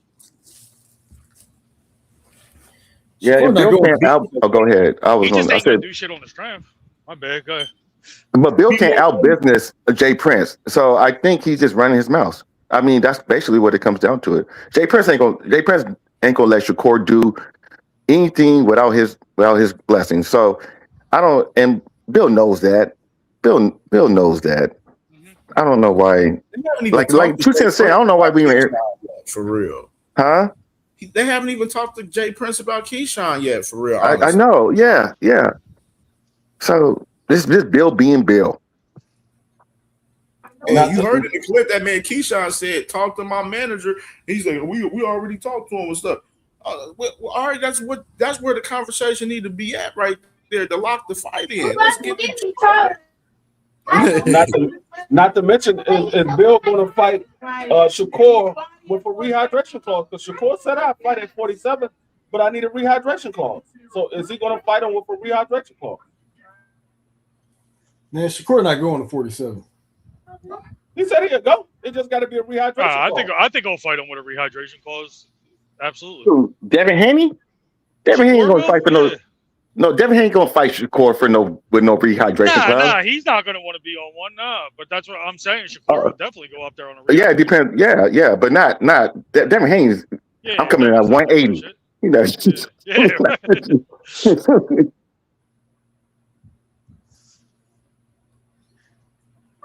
If anything, Dev's more so hoping that Shakur will be too heavy at 47 and slow him down a little bit. Like, if anything, if Dev goes on a rehydration, it's going to slow him down, and Shakur's going to be faster. Like, he needs speed for Shakur. The wall's closing in, though. It's like they're scared of the Ryan left hook. They're scared of Keyshawn.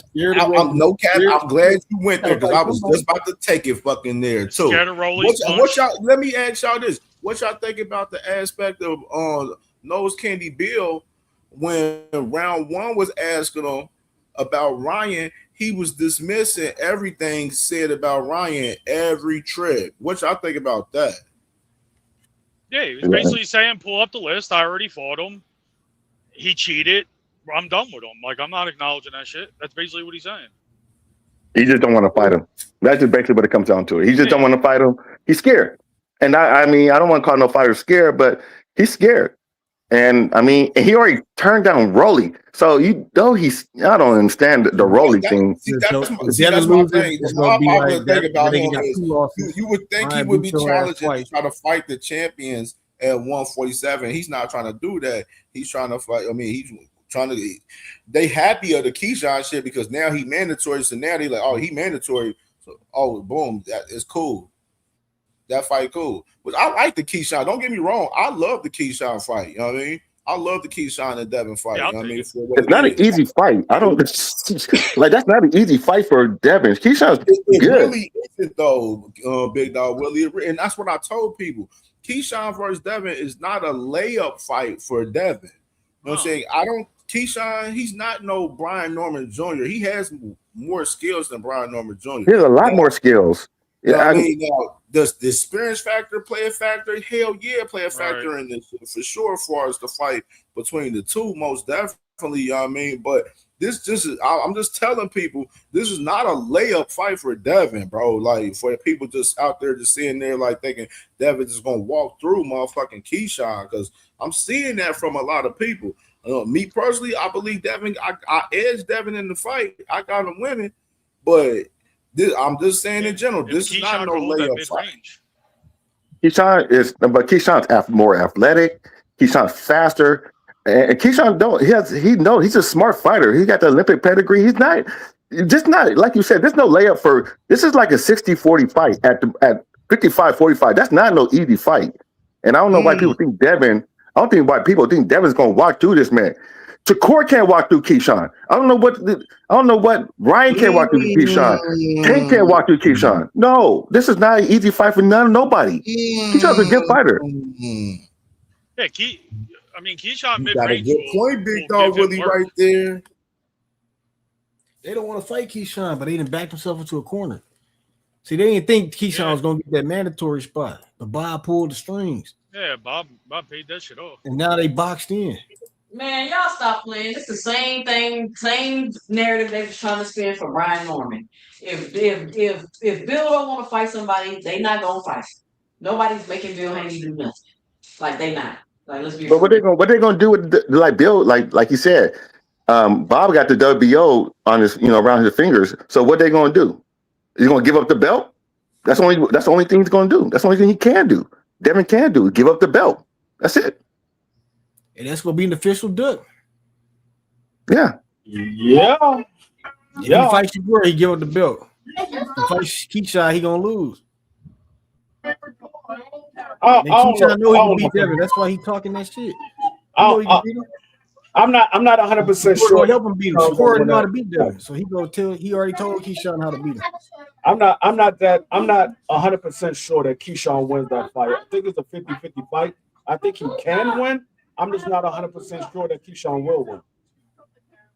Well, he's got to be able to close the distance. I mean, if he keeps him outside, he's going to box Keyshawn's head off. I mean, I don't think it's that easy. He's going to. He can't. I don't think it's that easy. It's going to be hard to keep him outside of mid range. Yeah, Keyshawn's pretty. I mean, he's athletic. He got power. He has precise punching. He has good IQ. His ring generalship's good. I mean, all he has to do is figure out how to close the distance on Dev. Like Dev's that's what I'm saying. He doesn't break anybody down in any fight he had. Keyshawn's gonna break Devin down over the course of rounds. But see, the thing is, like y'all judging it with the opposition that Keyshawn's been in the ring with. He hasn't been in the ring better opposition than Devin. He beat Pedraza. He beat Jermaine Ortiz. Pedraza, come on now. Pedraza really. Who the hell did ever beat Cambosis and fucking Brian Norman? Pedraza and Lemos are not better opposition. He brought Pedraza down. Who did Brian Norman fight? Name one person Brian Norman beat that was good. No, you said he fought. Brian Norman ain't beat nobody as good as Pedraza. You said he fought. Brian Norman ain't beat nobody on Pedraza level. No, Pedraza was not the same Pedraza that you're thinking about. So what? He ain't even beat nobody who was used to be somebody. He never even beat a guy like that. Niggas beat nobody, nigga. Like literally nobody. Y'all giving Brian Norman was better than Pedraza. He ain't got to. How you know? Because I know Pedraza ain't beating no Brian Norman. How you know that? Pedraza never even fought because the but is Brian Norman better than Keyshawn Davis? Because the Pedraza. Hold up. Let me Keyshawn fought better people than Brian Norman. Pedraza's better than anybody Brian Norman beat. Let me say what I'm saying. What I'm saying is the Pedraza that Keyshawn faced was a shell of himself, and he brought him down to he was still better than everybody Brian Norman fought. No, you gonna let me finish saying what I'm saying? Okay, what's Brian Norman performance besides Devin better than Pedraza? I didn't ask you was he better than anybody that Brian Norman fought. I said he's not better than Brian Norman. Pedraza I didn't say he was better than Brian Norman. I said he's better than anybody Brian Norman fought. You said he'll beat Pedraza. Randall was Brian Norman. You said he'll beat Brian Norman. I didn't say that. Pedraza would beat it. Yes, I said he's better than everybody Brian Norman fought. He is better than Brian Norman. Keyshawn is better than Brian Norman, in my opinion. No, I'm not talking about Keyshawn. We're talking about Pedraza. I never said Pedraza was better than Brian Norman. I said he's better than anybody Brian Norman beat. No, what you said was Keyshawn has faced better opposition than Devin, and I said Brian Norman. He's faced better opposition than Devin and Brian Norman. Yeah, who Devin? I mean, when Bob Byron has to pay a no contest. Are you listening to what you're saying? Cambosis is not better than Jermaine Ortiz, bro. No, okay, that's what you believe. But that's not what I believe. We've seen Lomachenko against Jermaine Ortiz. We've seen Cambosis against Lomachenko. It is night and day. That has nothing to do with Ortiz was robbed against Lomachenko, and Cambosis got knocked out. Did Jermaine Ortiz beat Cambosis? Yeah, he had beat Cambosis if they fought, but he never fought Cambosis. Did he beat him? I didn't say he never fought. Okay, so you don't know is what I'm. I do know because I seen them both fight other people. So how much money did you make on the fight? They never fought each other, but he's better. Okay, so you don't know. Okay, so Keyshawn's better than Devin Haney because he never beat Keyshawn. No, he's not. You don't know that. Okay, so that's why they got to fight, right? That's the point that I'm. So what's the proving to problem? You saying you know? You saying you acting like this nigga Devin Haney just leagues above us, like he don't even deserve to be in the ring with this nigga. No, just listen to the words that come out of your own mouth. You ain't listening. You That's said what I'm saying. you know, and I'm saying Okay, how so do you know? Did they fight? You said no, they didn't fight. So how did you know? Who did Devin Haney beat that's better than Keyshawn? I didn't say he beat anybody that's better than Keyshawn. What's the problem? You the one that said that Keyshawn faced better opposition than Devin Haney. Yes. Let me finish saying what I'm saying before you say he did, because you don't hear what I'm saying because you're talking about a whole different subject. No, I'm not. I asked you, who did he beat? Y'all, you ain't named one opponent that Devin beat. I'm done. You ain't named one opponent Devin beat yet. You talking in circles like Bill. Kambosos is not better than Jermaine Ortiz. Lomachenko lost to Jermaine Ortiz and got a gift decision. And that's Devin Haney's best win is Lomachenko. You know what I'm saying? Devin Haney never even fought another boxer that's similar to Jermaine Ortiz. That's, you know what I'm saying? He never fought another person that's going to try to outbox him. He never fought that style. So it's like Keyshawn already fought more styles than this nigga in a shorter, less span of fights. You know what I'm saying? So it's like nobody know what you're saying. Okay. All right. Well, when Devin give up the belt, we're going to have this conversation because he ain't getting in the ring with Keyshawn. I don't care if Devin fight him or not. Devin is not my fighter. You act like Devin is my fighter. I'm just saying he gonna give up that belt. When he give up the belt, we're gonna have this conversation. It doesn't make a difference to me at all. He's not my fighter. Yeah, D3 don't give a fuck about that shit. No, Cap, I ain't gonna hold you, brother. Hey, B4, keep acting like these dudes ain't ducking. I'll show you. I got a video right now where you can see fear in Devin Haney's eyes with Shakur pressing this nigga. You can see the fear in this nigga's eyes. I got the video right now. This nigga pulled up on Devin and Bill on H Money channel. This shit was before, like 3 years ago. Devin was pressing them niggas, looking like Bishop and Juice. But Devin Haney got fear in his eyes. Yo, we seen that personally. He ran out the ring when Shakur got in the ring. Devin ran out the ring, so we already know that. So I mean, Shakur, nigga. I mean, same thing with Keyshawn, though. I mean, like, he pump fake on Mason, and then he ducked He didn't do Devin Haney fears Shakur, and Shakur fears Keyshawn. Do the math. Hold on, one more, y'all. He didn't have the same energy for Devin Haney that he had for O'Shaquie. He didn't have that type of energy. What? That's what you know. O'Shaquie. The way Shakur came in the ring with O'Shaquie, he didn't come in the ring with Devin Haney like that. Because they got personal beef that's outside of boxing. Yeah, that's a different type of beef. Yeah, I mean, outside of boxing. What are you talking about? That's a different type of beef. Like Shakur's emotional. That they have a serious beef. I mean, him and Devin are more cool with each other than anything. But I think Bill Haney started that bullshit between Devin and Shakur. To be honest with you, so you got beef. You got beef. No, but not like the O'Shaquie and Shakur beef is completely different. It's a different type of beef. No, that man was talking about fighting Devin Haney outside the ring the same way he told O'Shaquie he'll fight him outside the ring. But we seen the difference, D. We seen the difference. No, there is no difference. You told both of them you'll fight him. No, there's a difference between Shock and Core and Devin and Core. There's a big difference between those guys beefing. No, there's no difference in you telling somebody you'll fight them outside the ring instead of fighting them in the ring. All of them are fighters. He told both of them he will fight them outside the ring. I never heard him say he fighting anybody outside the ring. No difference. He wouldn't fight Loma outside the ring because Loma said we can go to the parking lot now, and Shakur ain't go to the parking lot. Shakur went to his seat. Loma was out there woofing like he wanted to do something. He did the whole me back shit. Said we can go to the parking lot now. Shakur went to his seat. That's all I know. No, Lomachenko was acting like people was holding him back, and they both weren't gonna do nothing. I'm just saying. All Shakur asked him was to fight, and Loma tried to act like he wanted to fight him right there because he was. Man, that wasn't no square off. They were just out there running their mouths. They were just running their mouths. That ain't nothing. We can go to the parking lot now. Shakur went and sat down. That's all I know. Man, Shakur and Shock is serious beef. I don't think that Loma and Core was not even beefing like that. No, it's serious beef for Shakur. It ain't no serious beef for Shock. Or Shock saying No, there's serious beef between those two. They don't like each other. They literally don't like each other. Shakur is the one that seemed like he the one that's emotional about it. No. Let's not do that. Hold on. Let me say something real quick, you guys. What's up, everybody on the panel? What's up, Cam J? What's up, everybody in the chat? I want to say this real quick. Yeah, what's up, y'all? I want to say this real quick.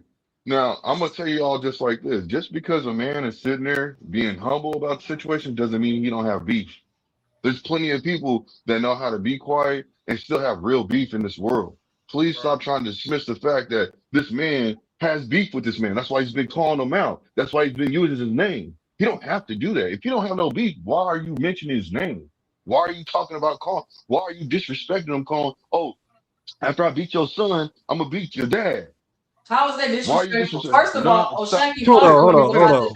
20 Bring years Flyer in said prison stop because he putting hands got on a Shakur body. kids. He don't got no real beef with Shakur. I can guarantee Y'all getting that. emotional. Y'all getting emotional.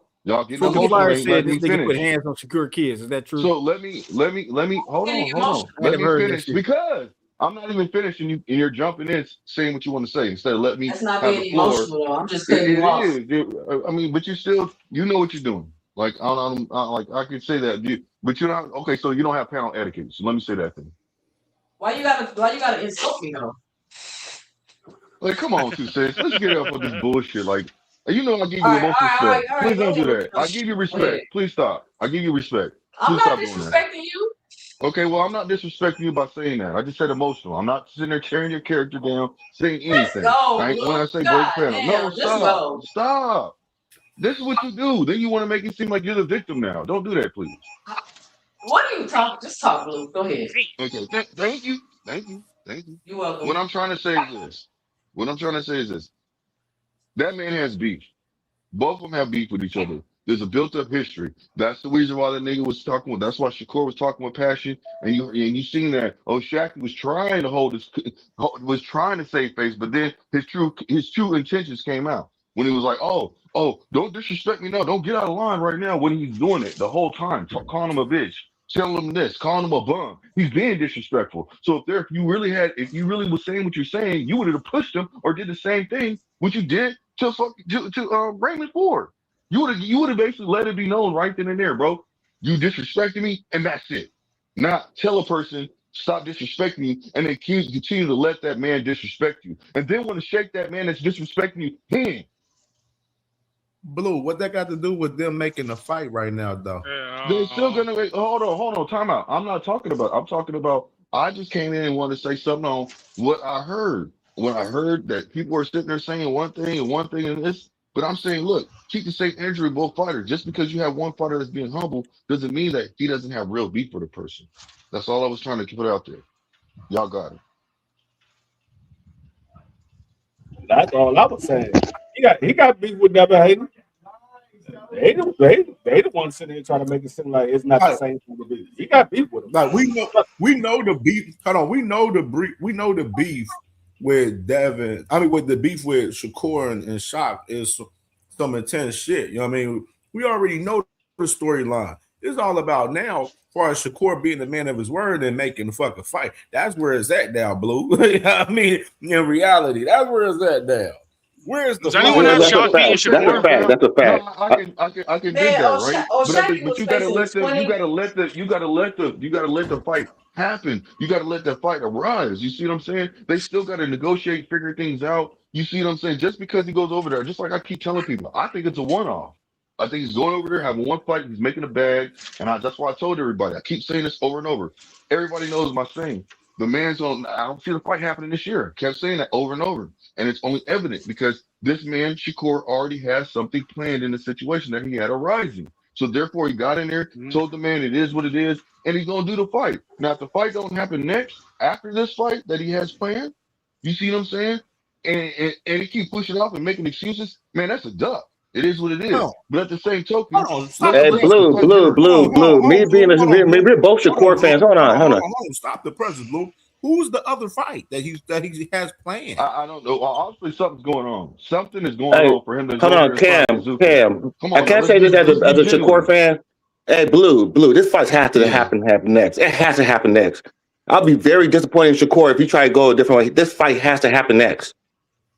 But see, that's you. Absolutely. You can't. I can't. No, it's not just me. That's just It's my opinion. no. We all have said this. Just Do said this. This fight has to happen next. Well, just listen, fam. Just because I'm looking at it from a business point of view. I'm not looking at the fighters. I think if the fighters had the choice, and this is what I'm saying, if the fighters had the choice to fight next, it would happen next. But I don't think it will because of the politics of business of the boxing. But this is what it is. We can't get on Tank. We can't get on Tank for not fighting Roach. We can't get on Devin for not fighting Ryan. This fight has to happen next, or we got to get on Shakur for the same shit. Get on. Listen to me, fam. Get on him. That's not the situation I'm saying. What I'm saying is the politics of the business that's stopping it from happening next. The fighters do want it. This is what I believe. Both fighters want to fight, but they can't have the fight because there's politics and something's already in line. It doesn't matter. Listen, y'all can say whatever y'all want to say. I know y'all hear what I'm saying. Like, we all know that. I understand what you're saying, Blue. I understand, but what's the fight in line that's holding it? That will hold the fight up? With Shakur can't speak on it. Look. I thought it was supposed to be the way Bill was talking. I thought it was supposed to be Bill, Devin Haney and Shakur and Zuffa. Obviously, it's not that because they in talks. It's been mandated that maybe they still are in talks. I don't know. Maybe they can pay Keyshawn off. You believe? So, even after Shakur called it cap, you believe that? No. Listen. I don't believe that. What's going on with that right there? You know I don't. But I'm just saying, if it was to manifest that they really was talking in the backs and they can't do it because of the politics, they can't speak on it because of the politics, I accept that. I'm not going to be upset because they already been negotiating. Hold on, Blue? Did you hear that? Did you hear Blue? I mean, did you hear motherfucking Bill earlier on the Boston Voice? He said that that it's an offer on the table right now for Shakur at 147 for Devin. Yes, I did hear that. That's what I'm saying. But so that's what I'm saying. Like, I don't know. You do not believe Bill. But Blue, stop it. You do not believe Bill with that shit. Hold on. Listen to me. I've already said this more than once since I just hop on the panel. I don't believe Bill. But if it does happen, it's the politics of business.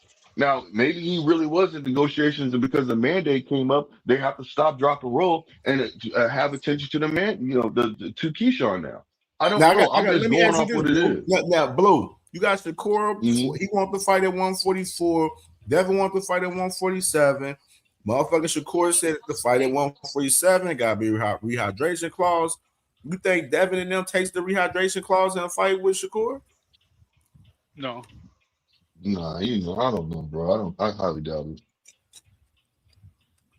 I don't know. Maybe he really wants to fight. I can't answer that question, bro. Because that's when it comes all full circle. My answer is no. You know that, bro. Blue. I'm gonna tell you right here. It comes back all full circle, where the fight that need to be looked at right now is Ashaki, brother. For Shakur, that's the fight that need to be looked at, brother. But CamJ, I'm not saying that fight don't need to happen. I want the fight. I would love that fight to happen right now, fam. That fight not happening, bro. It's not happening. But hold on. Check it out, CamJ. I'm not saying that fight. I don't want that fight to happen. I want that fight. I want this nigga to get in the ring and whoop his ass. That's what I said. Yeah. There's no other fight unless he's fighting Devin Haney. There's no other fight he should be fighting outside of O'Shaquie Foster. He ain't fighting no Tank Davis because Tank Davis ain't back. If he ain't fighting Devin Haney, he needs to be fighting O'Shaquie Foster. Look, the energy that you guys are putting out, I just want y'all to make sure that, you know what I'm saying, anybody that comes out and say, I didn't want that fight, y'all should defend it and say, hey, man, that fight was a fight, and I'm glad that fight happened. That's what I want to hear. Like, if this man is to go through with this shit, because, I'm going to tell y'all just like this, there's a lot of people that's waiting to crucify this man no matter what. Dude, why would people change up the tone of winning the fight with Ashaki, though? Listen, fam. I've already talked to other people on panels. The whole world wants to see the fight. Hold on, Blue. That's not true. Last Saturday, the whole world wants to see this fight right now, bro. Hold on, There's people out there they don't want to see the fight. They don't want to see the as fight. long There's as people that you, don't want to see the fight. know me, as long as you know me, have you ever seen me change up on a fight that I say I want? No. I'm not saying you guys. What I'm saying is you guys help support. I'm saying you guys help support Come on, Blue, you anybody lost that your has channel, any bro. pushback. What are you talking? I don't understand this. Like all I'm saying is you guys help support. This is why You this see is what I'm happening, saying? Blue. Blue, you got to understand the significance of what Shakur did. This is what's No, going give on. him credit for These fighting words right oh here. shot. He got to be a Anybody man giving of these pushback, words. say what y'all talking about. That fight is number one. That fight is a banger. That's what I'm saying. Shut the motherfuckers down. I'm not saying anything else.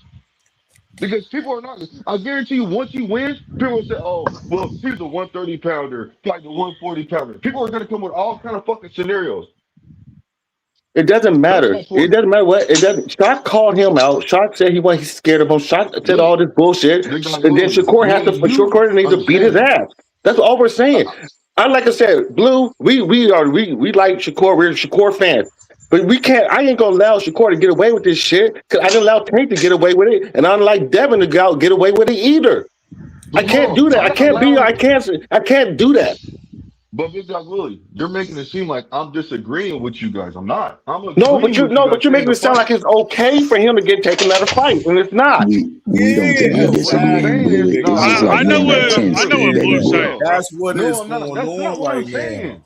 What I'm You saying know is, how if you he's get on already the 10 speed? negotiated, listen. If he's already, that's not what I'm saying at all. What I'm saying, and I'm gonna say it one more time. I'm not gonna keep going back and forth with people, and I understand this is no disrespect when I say this.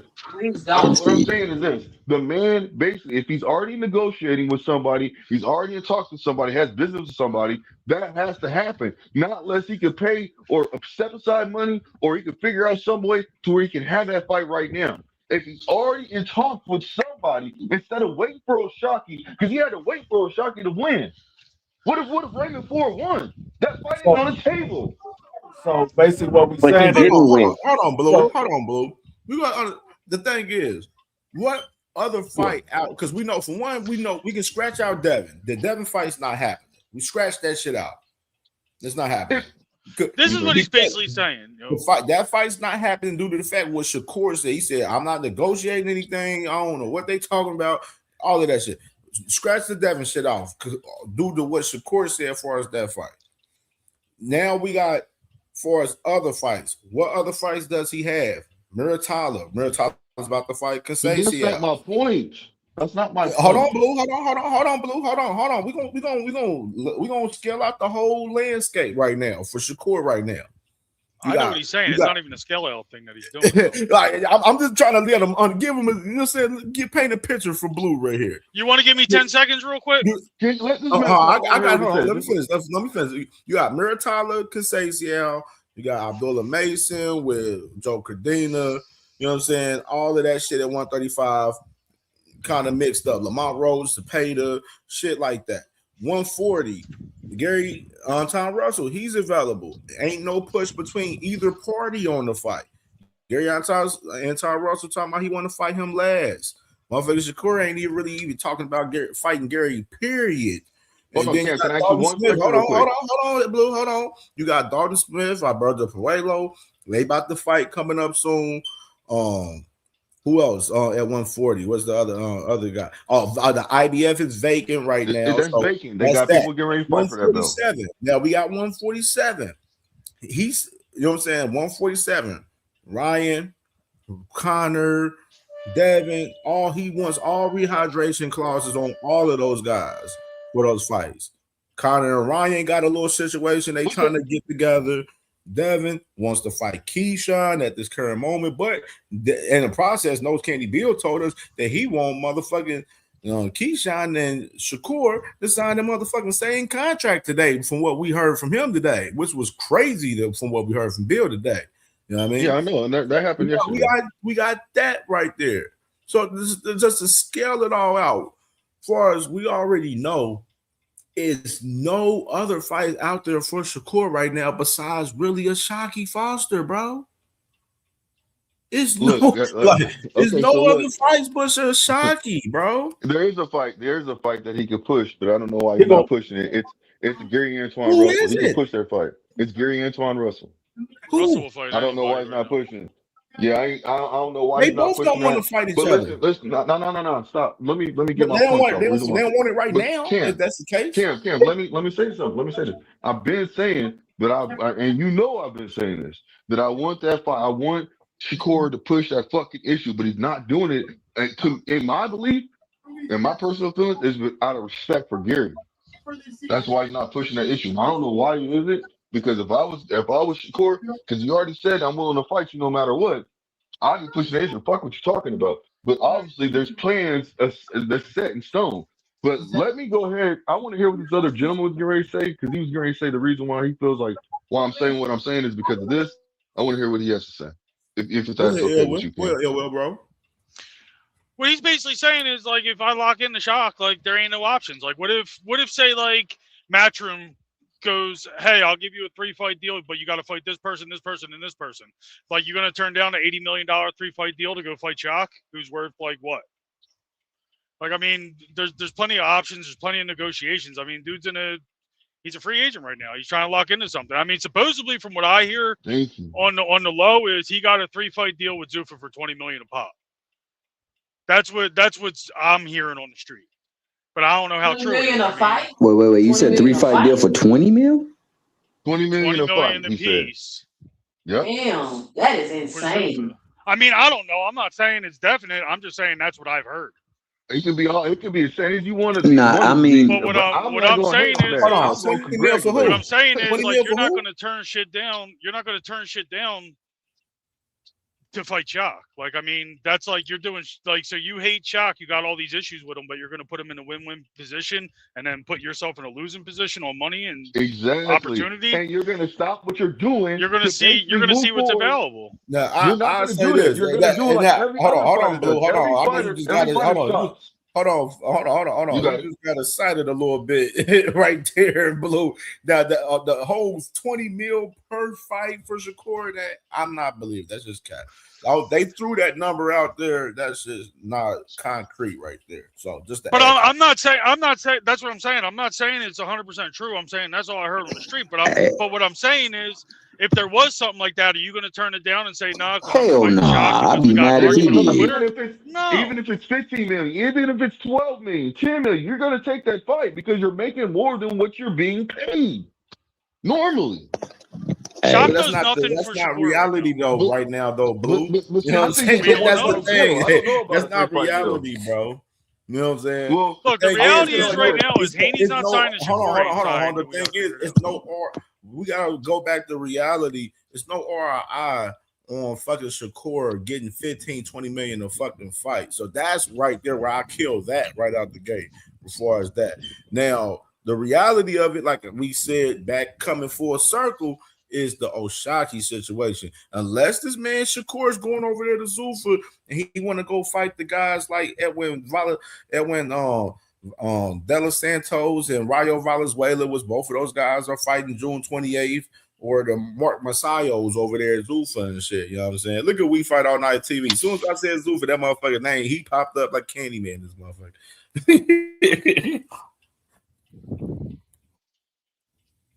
Yeah, I don't know. I just want to see the fights, man, and that's all I'm saying. Look. All I'm saying is, and I don't know why I'm getting so much pushback. But hold on, Cam. Let me Blue. I want to bring it to his perspective for you. Big Dog Willie is a Shakur fan, and he's saying that Shakur has to stand on that. As far as the situation with Oshaki, everybody feels the same fucking way. You the only one that don't feel the same way on this panel right now. That's not true. You're not listening to what I'm saying. I've said I want that fight right now, but if he's negotiating with somebody else on the table, he ain't negotiating shit, Blue. He ain't negotiating shit, Blue. It ain't no evidence on what he's negotiating, Blue. Cam, I'm gonna ask you this, Cam. What's he doing right now? Since you know, you are part of the team, Blue. The man Shakur just told when he was leaving the arena Saturday night, he was telling us, tell motherfucking Oshaki and his team to pick up the phone as he was fucking leaving the fucking arena Saturday night on Twitter. He's not negotiating nothing right now, Blue. That doesn't mean okay. So let me say something to you. He's I hear not. what He you're don't saying, got no. He don't and have I see nothing where you're going coming on right from. now, Blue. But okay, Blue. You're being in I denial. agree What's with you. going on? Shakur has nothing going on right now. He's available as fuck. Okay, let me say this. I just want you to see it. I want you to see it from my point of view. I see it from your point of view. I truly do. From your point of view, when he makes that comment, it seems to you that he don't have nothing on the table. But to me, that makes it seem like pick up the phone or when I call you, be ready to answer the phone, right? So to me, what that means also, it could be, look, I'm calling up, we're gonna sit there and negotiate the shit, and we're gonna figure it out. That's what it means to me. So that doesn't mean that he's gonna pick Blue, up the come phone on. and automatically, stop. Blue, come That's on, man. my opinion, bro. That's wildin', my Brody. opinion. I know That's Blue is not your opinion, wild. but it don't sound right. It don't sound Well, right. it doesn't sound right to me that you guys are saying that he has to fight him fucking next. He has to Yes, he stop does have to everything. fight him next. It Listen to does. me. He Listen to me. does. There was no Where's the guarantee money that coming Shock from? was gonna win. Listen to what I'm saying. There was no guarantee that Shock was gonna win. He still had to wait until that day. won Which though. just No, freaks but me. Shakur Listen. just Oh fighting. my God. He You won guys are though, listen to what I'm He Blue. saying. You was guys are just waiting. arguing. He was waiting.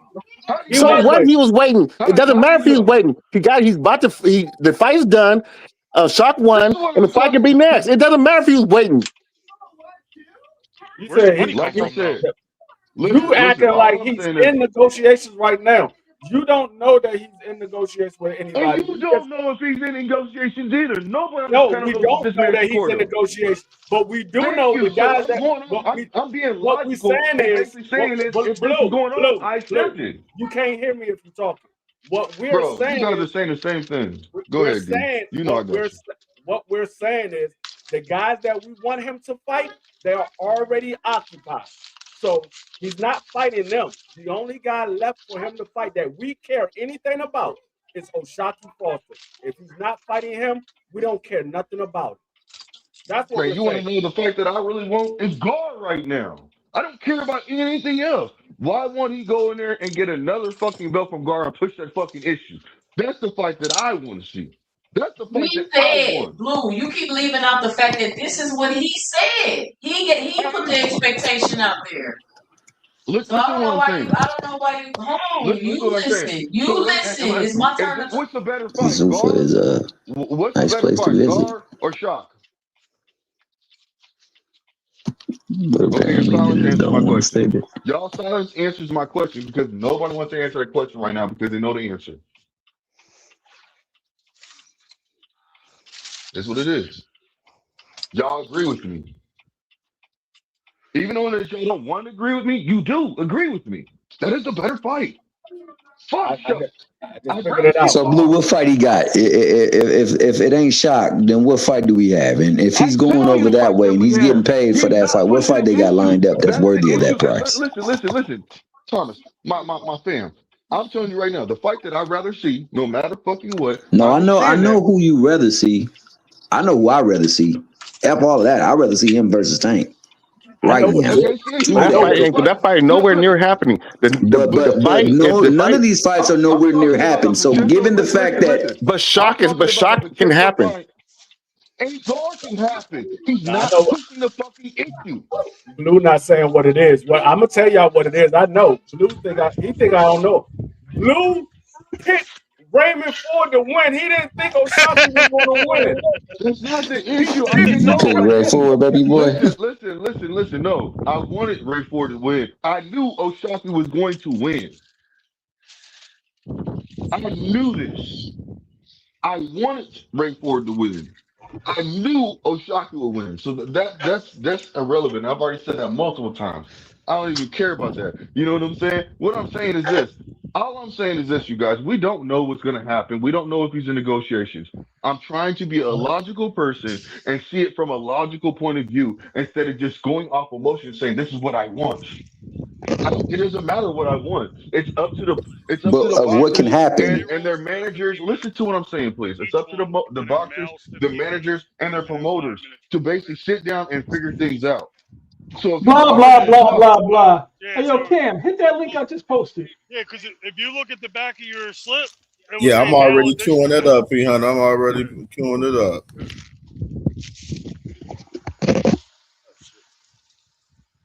Man said it was what he was gonna do, and people want him to do what he say. It's just that simple. All this circus, universal circus hoop jumping everybody doing, it's simple. You either gonna do what you gonna say or you not. If you don't, then it is what it is. If the criticism is the criticism. But all this hoop jumping and you gotta understand and you don't know and all of it. Listen, since when do we do that? You either ducking or you not.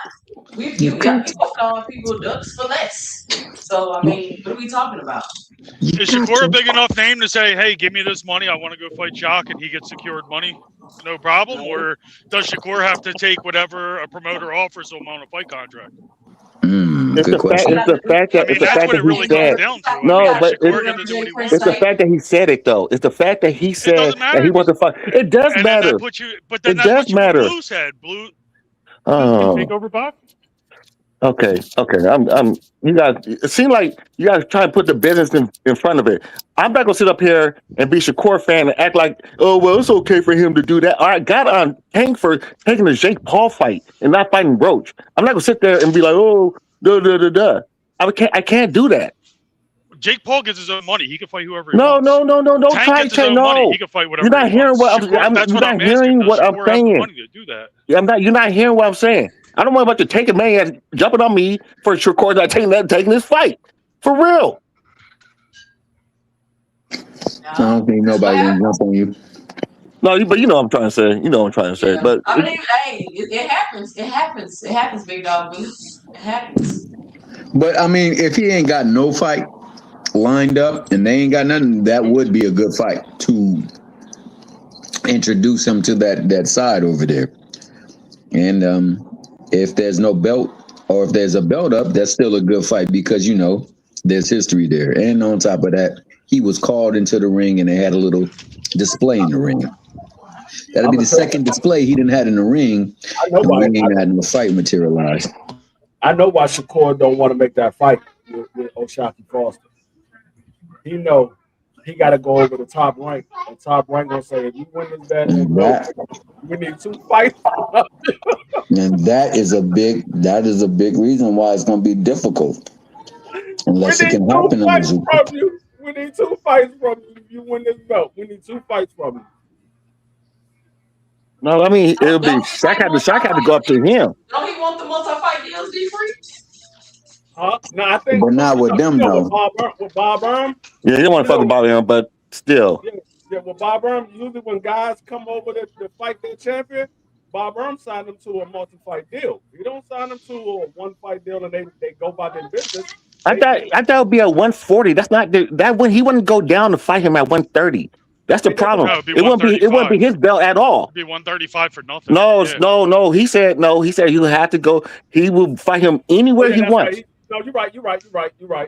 So he can go over there and get his ass whooped and still keep that 130 belt. D-Free, how long you been watching boxing, D-Free? But he still will have to come to Top Rank because Shakur is not signing anybody right now, unless he's quote unquote signed to Zuffa.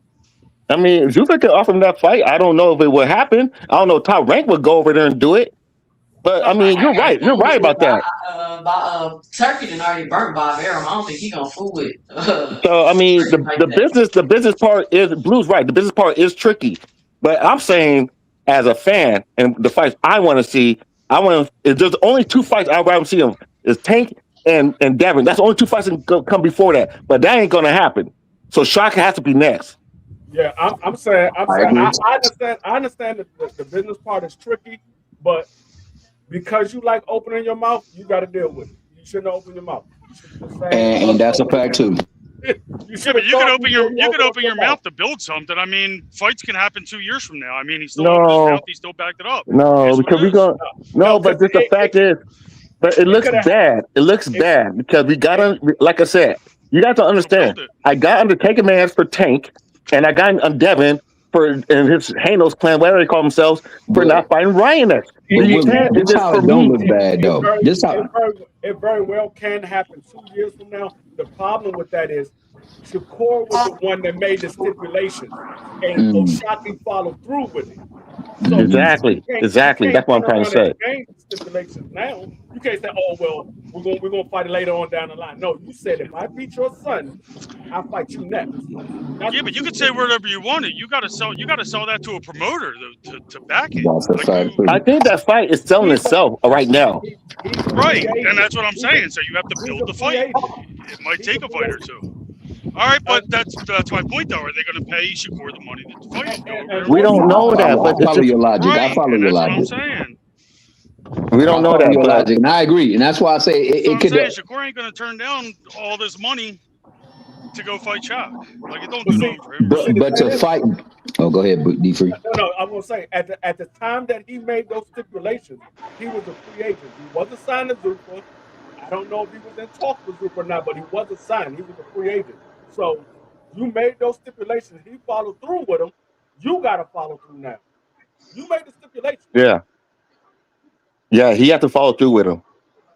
So that's what I'm saying. I understand what you guys are saying, but me as a fan, I can't like I said 4 or 5 times before. It doesn't sit right with me, man. It doesn't.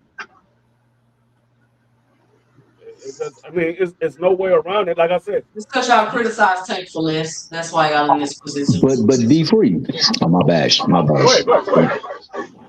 But D3, like if you get the other fights, or if there are other fights they can make that are as demanding or even more, then you still can build that fight. But the fights you take from this point forward has to exceed that in order for that fight to build. Yes, it has to be a fight with Antoine. It has to be a fight with Devin, Ryan, Connor, Ben, Tank, Facts. Keyshawn. It has to be one of those guys. Well, what if Shakur? I don't want to see it. I mean, I watch it, but that's not what I'm looking to see. You might as well be fighting Joe Cordina if you ain't fighting O'Shaquie. I'm saying though, like, what if Shakur went down to 135, right, and grabbed the WBC belt and then fought Chuck for the belt? From who? I don't think the WBC want to fuck with Corey anymore. So I don't. He's going down to 130 to fight. I mean, he's going down to 135 to fight the winner of Lamont and Zepeda. Yeah. Why? I'm saying, what if he wanted to do that and get the belt and then fight? Because then you're fighting Shock for a belt at 135. No, that doesn't. Okay, it does. No, we already if Zepeda wins the fight, we already seen the Zepeda fight. I ain't trying to see that again. All right, so Shock go up and fight Zepeda and then fight. But that's Shakur. That's what I'm saying. You got to do like 2 fights to build that, John, or something. Then you can tell that to a promoter. 2 fights. You don't need 2 fights. All right, one fight. Go get a belt. You don't need 1 fight. No. Will, you telling O'Shaquie to go do something else when he? You're telling someone at 140 and 130 to meet somewhere in the middle and fight. Shock said he would do that. Will, you're telling O'Shaquie to go do something else when he already did what you told him to do to get the fight. He already. And I hear you, but what I'm saying is you got to sell it to a promoter to back it. No, you want to sell it to a promoter to back? Go up and grab a belt. At the end of the day, if it's not one of the guys that we just named that we want to see him in there with, and he go fight some off-brand dude, he ducked O'Shaquie Foster, and that's what I would call it. I don't. And you can spin it any way you want. At the end of the day, I mean, if there ain't no money to fight, there ain't no money to fight. Shockey ain't gonna fight him for free, and he ain't gonna fight Shock for free. It's money in that fight. It's money in that fight. All right, well, we'll find out. I mean, he got to sign something. Shakur right now got to fill out something to fight. So offers got to come. I think you understand. I think you know what we're talking about, though. No, I agree with you 100%. I'm just saying there's a big gap in business. Okay, I think the business thing about it is one thing, but for him to say it had to build up, this fight been building for a while. He made Shakur made him fight somebody completely different. Now it's time for Shakur to fight this dude. Do you think Shakur's afraid of Shockey? No. Why would I think Shakur's afraid? I just want to get that out of the way because I mean I don't know if anyone else thinks differently, but I think Shakur whooping his ass. I think Shakur 12-0 him. All right, so now that we're on them terms, right? So now you got to get. I'm the biggest Shakur fan out here. How you gonna tell me? I hear you. I just need a level. I need to know where everybody's at because I'm just making sure I'm not the only person that thinks Shakur will like dominate this dude like it ain't shit. So I think so. I don't know what will happen. All I know is I want to see the fight. Whatever happens. Right. You know, I don't have a dog in the race. I don't care who wins. I just want to see it. Right. No. But what I'm saying is, are promoters going to put out all that money just because you want to see it? Like, No, is there it's not bigger just fights that me. they want to see Shakur It's not fight? just Like, me. you know what I'm It's a saying? whole bunch of. Never We mind. got to see. You got to shop. That's what I'm saying, though. You got to shop it. You got to put out polls. You got to see what people are hitting on content. Hold on. Yeah, well, so what you're saying DHP is, put it on. hold on. So what you're saying is, Shakur is going to outprice himself for a guy that doesn't make that much money? No, I'm not saying that. I'm saying Shakur is worth what he's worth, and he has to get a contract to fight O'Shaquie. What is he worth? What he's worth. Why are we arguing about his pockets? Why are we arguing about What is it, like $9 million a fight? Is that what he's getting on there currently? I don't know what he's worth because he's been fighting for Turkey. So, you can't go off Turkey number. Hey, are you a Shakur fan? Are you a Shakur fan? Asking you. Asking if I'm a Shakur fan? No, Yes. I actually don't like Shakur at all. Okay, so I why are think you he's putting all this shit on him like now? How am I putting shit on him? Because I'm being realistic, dude. I'm not a fucking boxing fan. I talk real shit. Like, you can't answer the business side, but you're telling me. So you're telling me I'm thinking Shakur, but you can't answer business. You're not a boxing fan, but you don't come in here and say this. Cool. But you can't answer business. I'm asking you business questions. You can't answer it. Cool. So answer the business side, dude. Who's paying Why the are you money? screaming? Why are you screaming, dude? Who's paying the money? Because you're calling me a fucking Shakur fan. So who's No, paying I the did not business call you Shakur side? fan. I you did know not who's- call you a Shakur fan. Who's paying the business side? I'm asking you a question. Who's paying the business side? Dude, Who's the promoter listen, that's taking why this? are you Who did yelling? they sell it to? So you don't Why have are because you you don't have a yelling? fucking answer, dude. You don't have an answer. You're talking nonsense. You're trying to push some shit on me. You're trying to discredit me, but you can't answer a business question. So where does this conversation go? Dude, It don't go past the business. fuck Ain't down. Are you gonna let me talk? Thank you. I already said I don't know where it's coming from. But listen, what I'm saying is this. I want to see the fight. It just sounds like you are making it more. Everybody wants to fight, No. Let me finish. It just sounds like you're just saying it's not going to happen. It needs to build up. It needs to do that. What I'm saying is the fight's already built up. That's all I'm saying. If you want to promote the fight, you have to promote it. So number one, before they can even turn into anything, people are going to do medias. Then they're going to go and they're going to check what the media hits are. They're going to see what the polls are hitting for, and they're going to see if it has value. Before there's even a conversation, period. And then if there ain't enough value in that to push it, then someone's going to have to make a move. I don't know. Did you see the polls? Direct me to the poll. Dude, you just said you're not a boxing fan. I'm not a boxing fan? Okay, I'm not. You just said that. You just said that. Okay. I said I'm not a boxing fan? Okay. Yeah. So how would you know? How would I know? I didn't say I wasn't a boxing fan. I don't know what the fuck you're talking about. I got swear to God, you said you wasn't a boxing fan. No, I said you're saying that I'm a fan of a boxer. I said I'm a boxing fan, not a boxer fan. So no, I'm not this fan of Haney or Shakur that's trying to push this like Shakur shouldn't have to fight him because what I'm telling you is there's a business side of boxing and boxers can't do shit without the business. And I'm telling you, you're saying that there's no buzz around the fight. I didn't say that at all. What I said is you have to shop the fight. I said you have to shop the fight. What polls are you going off of? What clicks are we going off of for media? There's nothing to go off of. I think he's saying how quantitative is the buzz, and if it's enough buzz behind it and enough. No, I understand. You need a buzz to have value. That's what I'm saying. Hey, Thomas, I understand what he's saying, but the fact is, I guess he's right. But I think what I seen, listen, what I think of what I seen in that ring and how people were cheering about it, how we're talking about it, and how other people are talking about it, it seems like there's enough buzz in that fight to happen next. So you got to give it 3 weeks and let the polls go. That's what I'm saying. No, that joint was on ESPN. That joint was on ESPN. It was on Boxing Scene. It was on Boxing Voice. It was on what's that little joint with Ring Magazine? It was everywhere. They was right, and then they're going to watch the views. They're going to see what the clicks are. They're going to throw polls up. They're going to see what the polls are hitting for, and then in a couple of weeks they're going to have a number.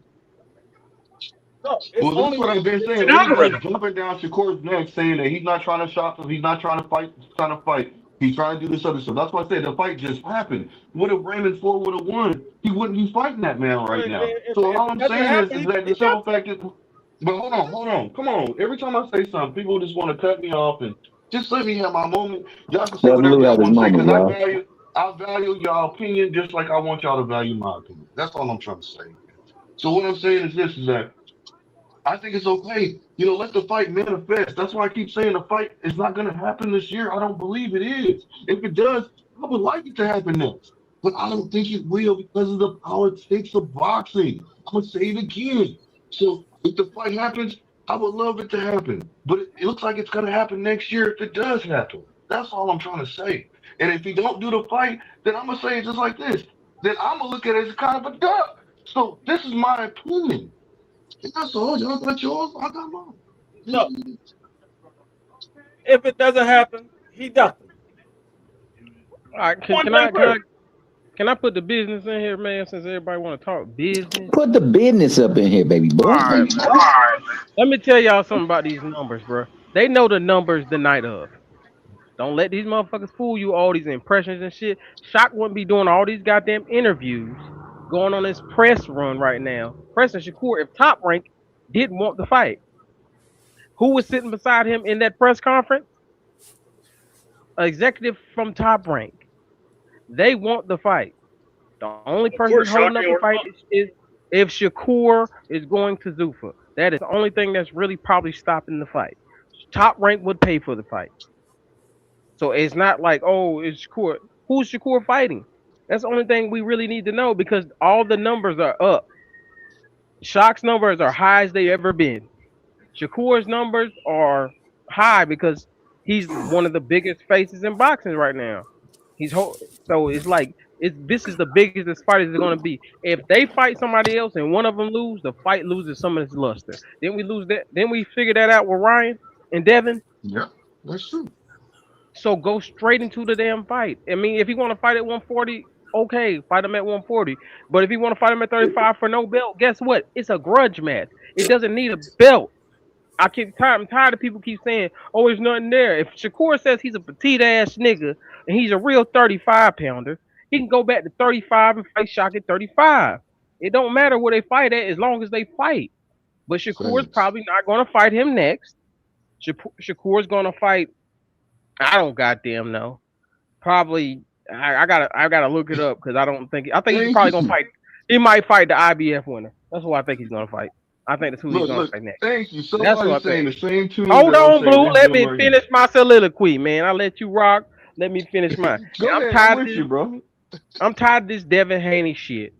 Bill been on here capping all goddamn day. And no cap, I'm pissed off because you went over there on a damn tangent and you ain't asked not a goddamn question. Pissing me off, nigga. Don't get your ass back on TVV unless you're going to ask the questions because I thought you was going to ask the goddamn questions. You ran Bill ass off. Because you ran him off talking shit, nigga. Stop. You supposed to. First of all, hold on. Nah, he was up there. You supposed to be nice to the nigga. In a false sense of security. I'm on the Discord, so this shit live. You supposed to lull him in there with a fall. Say, come on, bring Bill back. Be nice. Then jump on his back. Then jump on his back like a goddamn cat. Before they even take calls, nigga. I was talking to round one, nigga. I know, but round one, fat ass. I can't stand his fat ass.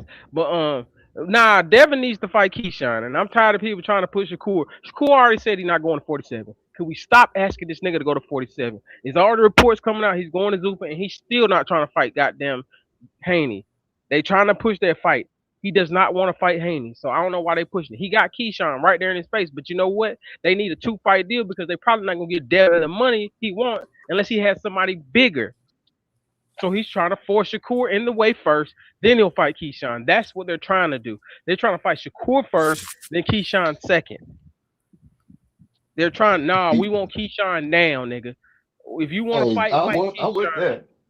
But we got to stop. These niggas keep playing these games, nigga. Fight the niggas you supposed to be fighting. Why he ain't trying to fight Ryan? That's pissing me off. We keep letting this nigga slip and crawl.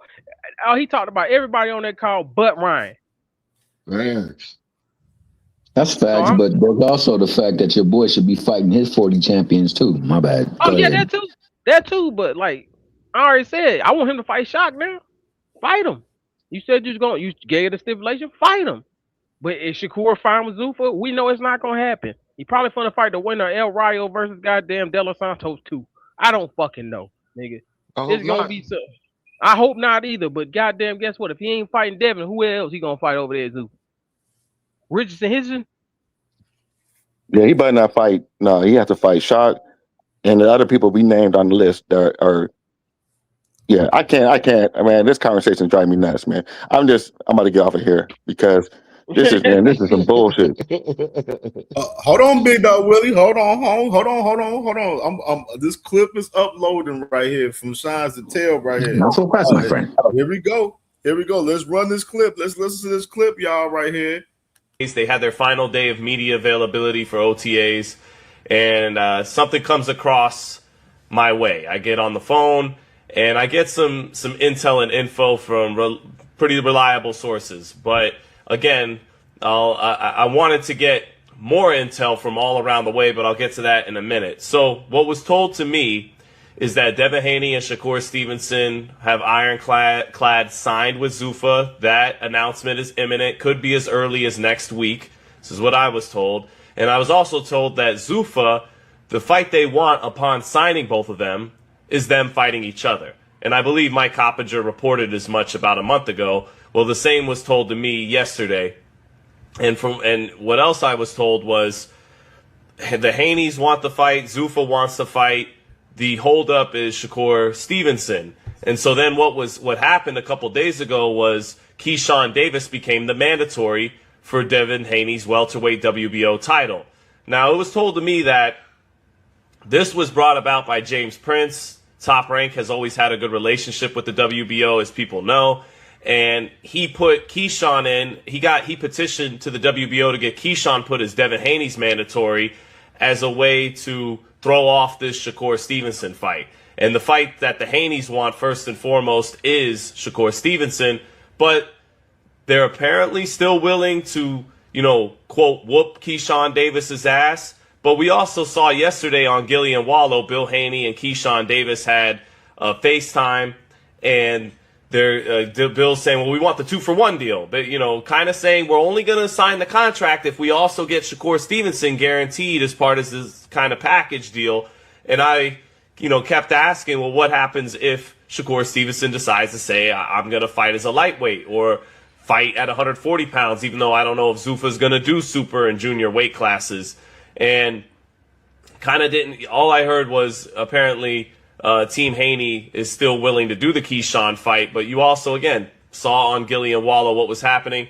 I reached out to multiple members of Team Shakur Stevenson, tried to get word on it, reached out to people from Team Keyshawn Davis. What I did get from the Keyshawn Davis side is, look, I don't know, we don't know anything about all of that, about the politics of it all. All we know is we want to fight Devin Haney. So that's what I heard from Keyshawn. Try to reach out to multiple people from Shakur. I want to get Shakur's side because I have this intel, Shakur's been denying media reports for the last several weeks. So I would love to hear what Shakur Stevenson or James Prince or anybody from his team has to say that would off-put what I'm hearing from sources. But that is where we're at. That from what I...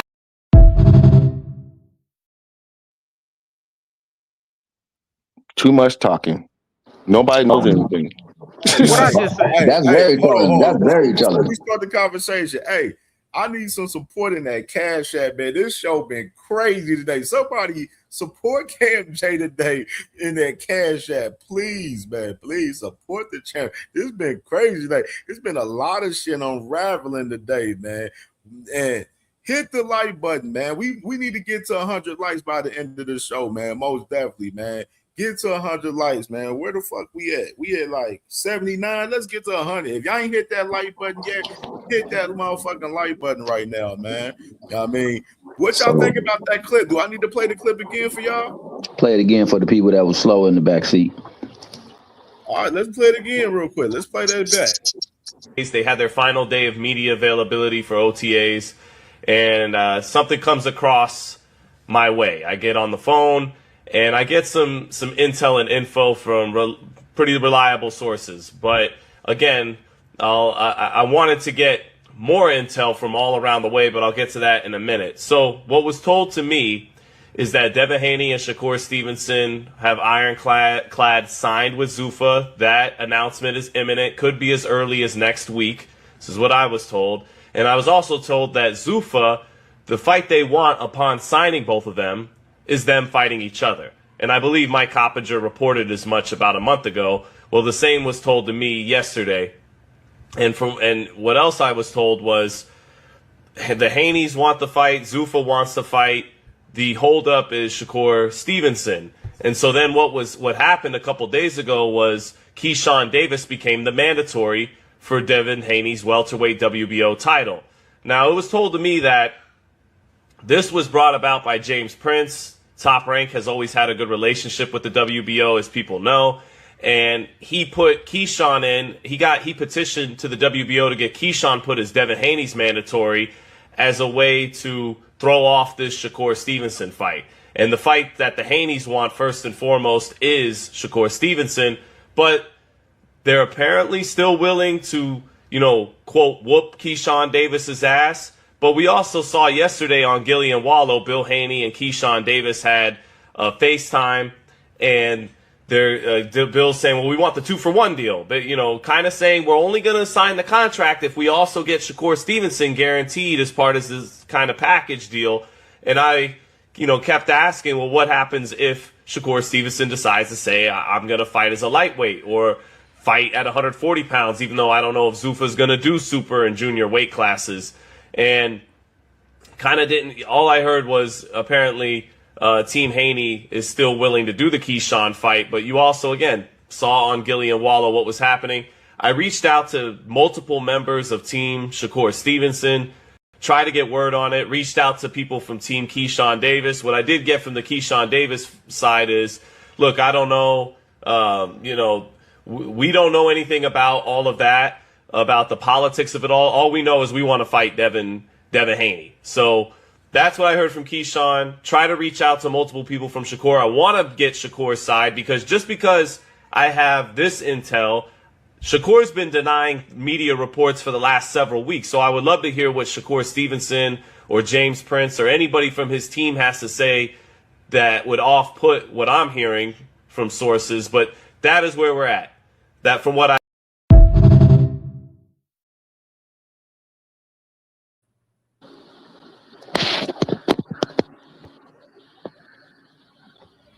Pretty explosive right there, man. Pretty explosive, man. What's your thoughts?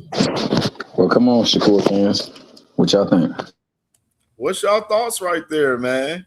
Sean Zattel making a report saying that Devin and the man Shakur is headed to Zuffa and that the announcement is going to be happening probably in the next week, and that Zuffa wants both guys to fight each other immediately right now, which we all know, which I told y'all, the fight with Devin and Shakur is not going to happen because of the weight.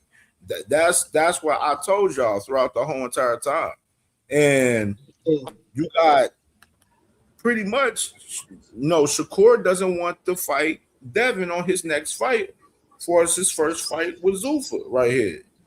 You know what I mean? So what's y'all thoughts? I want to get y'all thoughts about this right here from this report right here from Sean Zattel.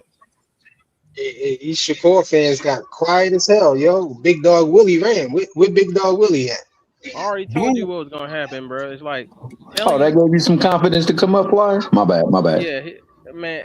It's I was up here already. First of all, both sides are full of shit. I don't care about who they fight, where they at, bro. Like, nigga, y'all got people that y'all need to be fighting right now. Devin need to be fighting Ryan. That's the Shakur need to be fighting Shot. Stop trying to fight and fuck each other. Stop capping for each other. You just fucking muddying in the waters. Keyshawn's right there. If you want to fight your mandatory, go fight your fucking mandatory. You keep saying, oh, I'll defend my belts. Go fight fucking Keyshawn then. I don't want to keep hearing you might fight him, nigga. Sign the fight. Send a nigga a contract. Man, you don't never say nothing good unless it got to do with Jamal Charlo or that's right, nigga. Never gonna talk about good about nobody. Hold on. I want to take note of this real quick. You ain't talking about the video. I want to take note of something real quick. Don't y'all notice what from that report with Sean Zattel, where he basically was making it in a position where Zuffa is trying to push the fights for these guys on Zuffa, not no ring shit. some Zuffa shit. That's Well, what it sounded like to me as well in this little clip. If I could just, it'll make and it a lot they both easier if you could just signed. give me like 2 or He 3 said minutes and just blow dry real quick. So can you do this? he said both of them signed, right? And he said that's the fight. They trying to get them to fight each other. But Jay Prince did this to try to throw him in the way, throw Keyshawn Davis in the way to protect Shakur from the fight. So Because Shakur's now not we going to know why. go either way. He's So not now going to we know. go up there. Why y'all keep So trying to now we fight this know. nigga? He keep Come on, telling man. Be y'all quiet, man. no. Come He on, keep telling wait y'all your no turn, for man. 45 days, and y'all keep trying to Put your fight the little, nigga. Go fight the put your niggas in baby your weight shirt back class. on, bro. Put your baby shirt No, back nigga, on, bro. you ready to goddamn put your Devin Haney drawers on and jump out the It ain't no window 140. and goddamn It ain't no no. Try to 140. fight It niggas ain't. your size. Hey, Y'all Don, trying to It ain't he fight no them heard that. He 140. skinny heard that ass video and niggas, he got man. some courage. It ain't no 140. It ain't no 140 at Zuffa, man. Ain't no 140 at Zuffa. And we saw what Shakur looked like standing next to in front of Oshaki. So we know he ain't going back down to 135. And we know he looked like he was Xander Zayas. He the same size as Devin, man. I ain't trying to hear that little man stuff no more. He just don't want to fight Devin, man. And now we know why Bill was saying what he was saying in that video, because he was trying to get Keyshawn to convince Jay Prince to let Shakur fight him too. Because Shakur on some other stuff, man. He don't want to fight Devin. Who he gonna fight over there, man? If they don't got no 140 and he know he ain't going back down to 135, if he's going to 135, he could have fought more Tyler then. Why ain't he fighting? Or Shockey. Or Oshaki. What's up? Hey, I say it like this: Shakur should fight Devin at 147. If Devin is not a weight bully, it shouldn't be no problem with the rehydration clause. Fight the man under the rehydration clause, get the fight over with. So these two fan bases can stop arguing, because that's all we want. Oh, Shakur don't want to fight. What he said he'll fight him at 147 rehydration clause. The man say he's not a weight bully. Okay, take the rehydration clause, fight Shakur, get it over with. We see who the better guy is. No, we don't do rehydration clauses when both fighters is at the same weight, bro. The rehydration clauses is for fighters. Bro, hold on. Rehydration clauses is for Hold when on. a fighter from a bigger weight Let me class do try this. to fight a fighter from a We lower weight didn't class. get to break this down. Hold on, Fly. We didn't get to break this shit down for us. Both of these guys heading to Zuffa though. In general. Hey, before you start on that one, Cam, let me get this one off. In G League, dog. Let me get this one off. No, you ain't getting nothing off, Tommy Hill. Both of these boys going to the G League, dog. That's nasty work. Yeah, Go ahead, T. shout out to Tanker Maniac, Cam J. Shout out to Tanker Maniac, Ain't nobody Jazz talking Queen. about Tank, Shout man. out. Come on, Because let's put we've been Tank in saying there, this for man. 3.5 Tank months ain't signing that the y'all Zuffa. were Why you destined bringing to up go Tank, this man? way. And y'all said it Why was you bringing up fake. Tank, bro? No, because you called it If Tanker Ray Davis Mania when bring we up were Tank, saying y'all the gonna throw truth. Ray Davis off. If Big you told wanna you, talk about told Tank, you. man, no. Everybody Tank told ain't you. fighting No, right that's what now, they man. We called just us talking about when we Tank, were bro. telling you the truth. Nah, Now Put you your shirt back see on, it's Tank. from the switch's mouth. Put your shirt back The on. You switch's don't need to mouth talk done about no told you. Tank, bro. Cam been You telling ain't you talk this. about Tank, man. Talk about the Since been video we telling you saw, this. man. The only Stop thing I bringing said up about Tank, Tank is bro. I want him to This whoop Tank y'all favorite maniac. fighter's ass so y'all can shut that stuff Put up. your shirt back on, bro. This don't got nothing to do with Tank, man. Tank got his other Let's stay battles he on dealing track. with. Let's But stay on track. Stay on yeah, track. oh, for Yeah. sure. I'm staying on Stay track. on track, man. I'm Stop staying bringing on up track. Tank, bro. You trying to change it up because the You trying to bring up inevitable. Tank, man. Everybody Stop been bringing talking up Tank, about. man. Hey dog, why you so No, man. emotional? Stop, Why man, when you you so bringing up Tank, emotional? bro. Stop the Fly, presses. why you so emotional, bro? Stop the No, you presses. need to stop bringing up Tank, bro. Who do you want and when do you want? We gotta fight the champ. Set it up. Me and Devin, we can lock in. After he fight Cambosis, let's get it on.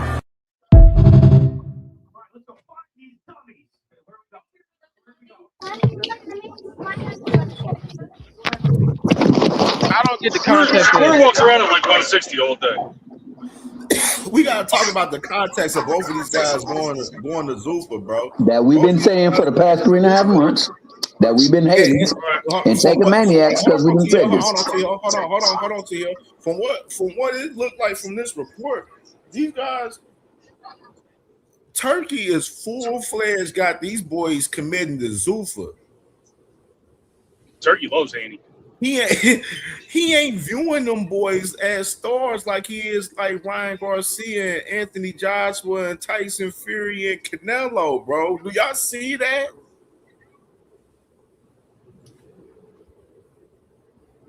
Y'all see that? Say that again. That boy Turkey on the sheet is sending them boys over there to Zuffa, man. I'll tell you what I see. And Zuffa is talking about having them fight the first. They want Shakur and Devin to fight the first fight on Zuffa, to fight each other. You know what I mean? They having these boys commit solely to Zuffa. They ain't talking about no ring. They ain't talking about having these guys headline a Ring magazine card or none of that shit. They having these boys commit solely to Zuffa, bro. Motherfuckers not understanding the context of how in depth that is, as far as these two guys signing with Zuffa. I think they still gonna fight on ring cards. I don't think they're gonna fight in the garage. I mean, they possibly will, but from what that man Sean Chatel just told us, it sounds like them boys having them men's commit solely to motherfucking Zuffa right now. That's what it sounds like to me. Was this signing? I don't think Turkey's looking around outside of Zuffa anymore. Nah, how many ring cards we had this year? Shit, like a handful, like maybe the fuck what? A handful. He's finishing out the contracts. Yeah, like 3 or 4. There ain't been many. Yeah, because the ring's done. Yeah, it's about to get real dark. It's about to get real dark. If Turkey's trying to get rid of the sanctions, why is he going to put people on the ring card for sanctions? He's just going to send them to Zuffa and beat them out. Like, he's going to put money into Zuffa just to combat himself on his own network. Like, that ring shit's done. He's just finishing out contracts. That's a fact. I would like to say something. The only way there will be a ring fight, my bad, is because Turkey said that they're still going to acknowledge the ring belt. So maybe they'll do if a Zuffa fighter and a sanctioned fighter are fighting for like the lineal ring belt, if you want to say, maybe that would be on a ring card as like a common ground kind of thing. But outside of that, I don't see them ever use like. He'd be putting $100 million a year into Zuffa and then combating that $100 million by putting people on the card on the ring. And the whole point of this is to start because with them added with that perspective right there, bro, that means, like I've been telling y'all for months now, the sole focus is to bring more of those guys over there to Zuffa, bro. And some guys, I mean, that's been the main sole focus for us, that shit. And like, and we've been saying this for 3.5 months. That Ring magazine shit dying out, it looked like to me, you know what I'm saying? And it looked like Turkey don't really give a fuck that much for the Ring magazine either, for real, to be honest. Nah. Because he ain't really even been doing that many events for real. They trying to all the money. You still can't bench more than me. Pretty much all the money that they got invested in the boxing, they all right, we'll see if we go to the gym. All of that shit is over there to Zuffa, bro. All of that shit is all of the investments. They trying to get these motherfuckers over to Zuffa with all of the money that they invested, bro. Right. Because when they get enough fighters over there and they beat the sanctions, then Dana White's going to do what Dana White does, and he's going to lock them in to beat ass contracts, and they're going to make them fight the shit out of each other and break these fighters down, and then they're just going to bring people up through tiers and run a fucking show like, you know what I'm saying? Like, Dana White's just going to do what he does. He's just got to conquer boxing first. So he's going to divide and conquer money. So I would like to admit that I was wrong about contracts something. Gonna be trash and everything. Ill will. Yep. Nah, that's all right, man. Go on and get yours off, man. Yeah, I was dead wrong because I was like, when I heard the WBO was gonna make Keyshawn a possible Mando, or more likely a Mando for Dev, I'm thinking this is all Bob Arum and just basically pulling a Pearl Harbor on Zuffa to get that belt from Zuffa. But I think I was dead wrong, and I think in AP Hunter, AP Hunter, let me ask you this. What happens to the belts for Shakur and Devin since they headed over there? You know what I'm saying? Hey, Dragon, I got you, brother. Is it safe for me to call motherfucking Devin and motherfucking Shakur and Devin now? Radio Shakur. Well, it's like Cam, I think that's why Bob Arum did what he did. Well, listen. What happens to the titles? That's what I want to know. That's what I said on 2 Cents yesterday. I was like, Bob Arum usually knows stuff before anybody else does. So he probably knows Dev's about to leave. So he's like, all right, I'm a petition for Shakur to go to number 1. I mean, for Keyshawn to go to number 1 so that he can get a fight for that belt. So who's the number 2 person in the WBO right now? And their 2 mandatory positions. They're going to fight for a belt. And then Emiliano Make him Vargas, fight. number 2 in the 140. So with that, Emiliano Vargas is number 2. Hold on, they can Dondrick, also petition for you the. see the play. Dondrick, you see the play. You But see hold on, the they can play. also put You see the top ranked petition play, for the. bro. So if they wanted to, either fighter, when it comes down to Keyshawn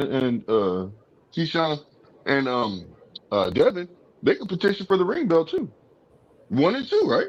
It sounds like the ring belt. You can, yeah. You could position for the ring, yep. Yeah, 1 and 2 fight for the ring. Hold on. This fight can be bigger than what it is actually. How can Shakur petition for the ring belt at 147? Nigga, we and he's never been at 47. Bro, we ain't talking about. Well, maybe Turkey will rank him number 2. I mean, he owns the ring belt. Talking about Keyshawn. Oh, you talking about Keyshawn? I thought you said Shakur. I thought you said, he did. I think he did. That's invalid. I got another question for everybody. I got another question for everybody on the panel. Now, I think Zuffa, if I'm hearing all the rumors about how Zuffa's going to make these fighters fight, then Devin Shakur may have to fight. Because if I'm Zuffa, I'm like, Dev, you're gonna take a rehydration clause, or Shakur, you're gonna go up to 147 and you're gonna fight, or we're gonna get rid of y'all. Because it's no need for me to sign y'all if y'all not gonna fight each other, because we need this fight more than we need any other fight right now. We need y'all two fighting. That's why I said Zuffa's just gonna beat these boxers down to nothing, because you sign a fight deal, you fight when they tell you to fight, and you're gonna fight who they tell you to fight. Well, hold on. No, so hold on. You guys are correct, right? But when it comes to the person being needed and wanted, you have a little bit of leeway on your side. You can kind of demand certain things. Not it's fully 100% your way, but when and it I'm comes sure down that's to what he's Devin doing. and Shakur, they're still negotiating, talking about certain things. If that fight is to manifest, that's why it's not announced. I don't know what they're doing. But I do know if Zuffa's going to stand on their word to make the best fight the best, they're going to need these two people to fight. Bottom line, you're going to fight three times a year. Whatever that leeway is very small leeway, and they probably talk about money leeway, not your option of fighting whoever you're going to fight leeway. Yeah, we're talking about money and like the A-side privilege, stupid shit like that. Not stupid stuff, but you know what I'm saying. Semantics. You don't get that to UFC. You don't get that to UFC. But all the hate that these channels have been getting that are fair, and all the names they've been called, they've been saying this for the longest, man, and they turn out to be right. You know what I'm saying? And the bottom line is this. When my man Espinoza said that some of the fighters are not in their part of careers where they can demand fights, we see now who is controlling these fights. Jay Prince got a lot more power than a lot of people want to lead on to believe or admit. And he has a lot of connections. But it's always been like that, though, Thomas. And that's why fights haven't been happening, too. Because he just, Sean Siddell just said there was a fight that they're trying to go and get. All right, Blue Man, you can be in denial if you want. Hold on. These managers been moving real shaky and snaky this year. Y'all ain't noticed this? These managers controlling a lot of shit since Zuffa came around. Yeah, absolutely. Of course they have. They're trying to make sure they don't get cut out of the piece of pie. They're not trying to lose their piece of pie, which is that fighter they control. So they trying to make sure they're going to get theirs first. Well, the manager's responsibility is to build a relationship with whatever promoters they can get with. That's just what it is. That's their responsibility. Take care of their fighters, and they got to build relationships. So that's why I've been told everybody about some of these fighters early on since January. I was told John, you see what happened Berlinga and Hitchens. Like I told everybody, Connolly is in bed with Turkey pretty much. So I mean, but that's the job of the managers, So they supposedly, quote unquote, you put the quotes up and your little fingers and say they're supposed to have the best interests of their fighters. What's good, everybody? My fault. Salute. Well, Thomas Hill, salute, Cam J, everybody in the panel. You got it, baby boy. My brother TD, man, what's popping, brody? Chilling, bro, chilling, man. He came in out of nowhere. Yeah. I was trying to come in early. I'm at work today. It's been bad busy. I'm trying to take off tomorrow. No, it's all good, Your fam. new nickname is TF Hutton, dog. Because when you talked, everybody got quiet, player. That's a first. That's crazy. Hey, it was a different voice we ain't heard. We was like, who's this? Yeah, right. Chilling, man. Just enjoying the conversation. I hear what a lot of people saying. I think I spoke to Cam a little while ago, and I was telling you, like, I knew there was something with Devin. I don't think, well, not that I don't think, I know for sure that nothing has actually been signed yet. I think they're trying to put in these contracts that they must fight certain people. In case in point, Shakur. And I think, Cam, I might have told you on the phone that too, is that you know, the $100 million was legit. It was a real thing, but they want to make sure they get certain fights out of it. So I've also think that the money that they're getting is not all for them. So let's just throw a number. Let's say $100 million for fighter X, right? Part of that $100 million is also going towards their opponents as well. This is what I've also heard. I'm not sure how legit that is, but sense. let's say, like, if they make I'm just throwing money out. I'm just throwing figures out there. They got $100 million budget, right, for that fight, a contract, right? But for this particular fight, you know, $5 million is going to this opponent, or maybe 15 to that opponent. Like, so supposedly it's something to that nature. They got to cover that. So it's not all going to them, right? So that's what I also heard. It's going to their fights. It's going to their fights. So hold on. What that is with the investment, bro. They only dropping 100 per year for Zuffa, man. So that's why I said the 100 million shit. I'm off of that. You know what I mean? That's why I disregard all of that conversation, brother. You know what I'm saying? No disrespect to you. You know you family. You know you my brother. But I don't. The 100 million shit is capped to me. You know what I'm saying? Like, and I'm stand on that. You know what I'm saying? 100%. Now, as far as these guys signing with Zuffa and everything, like, I asked what's going to happen with these guys. What's going to happen to the belt? What's going to happen? It's gonna be. I'm tell you what it's gonna be. It's gonna be a civil. What the hell? What the hell?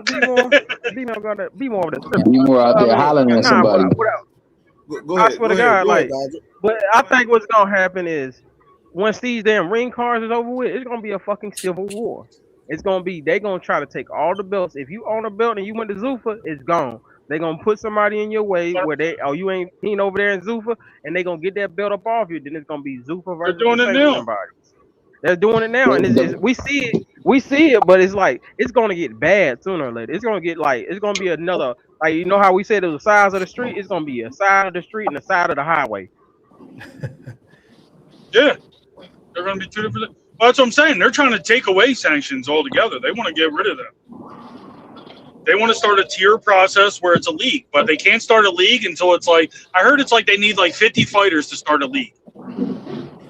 Yeah, but that's what I think a lot of that what Dana was saying in the beginning as far as the sanctioning, I think there was a lot of BS. I think they are going to have their league for, like, you know, the quote unquote, you know, lower name fighters, not the big names. Like, you know, a lot of those, like some of the, like, for instance, like, you know, they got most of the fighters from 360 Promotions.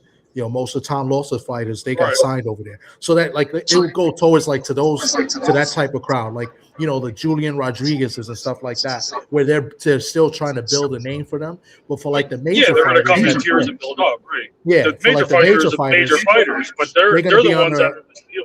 Yeah, they'll be on the ring cards and, like, the bigger events. And whereas I think they're going to find a loophole or some way where they're going to actually have to, you know, abide by the sanctioned bodies. The only sanctioned body that I don't think is going to play ball, as far as all, is going to probably be the WBC. They're going to be the only ones. The other ones I think might be willing to play ball, but we'll see. I like I said, I still don't know because they kind of IBF already said no. Yeah. WBC and the WBA already sided together and said no, or WBO and WBC already said no. Nah. I mean, pretty much Dana White coming out and saying we're not recognizing any of those belts, just ours and the lineal, like, is basically them saying fuck you. And then I mean, they're just gonna say "fuck you" back. You know what I mean? Yeah. I mean, you got the zone. I mean, Virgil just had to put himself in court to get out of a fight because the zone was so far up his ass to make that shit. Like these networks are getting on people's asses. Like Virgil spending more money to not fight Boots than he would have than the difference of that he wanted to fight Boots. Like that shit's crazy. And you're out of the ring for like 2 years, all because you didn't want to fight for $3.5 million in backside. The goddamn managers, man. Yeah, we ain't even heard from Virgil since. And that was the manager's problem on that. You know, I mean, Oscar made the deal, so I mean, the zone basically put him in a position where he had no choice but to make the deal. But I mean, so now where do you go? Like, so that tells me Virgil's just going to ride his contract out and then try to jump over to Zuffa and get money. Well, that makes more sense because right now he's sitting on the goddamn shelf. You see what I'm saying? Yeah. So, you know, and then people don't even think. I'm not gonna hate. Say Oscar loses to him, right? But then people don't even think like he could just turn around and take it to arbitration. Now you gotta wait 6 months for an arbitration hearing. Then when the arbitrator wins, then they go back to the original jurisdiction, and the original jurisdiction they have to decide again. Then he could arbitrate again. Like this can go on for 3 years. And then you're gonna spend $1 million at a pop. Like you should have just ate the $3 million and fought. That's why it's a complete duck. Like you're possibly putting yourself. You're going to be 31 years old, finally coming back off a 3-year layoff because you wanted to make $7 million up front instead of 3.5 plus pay per view. Yeah, he going to Zuffa too. Definitely. What's his damn manager name? Rick Meridian. Yeah, that dude's professional. He's a professional drunk. He's a professional dickhead, bro. You hire him if you want to duck somebody. Real shit. Well, so it becomes interesting to see how they move that project forward. But I mean, what I'm getting at is it's good that these networks are starting to jump people's asses. I mean, you know, for all we know, I mean, everyone might be like, oh yeah, Top Rank believes in Zayas to fight Boots, but maybe the zone was like, look, you can come over here on a deal, but you gotta put your man up. You know what I mean? Zayas might be the sacrificial lamb to fill that. Talking right now? Who's talking right now? Ill Will. That's the illest one, Yeah, what up, Ill Will? I'll say what's up to you before. But man, I agree with you. That's why I kept saying it's all about the business of boxing, the politics of boxing. Yeah. You can't ever just assume it's just the fighters, man. They have 70% of the fights you don't see are because of business. Yeah, you have to accept the fact that politics can interfere. You know what I'm saying? The fighters, that's why I kept saying earlier when you guys were actually about, well, what about Shaki? Well, he needs to fight him right now. Can't do anything about it. The fighters can want to fight right now. Why wasn't you saying that when my man Espinoza was saying that?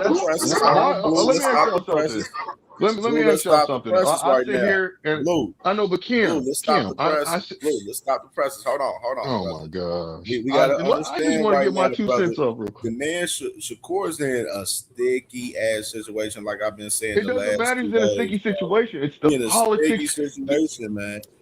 He done promised the world that if that man Ray Ford gets the opportunity with a Shockey, he'll give for Shockey the opportunity. Now we got this man heading this Zuffa right now, and they pushing upon a fight with him with Devin, which we know he don't want to fight with Devin at 147. Okay, let me ask you this. They got a 135 division, correct? He has situation right now, bro.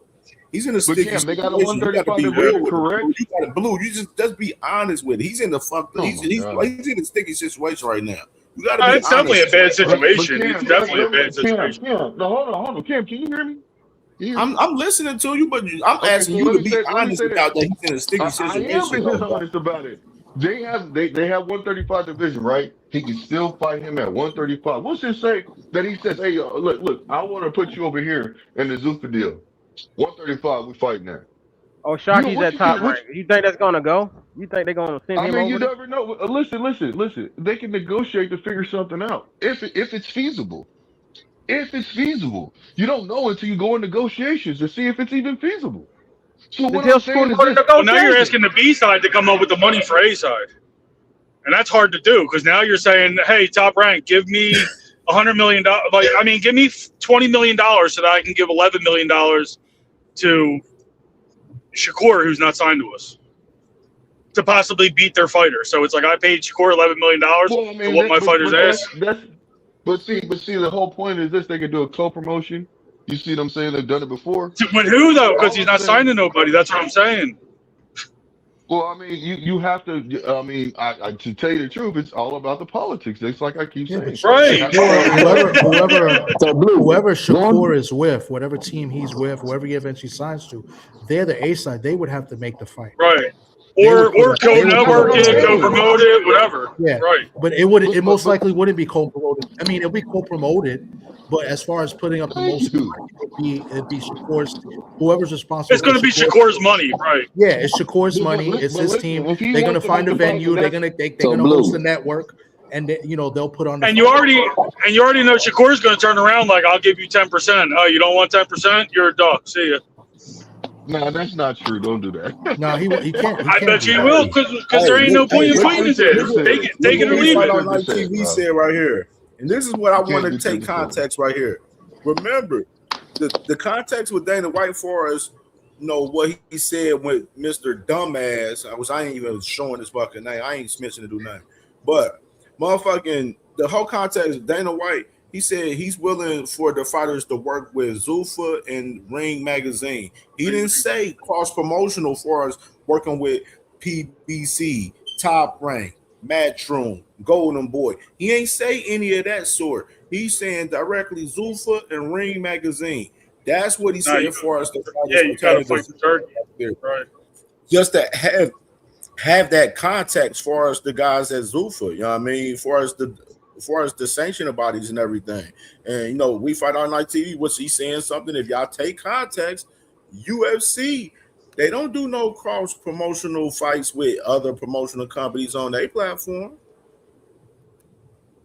They're gonna have to do it. I don't see them not doing it. So yeah, I think it's a matter of we're gonna see that. I think they're gonna have to, because if they're the ones providing the money, they're gonna have to say go to Top Rank. And it's like, all right, here's what we obviously negotiation. Here's what we got. Here's the venue. Here's what we want to do. Here's the network. You know what I'm saying? Turkey already fucked all the promoters over. So why would the promoters work with Turkey? If Turkey came to them like, hey, promoters, we need you to cross over, the promoters are gonna be like, fuck you. You can get crushed and fucking disappear.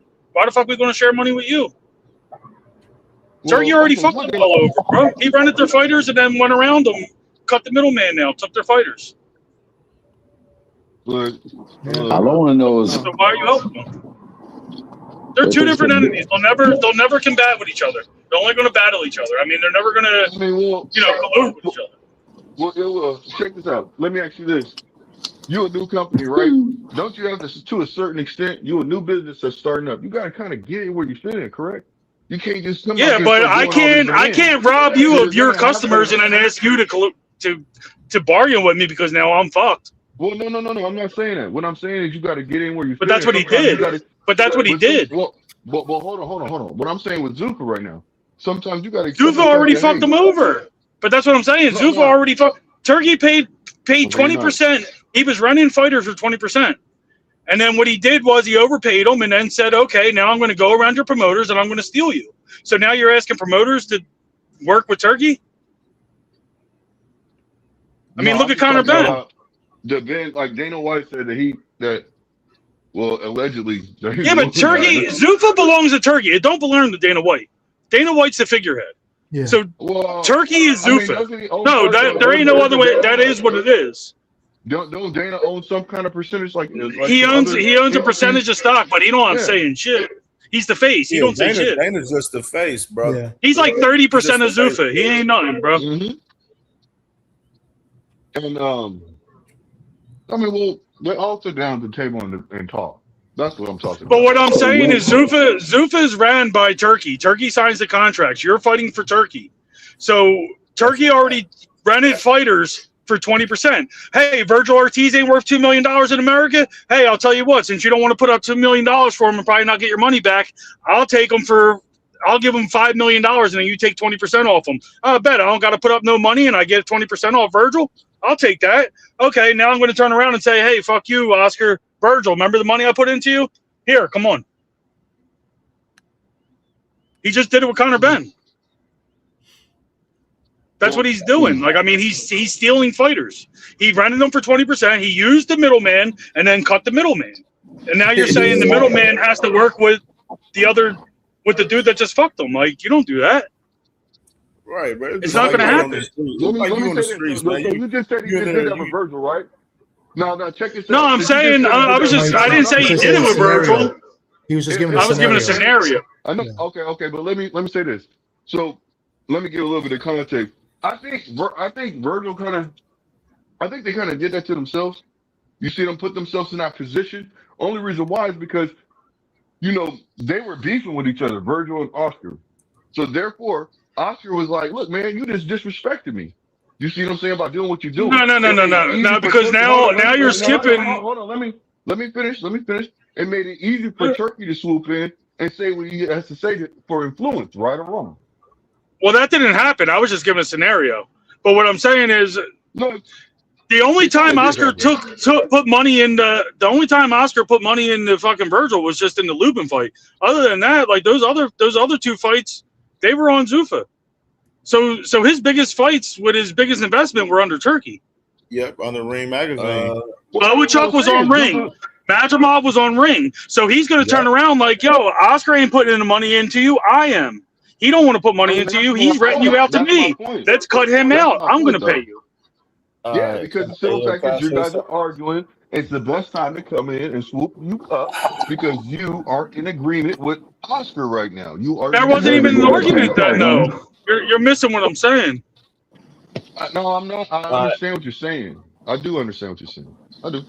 You can cut the argument out of it at the end of the day. Are you going to go with the person that's investing with you or the person that's not? Let me say something. Salute to my hold on, y'all. Hold on. Stop the pressure. Hold on. Salute to my brother Cornelius Burnett, man, with the $5 banger and the cash app, man. You know what I'm saying? Salute to my brother, man. Hey, man, just get some more support in that cash app, man, for this motherfucking cook up, man. It's been a fire ass show, man. Another movie, man, for sure. Big salute facts, to supporting that cash app, man. Let's get to 100 likes, man, for sure, man. Salute to y'all, man. I see Dr. Corbin coming in the building, man. What's going on, brother? Hey, yo, I just want to say the difference between Ring and Zuffa is what they are structured. Like Zuffa is structured to be a UBO, so they can't move the way the Ring can move. We understand that, Dr. Corbin. You ain't got to explain that, brother. Like you ain't got to explain that. No, but now I'm explaining that because they both owned by the same motherfuckers. They all are both owned by the Saudi government. So everybody trying to make like distinctions. It ain't no distinction. No, it ain't. It ain't no distinction. It really is. So that's why I kept saying what I'm saying. They ran by the same motherfuckers. So I mean, that's why I said you ain't have to really explain that. Like, we knew that, brother. Like, you know what I'm saying? That's cool. I think the only difference would be like your Ring, and he could do this and he could do that. Yeah. The only difference would be hold on, Dr. Carver. Salute to my brother Eric Courier, man, with the $2 bang in the cash app, man. Salute to my dog, man, for sure, man. Appreciate you, Brody. Yeah, go ahead, y'all. No, I was saying the only difference would be is that who's the face of each show. Like it's in the ring cards, there's no Dana White, so it makes it seem like Turkey's doing the event and he's working with the sanctioning bodies, right? Because you have title fights on those ring cards. You know what I'm saying? That would be the only difference in the Zuffa cards. You don't really have that. You have the Zuffa belt. You know what I'm saying? That would be the only difference I would really see. But great points by you guys. Like it's pretty much the same. But like that's the only thing as far as like the representation of those events. Zuffa but that's what we're saying. Like and Ring is cross promotion. Yeah. Turkey would be going against itself putting on a ring fight. Like, you know what I'm saying? Like Riyadh season is owned by them and Zuffa. But like if I go to Riyadh season, then I'm fighting for titles. So is Turkey invested in titles or is he invested in Zuffa? He invested in Zuffa, but hold on, he invested in Saudi Arabia for Zuffa. He said why Right, he doing so it. He said, I want. But that's what I'm saying. That's why there's no contracts getting signed. No, he's only running out whatever contracts. They still sign ring contracts though. Yeah, they're still around from. They have to pay their promoters. The promoters. The representation get paid. Like in a Times Square card, that was pretty much a De La Hoya card. So that was, they all had to pay their fees to De La Hoya, minus Tio, who had to still pay Top Rank. Now Tio don't have the power over here to do that stuff, so they got to go through somebody in order to make that happen. Yeah. So in Tio's case, because he told us this, his relationship with Todd DeBuff was shaky. Like he was really trying to get away the whole time. I think he had 1 or 2 fights left. So he was trying to basically say, like, when he did the Times Square card, like, he still had to pay money to them, but he basically manages his own career. He takes whatever fight, but I got to pay them their fees. So that's what he was kind of insinuating. You know what I'm saying? When he spoke to us, and then boom, he does the Shakur fight. That's a ring card, a ring card, and because Shakur was on a ring contract, right? Yeah.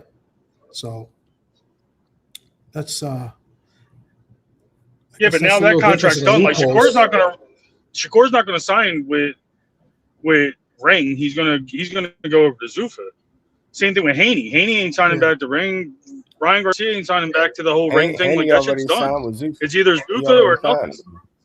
Right. That's what I'm saying. It's Zuffa or nothing. There is no more Ring. If Turkey pays for you to fight on the Ring, then he's just paying into what he's trying to be. It doesn't make sense.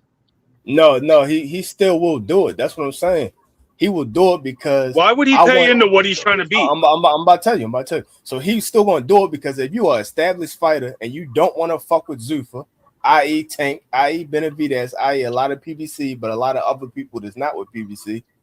If you are already established and you don't want to fuck with Zuffa, I still want to get you because I still want to build up Saudi Arabia.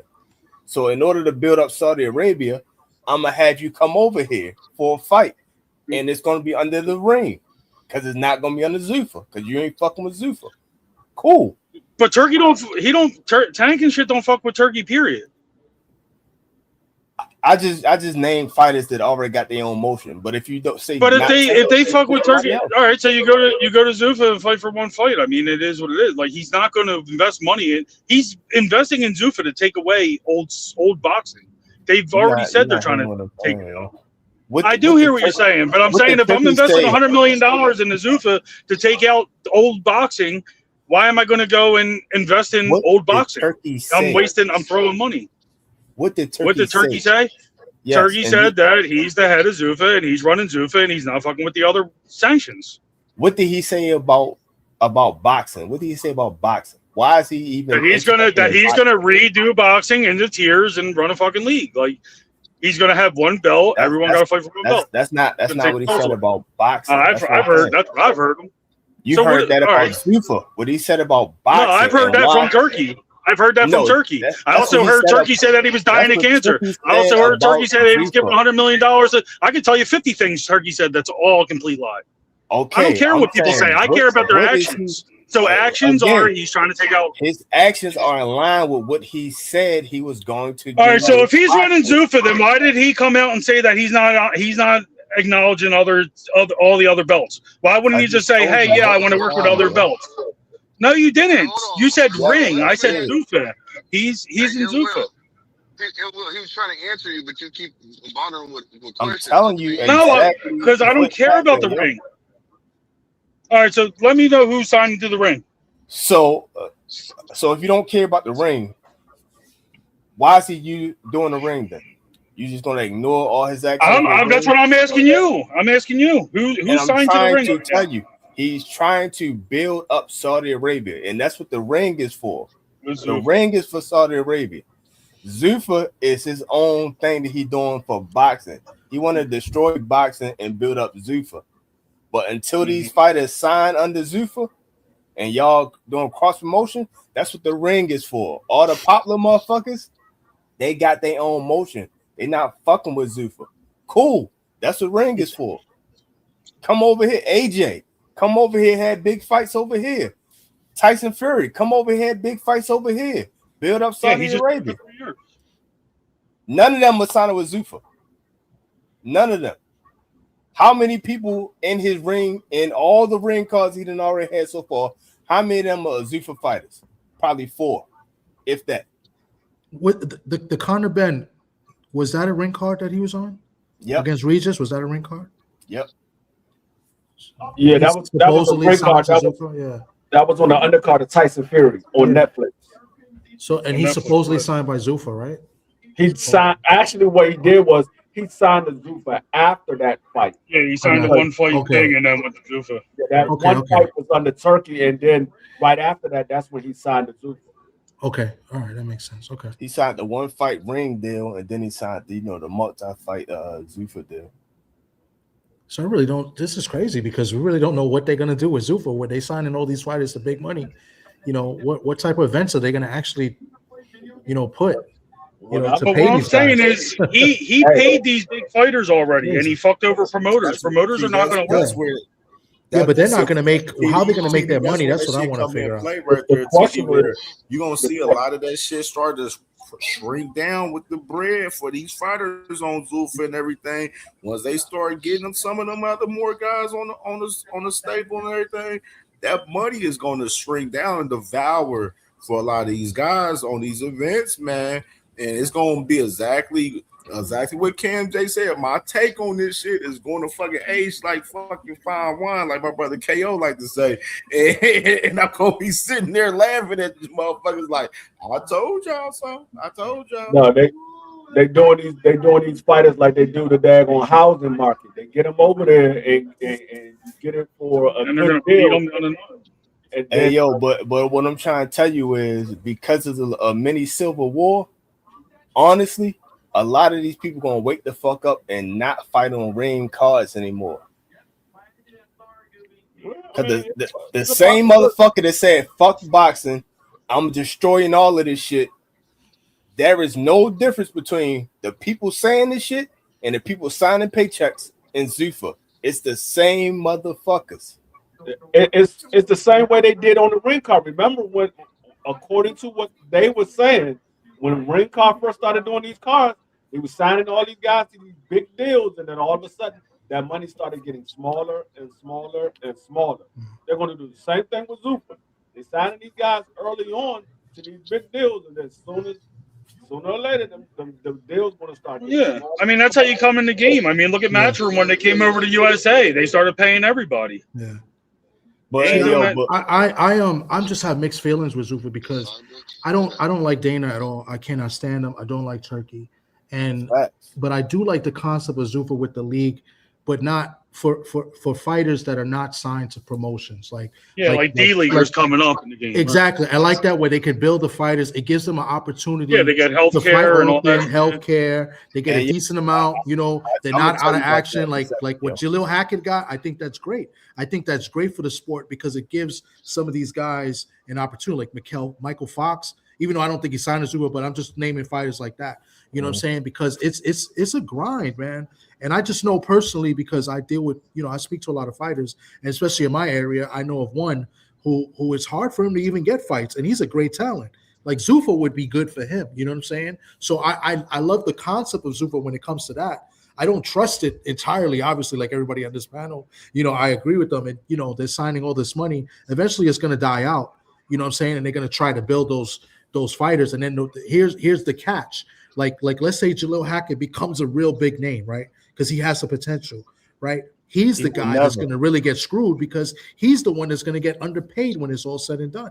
Because they're not going to have the money to pay him what Shakur and Devin are getting if Jalil Hackett makes it to like a big name like that. And I'm not saying anything bad about Jalil. I'm just using his name because I think he is a great talent. You know what I'm saying? And we don't know more or less what he's going to be. But just imagine if he does become like something great and he builds his name, he's going to get underpaid in comparison to what these fighters are getting paid now. And that's what UFC did with all the stars that they had. They took advantage of those guys because when they started becoming household names, they were getting lowballed. They weren't getting the money that they rightfully deserve. And that's what Dana was taking all that money from. Think about all the money they were making from the pay-per-views and stuff, and the percentage that the fighters were getting is ridiculous. And I think that's what Zuffa is going to do to these younger fighters like that. Right, because what they're doing is they're trying to start like a contender thing, but they need at least like 50 fighters, I think it is, to start a league. Once they have a league, they get a TV series. Once they have a TV series, they start like a contender type thing, and you're watching these people come in and compete for a spot, and then start climbing the tiers. And then once you got that shit going, like they're just gonna start making money hand over fist, and they don't need nothing. Yeah. That's why I'm saying promoters are cutting these motherfuckers off. Like, yo, you fucked us over on some middleman shit. Like, we gotta cut this shit before you turn into something and take us out. So now my question. No, go ahead, my. Hey, I want to say something real quick, man. What I'm seeing right now on the internet right now, I'm seeing Shakur fans right now currently saying that if Shakur not fighting Shock next, he a duck. I'm seeing Shakur fans on Facebook, Instagram, and all of that shit saying that right now. What y'all think about that? I don't think it looked good how Shakur said like, "Oh, I got trapped in through like a Twitter war or whatever." That was like horrible for him to put up. I think. If you are a Shakur fan, you probably dumb. So once he tell you some bullshit, you gonna believe it and you gonna change your mind. That's not true.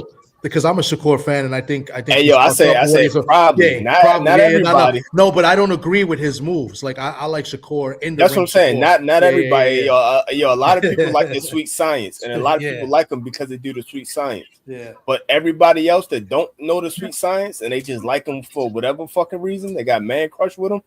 All the goofy shit he done ever did, they have always co-signed it. If you don't believe me, ask Blue, ask Big Boy, ask Big Dog Willie, ask a couple motherfuckers. Where Fly at? They all gonna co-sign the goofy shit. I mean, I like Shakur as a person. I mean, as a fighter, as a person, I don't like him at all. Hey, Carbon. So you got the sweet science, and he. Don't do that, bro. Don't nobody care about all that shit. You don't got to single nobody out, bro. Don't do that. Hey, yo, I can do that. Fuck, I want to do. I'm a grown ass man, yo. Calm down. But don't do that. Fuck is your talk, bro? Yo, I'm a grown ass man, dog. Damn, Blue. It's gonna be okay. It's going to Zupa, dog. It's like after Zupa. Crazy, yo. Okay, Blue. Okay, hey, yo, my bad, don't call me that word, dog. I step on your toes. Hey, so you saying he got the sweet science and the sweet lion? Is that what you saying? Hey, I'm gonna go back to what Cam J asked, and I think a lot of the Shakur fans that actually follow boxing, I think they calling Shakur a duck because they don't want him going over to Zupa because they know it ain't nobody over there. It ain't nobody over there. Let's say goddamn belt. No, but like I said, if he fights somebody, he's not fighting for the IBF belt because the IBF already ain't dealing with Zupa. Yeah, but he's gonna be a Zupa champion. No, he could be a Zupa champion, but who are you fighting that you want to say? AD3. It's going to be Conor Ben Haney. No, Conor Ben is fighting at 47. But hold on, AD3. Right. Tell you well, why, if he goes over to Zufa, you got to fight at 47, right? AD3. AD3. This 35? Is why. Hey, yo, because a lot of Shakur fans have been taking up for him. And while they taking up for him, all the fights that they were saying these other people are ducking, now they know for a fact, I ain't gonna never see this fucking fight. Maybe he wasn't getting ducked. Maybe he was the duck. And now it's finally reality, and now they have sissy fits about it. Well, I mean, niggas is losing their minds. Hey yo, they thought that the Tank was ducking him. They thought that Haney was ducking him. They thought a lot of people was ducking him, and now they finally see maybe I was wrong. Maybe he was. I'm glad you said that, dog. But just think about it. Just think about it. If Shakur does sign a Zupa and he fights at 35 because he's not going to 47, he fights at 35. Right now, the only marquee name they have at 35 is El Rayo and De La Santos. And El Rayo. That's it. They better start cheering for that. Carvin. And remember, there was an interview on. I think it was on Maxeo too. Yeah, Mark Maceo. He's not. Hold on. Hey, and Andres Cortez. Don't forget Andres Cortez. Hey, yo, hold on. Hey, yo. Shakur was right. Shakur was on social media denying the fact that he signed with fucking Zufa, and they just was saying he is not signed with Zufa. He is not signed with Zuffa. And then all of a sudden, a couple hours later, they look dumb as shit. Hey, and they man set them up. Hey, yo, you know what they look like? They look like Ray Ford. They man set them up to get fucked up. And now they got for sure. So when he was on that interview with Steven Espinoza, and Espinoza was explaining him about the politics of boxing, my man was lying back then, but now when it's coming to fruition, the politics of boxing is stopping it. all the Shakur fans look like Ray Ford when he got thrown out that fucking ring. And they sitting there looking dumb as shit like, yo, don't touch it. Don't touch it. Lay down flat like not even just Shakur, but let's look at Devin. If Devin goes over there. Oh, Devin too. That's why Flower got out of here. He is over there. That's why I keep telling y'all he is over there. No, but I'm just saying, Devin goes over there. Who was he fighting? He's fighting Conor Ben and who else? That's it. He gonna fight Conor Ben, Hitchin. Hey yo, whoever the dude Hitchin was about to fight Salas or something. Oh, Dueño? Salas. Oh, it was Salas. But that's why your boy Freakman got out of here. He got out of here emotional. No, I'm gonna tell you right now. I want to say this right here. This is the funniest part about these motherfuckers too. What I noticed about the radio clan, the Hanos clan, the motherfuckers. They was pushing like Cam, play the video about Sean Sattel on Devin and Shakur. Play the video. They was pushing that shit. You know what I'm saying? And you know what I'm saying?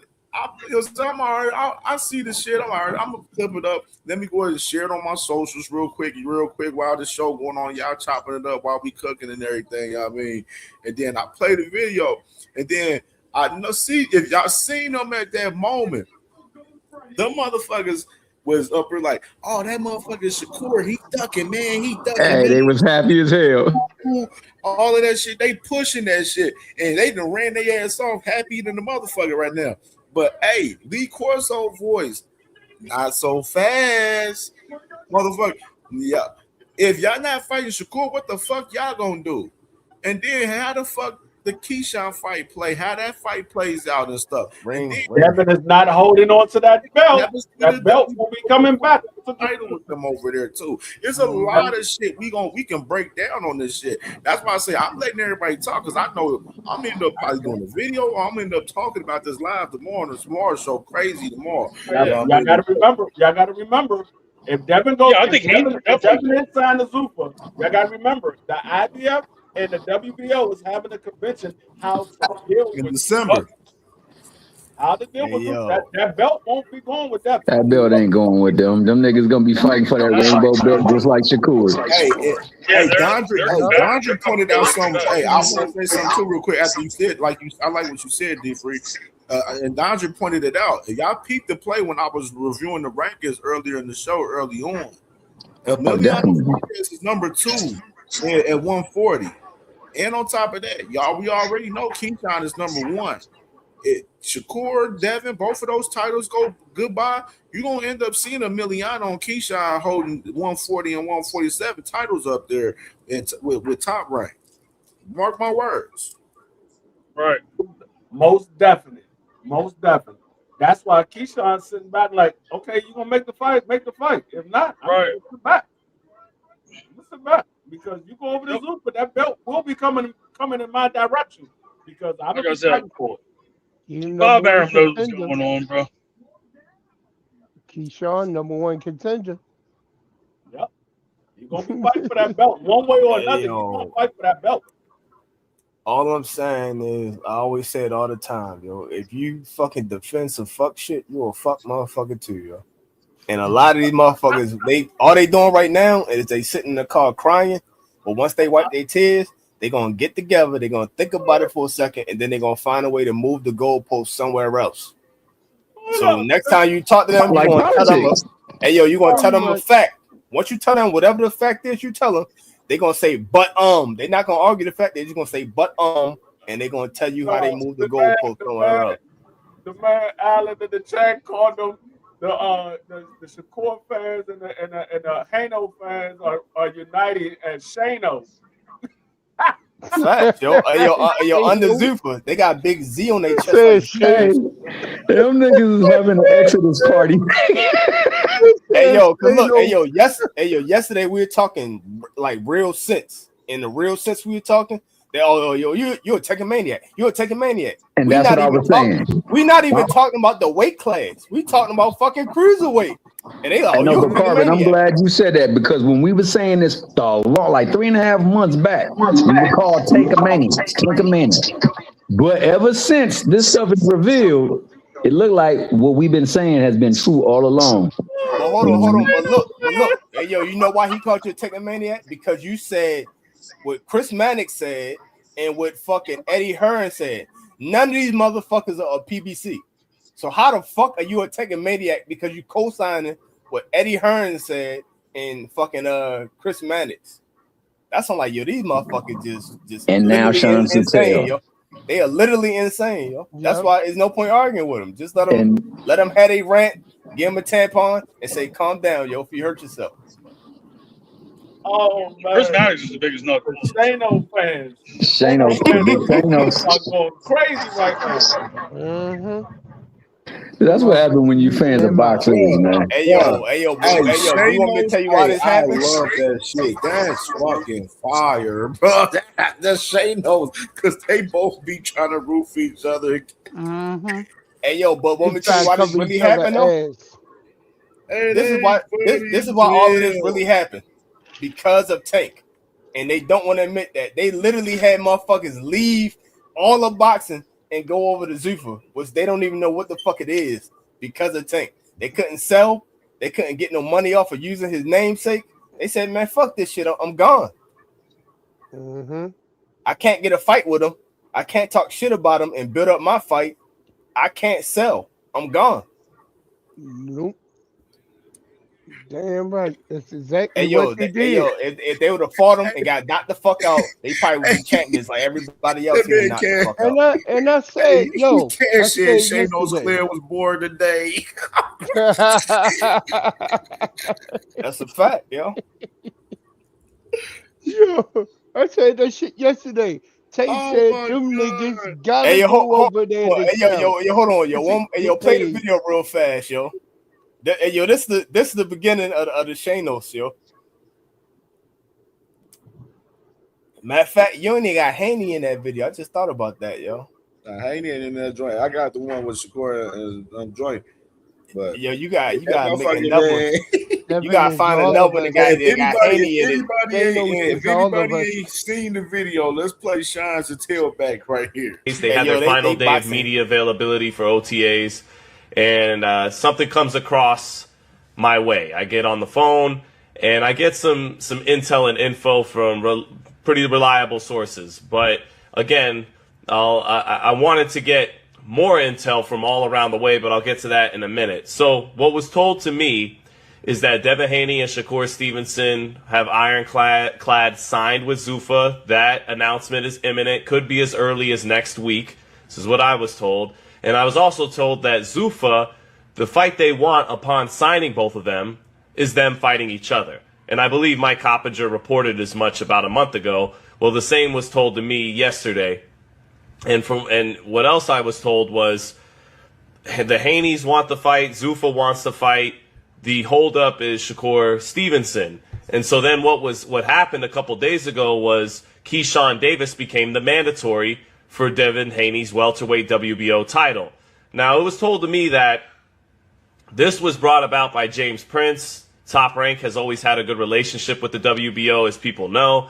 And he put Keyshawn in. He petitioned to the WBO to get Keyshawn put as Devin Haney's mandatory as a way to throw off this Shakur Stevenson fight. And the fight that the Haneys want first and foremost is Shakur Stevenson. But they're apparently still willing to, quote, whoop Keyshawn Davis's ass. But we also saw yesterday on Gillian Wallow, Bill Haney and Keyshawn Davis had a FaceTime, and Bill's saying, well, we want the 2-for-1 deal. But, kind of saying we're only going to sign the contract if we also get Shakur Stevenson guaranteed as part of this kind of package deal. And I, kept asking, well, what happens if Shakur Stevenson decides to say, I'm going to fight as a lightweight, or fight at 140 pounds, even though I don't know if Zuffa's going to do super and junior weight classes. And kind of didn't. All I heard was apparently Team Haney is still willing to do the Keyshawn fight, but you also, again, saw on Gillian Wallow what was happening. I reached out to multiple members of Team Shakur Stevenson, tried to get word on it, reached out to people from Team Keyshawn Davis. What I did get from the Keyshawn Davis side is, look, I don't know, we don't know anything about all of that, about the politics of it all. All we know is we want to fight Devin Haney. So that's what I heard from Keyshawn. Try to reach out to multiple people from Shakur. I want to get Shakur's side because just because I have this intel, Shakur's been denying media reports for the last several weeks. So I would love to hear what Shakur Stevenson or James Prince or anybody from his team has to say that would off-put what I'm hearing from sources. But that is where we're at. That from what I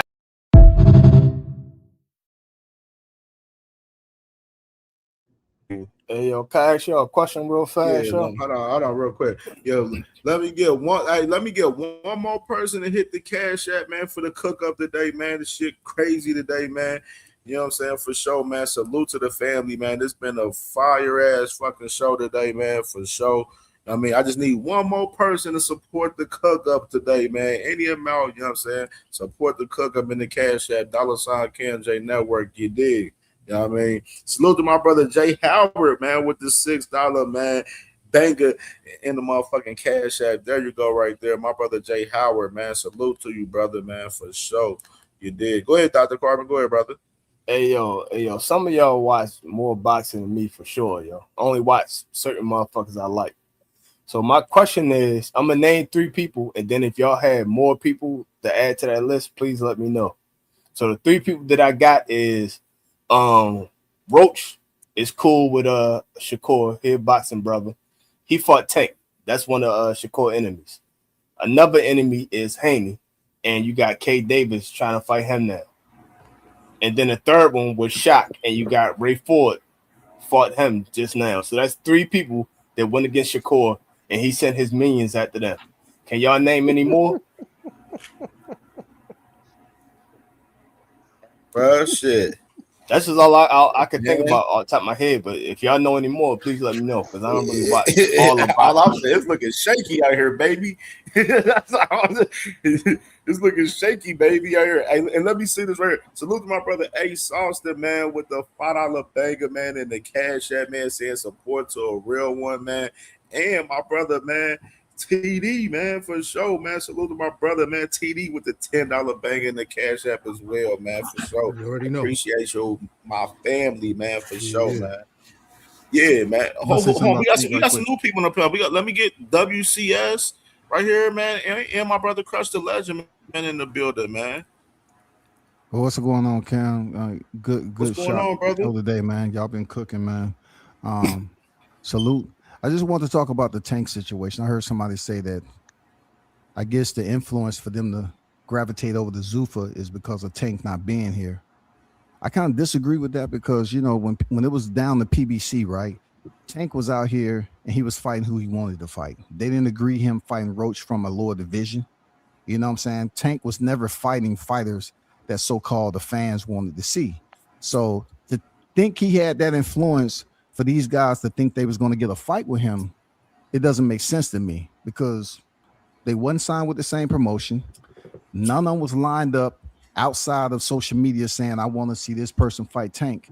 It was no pending fights. He got Lamont Roach, nobody wanted to see. Frank Martin, and then Ryan Garcia, which was easy work for Tank. But y'all tell me, like, why would that be an influence for other fighters? Because Tank was never breaking the top 5 on the pound list. I don't know who brought that into the conversation. I don't know. That's me. That's me. That's what I said. I can tell you. Oh, to my Dr. Carmen said that. Yeah. No, I was just caveating what he said. I didn't think that was. Let's go and disregard this. For one, we wasn't really breaking down, really talking too much about Tank in the conversation as far as Zuffa. And for one, I don't agree with the whole Dr. Carmen shit as far as that Tank shit. For real, for as them dudes want to go to Zuffa on their own motherfucking behalf. You know what I mean? You know what I'm saying? Like, you know what I'm saying? That's on their behalf. them dudes right now that's going over there to Zuffa, right over there, a lot of the guys is over there, like we mentioned, you know what I mean? You know, some of these guys that talking right now? going over there that doesn't have straps. That's the Some host. of these guys, I'm interested in the aspect of Shakur and Devin heading the Zuffa with those straps. That's what I'm interested in right now. You know what I mean?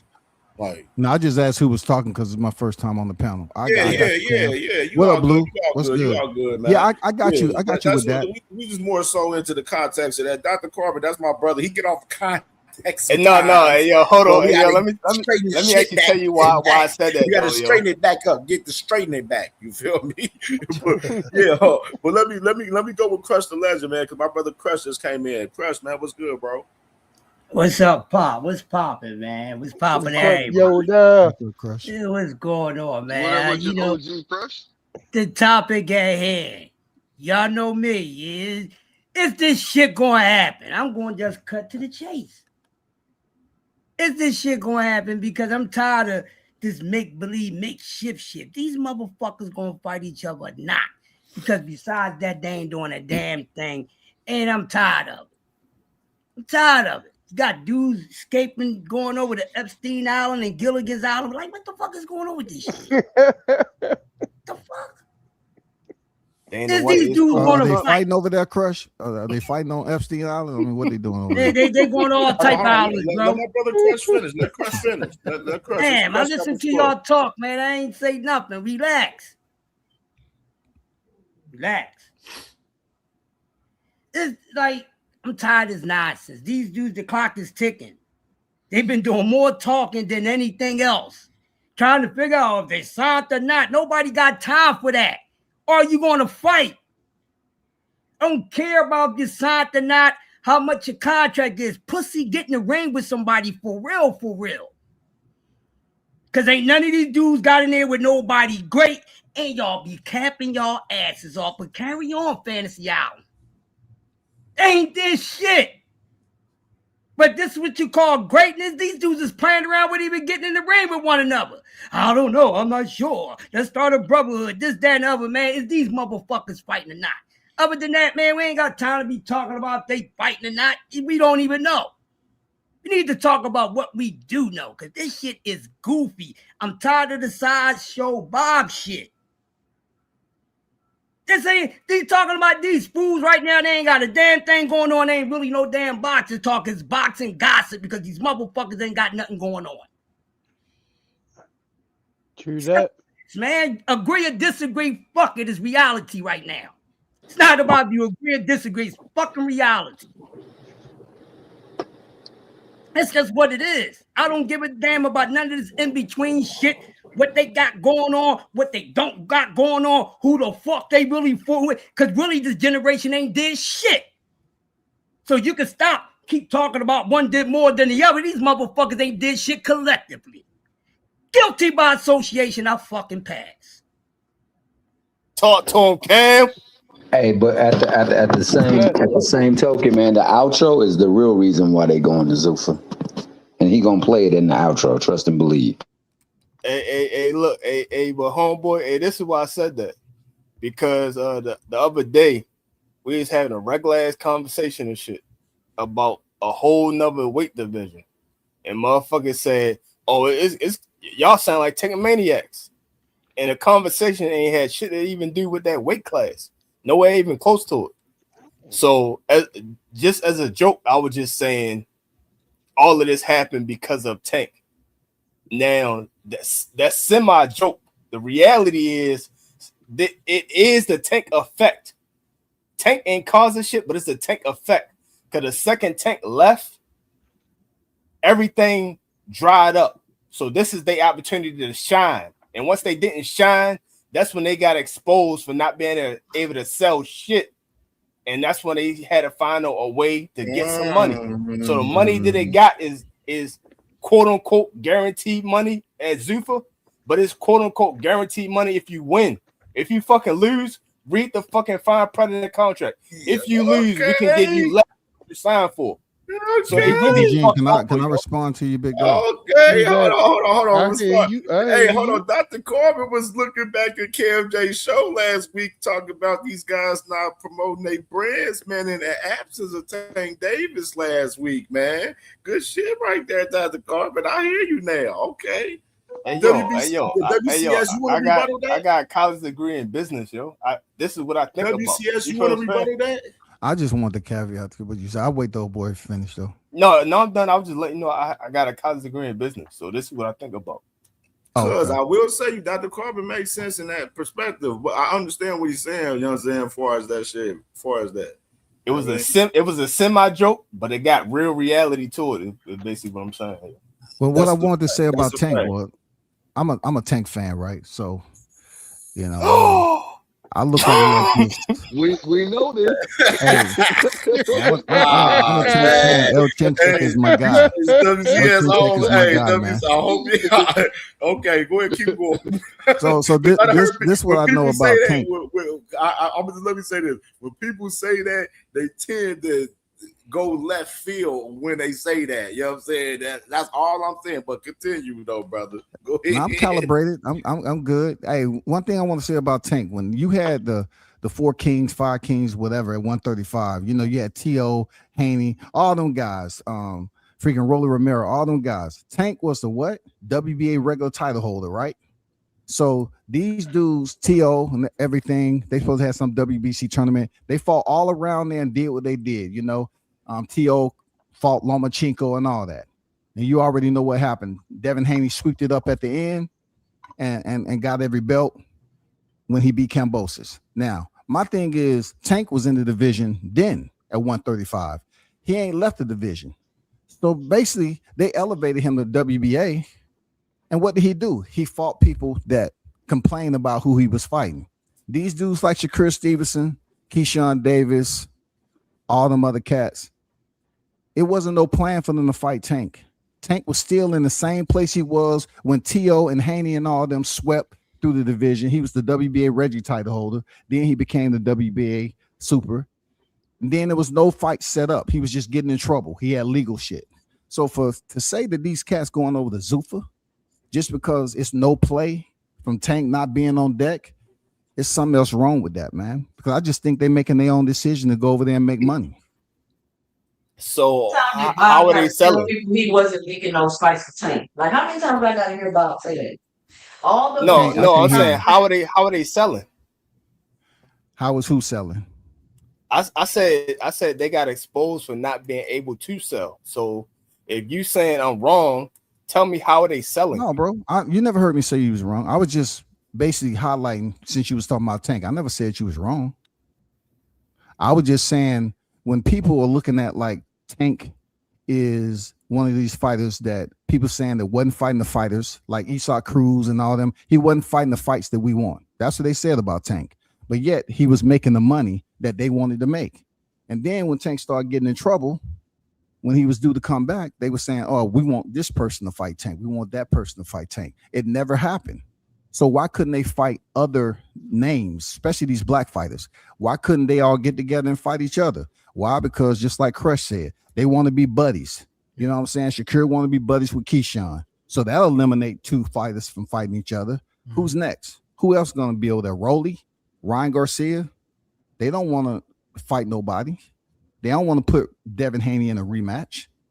You know what I'm saying? So one fighter's not doing it. Nobody should be mad at Zuffa for these fighters running the Zuffa if they can't find them over here with top ranked PBC, Golden Boy, the Zone, and all them cats. Yeah, run to Zuffa. I don't see nothing wrong with Zuffa coming into the sport, to be honest.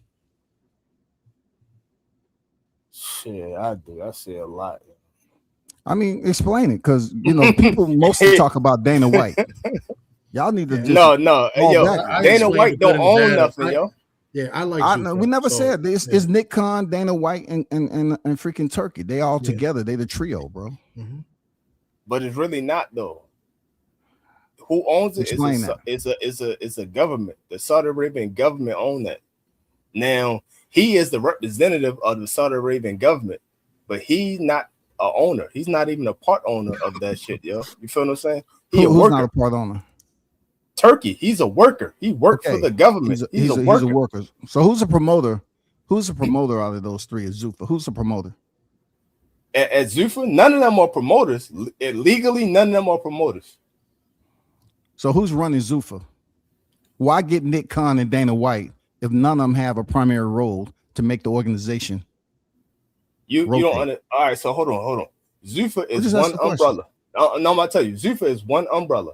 Okay. Over top of that umbrella is multi other umbrellas, like Zilla, Endeavor, which I think they changed the name. I forgot whatever name they changed that to. Endeavor is the one who bought out the UFC. Yeah, I know, but they bought a lot of shit. But I'm saying Endeavor is a part of the umbrella. All of these mini, like Zuffa is under two different umbrellas. Nick Khan is WWF, and Dana White was the UFC.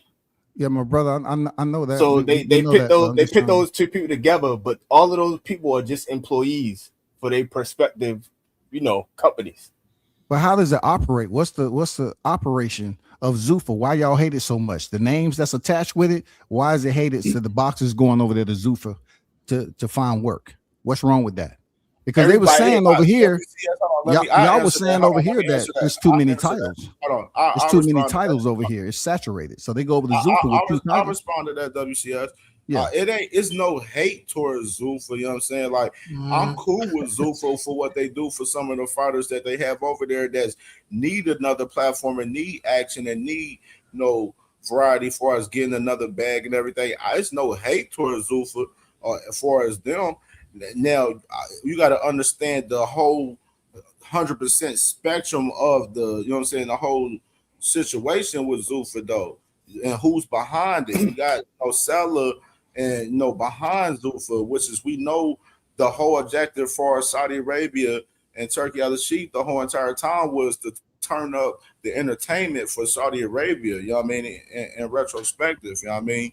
But they got this shit where they marketing this shit in American fighters in the process of that shit, because the best fighters right here is in America. In the world right here is in America.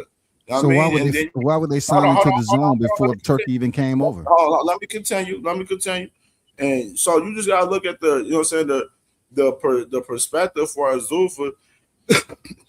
they done pushed out hella money for us, Ring Magazine, Riyadh Season, all of that shit. Now they got Zuffa in play. You know what I'm saying? And you see what's going on for us. Some of these guys are getting high paydays, like my guy Ill Will and other guys like my brother TD and other people to mention for us. These guys, other companies giving these guys high paydays, and then you see them paydays shrink once the business come into play. When it comes down to the business, as far as ROI, as far as return on investments, you know what I'm saying?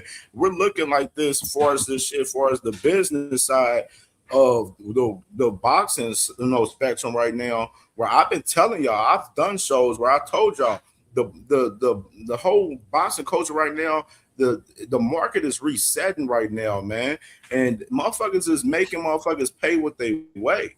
And that's why when we had these conversations when motherfuckers talk about motherfuckers is getting this amount and all of that shit, but if these fucking glamorous high fucking paydays don't make no money, what's the point of these people talking about these numbers being thrown out when the business right now is telling it otherwise? You know what I mean? Like, you know what I'm saying? Right now, motherfuckers want to get paid, bro. These businesses, the promoters, you know what I'm saying? Sanctioned right, motherfuckers want paid. They want money. They want ROI. They want return on their investments. If they're investing in a fight, they want to fucking get paid from that fight. They want a profit from that fight. Like I said, the market is resetting, and you seeing fights that's going on with the promotional companies, with Matchroom, Top Rank, and stuff going on. The Zone doing the deal with TNT Sports, working with the American market for the Zone, trying to get more subscribers for the Zone through TNT Sports right now. You know what I mean? Seeing it in depth for us that side. You know what I mean? You seeing Boots in his fight coming up, Abdullah fight coming up. We got Bam Bam coming up next week. Like you seeing, guys, active. You seeing the other promotional companies staying active. Like you seeing everything's moving. You know what I'm saying? Boxing is moving. You know what I mean? It's just at the end of the day, people have to understand the real war that's going on between Zuffa and the sanctioning bodies and the promotional companies. That's what's happening in 8K right now, that we got the promotional companies and the sanctioning bodies at war with Zuffa right now and 8K. You know what I'm saying? And that's what people got to fucking be realistic about and be honest with ourselves. And that's what we're seeing right now. It's a big war. A solid point, Cam. It kind of sounds like you like Zuffa, Cam. Solid point, Cam. But I love boxing. That's what I've been trying. That's what I've been. I'm sorry. I've cut anybody off. My apologies. Can I add a little bit to that though? I was just trying to say that that's just what I've been trying to say. Like it's you guys been dissing Zuffa for a minute, and I'm trying to say like, look, there's a good side to Zuffa, and I've been kind of defending that part too. But Cam, you pretty much in your explanation, you basically like Zuffa. That's basic. That's what I got from it. But go ahead. Like boxing. I love boxing. Period. Like I'm gonna watch. I'm gonna be watching Chris Billiam Smith and Ryan Rizicki this weekend and everything. You know what I'm saying? So No, I know this. Yeah, definitely. We got fights tonight that I gotta make my picks to Champ Ross. Like I'm still sleeping. I'm talking to you. I gotta make these picks. I just feel like most of the time, fights tonight. There's a lot of criticism still going over the Zuffa. I understand what you're saying. Boxing is moving and everything, but the change up, like you saying, is resetting. It's a lot of changes going on with the networks leaving Showtime and Fox and ESPN and all that. And now you have partnerships forming. People mad that all these US promotions that was over here, why couldn't they establish themselves and anchor themselves in prior to Turkey coming over here? Why they didn't work together? Why they couldn't have got this all together? I would say this right now. Just pay attention to what's going on. You got PBC doing their thing, Amazon, we know they got their thing with them. Then you got Top Rank, Golden Boy, Max Stone, Queensberry. You see fucking MVP work with the Zone a little bit, Netflix, motherfucking ESPN now. You know what I mean? Like everybody's doing their own thing. You know what I'm saying? Like I don't have no problem with how everybody's moving. Of course, we want the fights that we want and stuff, but right now, I don't like the space of boxing. It's not in it's not in the greatest space. It's not at its best, but it's not at its fucking worst either, though. Like, you know what I'm saying? Like we getting action week to week. I'm a boxing fan where I watch a lot of shit week to week, you know what I'm saying, more than probably a lot of people in general, you know what I'm saying? So I can't speak for everybody else, you know what I'm saying? Like we break down from all the weight classes and everything, you know what I'm saying? And I'm for traditional boxing. I'm for American boxing. That's what I can say far as my standpoint for everything. I'm for traditional boxing. I'm for American boxing, you know what I'm saying? Foremost, you know what I'm saying, more than anything, but I'm for the sport, you know what I'm saying, in general. I love the guys out there, what they're doing overseas and everything, like, you know what I mean, like, so, you know what I'm saying, I could talk about a whole bunch of fighters I like if I wanted to sit up here, like, I could talk about hundreds of fighters I like. And so a WCS, let me give you my answer. Hey, I can't answer for everybody, but I can answer for the panels that I be on and the people I be around on YouTube. What's up, buddy? A lot of these motherfuckers are boxing heads, and not only are they boxing heads, they are intelligent brothers and sisters, yo. So they know about a lot of shit. So they be looking into the shit. It ain't like they just go off of shit on face value because they watch some random video. They be researching this shit and they be knowing about a lot of shit. So they might tell you how one action can cause a ripple, and they be going over this shit. And the reason why they're going over it is because they love boxing. Either they love it as in this is just my passion or my hobby, or they got money invested. Like, yo, I know motherfuckers that feed off of this shit, including myself. I got boxing channels, so that's why they. Yeah, I know. I'm pretty new to this myself. I'm learning as I go along. You're right. You know, they over there. I mean, it's good. You told me that. I'm not sure why you told me. I mean, I'm just answering you. All y'all know about boxing from what I I'm answering your answering your question. As you said, why people? You said why people get hate. I'm telling you why people get hate. I'm sorry, because man. they invested in boxing. Oh, and then okay. This new shit come along, and they see how some of it could be bad for boxing.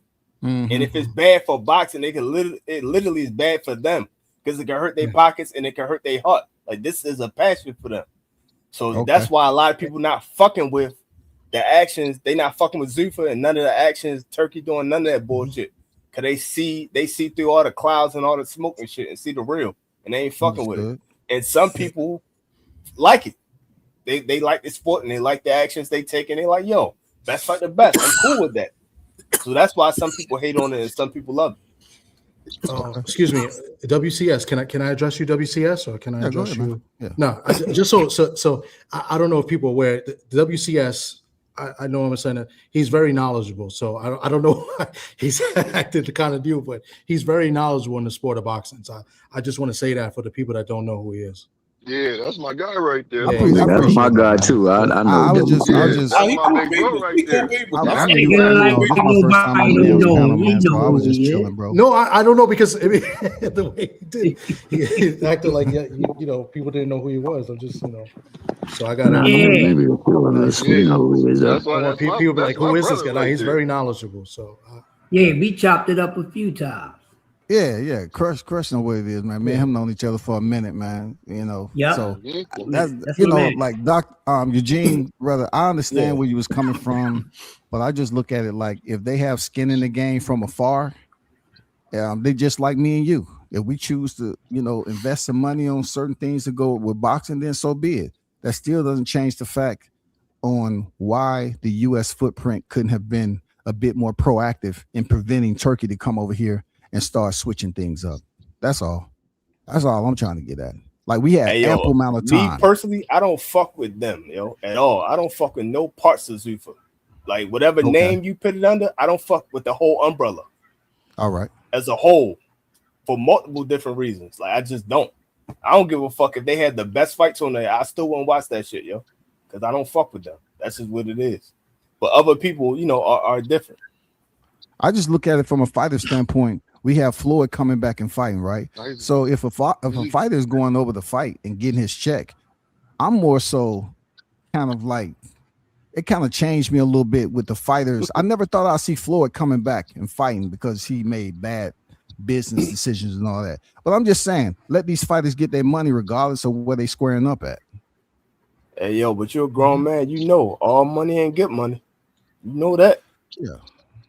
That's been boxing in general. It's been boxers being screwed over forever and a day. They say what boxing is a business first, right? And that's where the fighters get screwed over in the business part of it. That's been going on. Yeah, but you already know but this my bad. Go ahead, I haven't heard no fighter working for Dana White say anything positive about him for real. None in the history. But Dana White is a OG in the game, man. He used to carry Floyd Mayweather's bags. You know what I'm saying? People may like him because of his UFC, his ego and shit as the president. But you look at it, he has his hands in a lot of things. He has a slap championship. He's branching off, just like Eugene said, the umbrella. Shit, Dana White got a lot of umbrellas everywhere, bro. Pockets.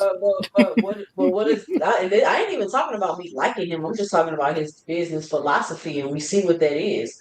The whole goal is to come into boxing and siphon out the revenue and keep it at the top with the executives. That's what the whole goal is. You're talking about 2 cents.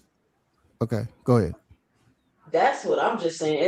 Everybody keep trying to turn this into like a light thing. Like I really don't like or care. It's not that. I'm just saying I'm looking at the past pattern. I'm reading the lawsuits and the things he got sued for. I'm seeing what the fighters is saying and how all of that worked out. I mean, those fighters chose to stay there. Those fighters chose to stay in the UFC when Reebok took over, and they brought them fight kits in there. They knew right then when their sponsorship went away, it was over. So they can complain about not getting paid that much over there at the UFC, but also on the flip side, Dana White siphoned money from boxing. Though. Look, the UFC sold for what? Endeavor bought them for billions. So he made out pretty good, Dana White. He still got stock in the game. He made out, none of the fighters. That's a big fact. No, the Fertitta brothers, none Dana of the White, fighters. they the one brought Dana White on deck. Yes, you know, it's not none just of Dana the White, he the fighters president. made any money. Yeah, the fighters made the amount of money that they signed a contract for, big dog. That's the whole point. It is American monopoly. So you got some boxes that's making. Hey, hold on. Hey, hold on. Hey, it's American monopoly. So if the fighters got fucked over and you are becoming a billionaire, not millionaire, billionaire, then it's a problem with that. And you can't say, well, you signed this shit. You should have read the contract. Some of these motherfuckers come from most of these motherfuckers come from humble beginnings. They don't know no better. They've been fighters all their fucking life. They're not signing the contracts by themselves, bro. They have people in positions to get paid. How much money do these motherfuckers actually get? Do you think that they can afford a lawyer, a good one? They're not signing contracts by themselves, man. It's managers there in place. You know, like anything. Right. Just like these boxers, you got some of these boxers that's new to boxing. They like 3-0 and 4-0. They still have managers looking over their contract and shit. Boxers get paid 10 times more than fighters do. So imagine what the fighters are getting if these boxers ain't getting shit. So you talking about a 4-0, 5-0 boxer getting paid more than a UFC fighter that's been in the game longer? Yes, that's what I'm saying. Yes, that's 1,000%. I beg to differ. I totally disagree with that. That's incorrect, bro. Okay. Can I speak? Because there's a lot of misinformation going on here. Not true at all. Go ahead, Brody. Okay. First of all, with the UFC thing. First of all, the UFC thing is everybody knows what Dana does. Dana's a goddamn shyster, bro. That's what he is. The Fertitta brothers are the ones who run this.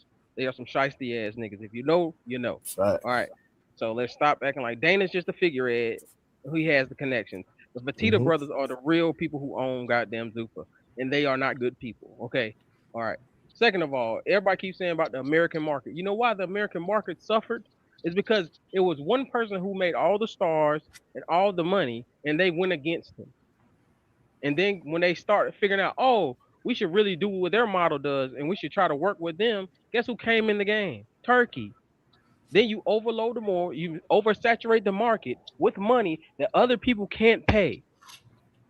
People can't overpay for that much money. Matchroom did it, and then what you see, no pay-per-views, and guess what happened? 2 years later, what were they doing? 2-3 years, pay-per-views. It's always going to be things. Same thing's going to happen with Zuffa. Except they're going to get a law passed. They're going to get a UBO. And people think it's going to be better. I'm going to tell you something about a UBO. You can't, those contracts are 5 years. 5 fucking years. So you keep fighting the same people 5 times, you're going to get your ass whipped. It doesn't matter. Like, if you watch the UFC, the shit is repetitive. No, I watch UFC and boxing. UFC has got considerably worse. And everybody says it. But people say, oh, we want structure. It's still not going to be any structure because then there's going to be a whole group of fighters that aren't with Zuffa. And you're going to be like, oh, I still want to watch him fight him. But he can't because once the UBO is set, it's a UBO. You can't fight outside of it. It's not going to happen.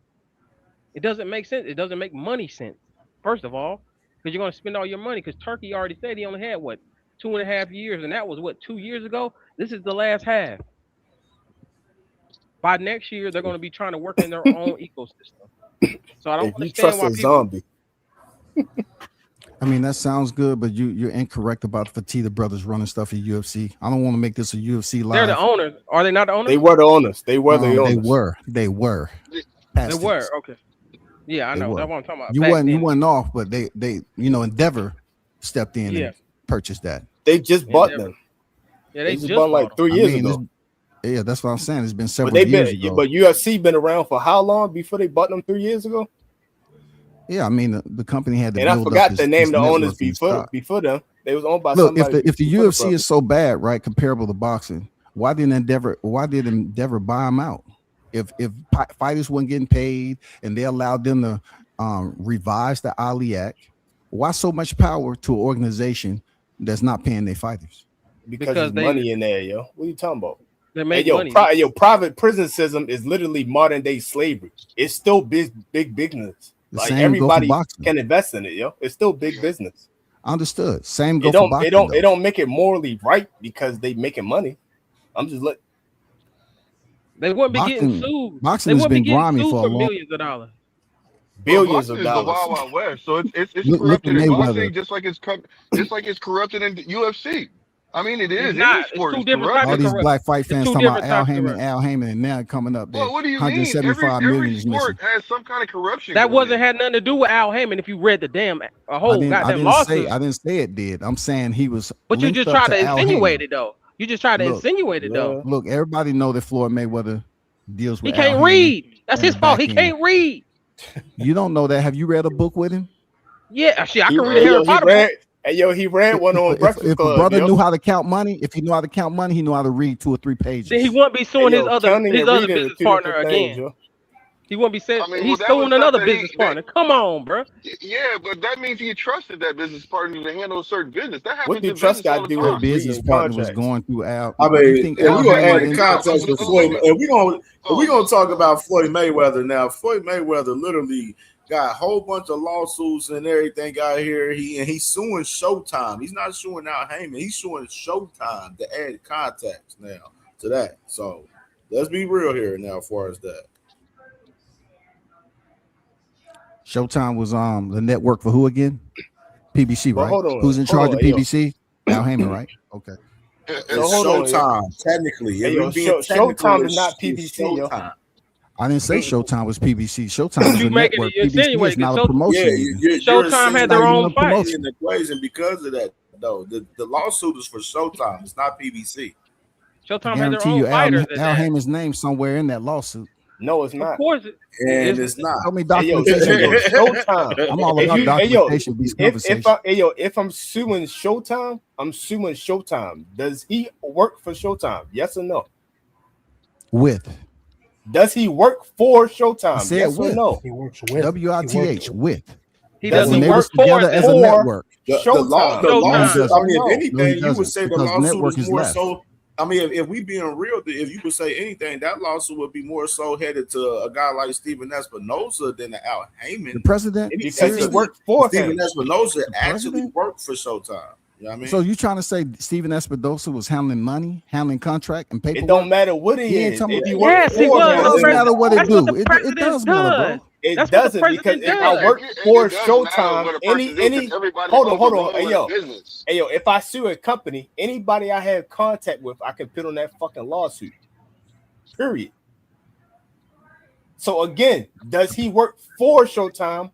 And you keep saying he worked with him. That don't answer my question. Did he work for Showtime? Al Heyman's position was what?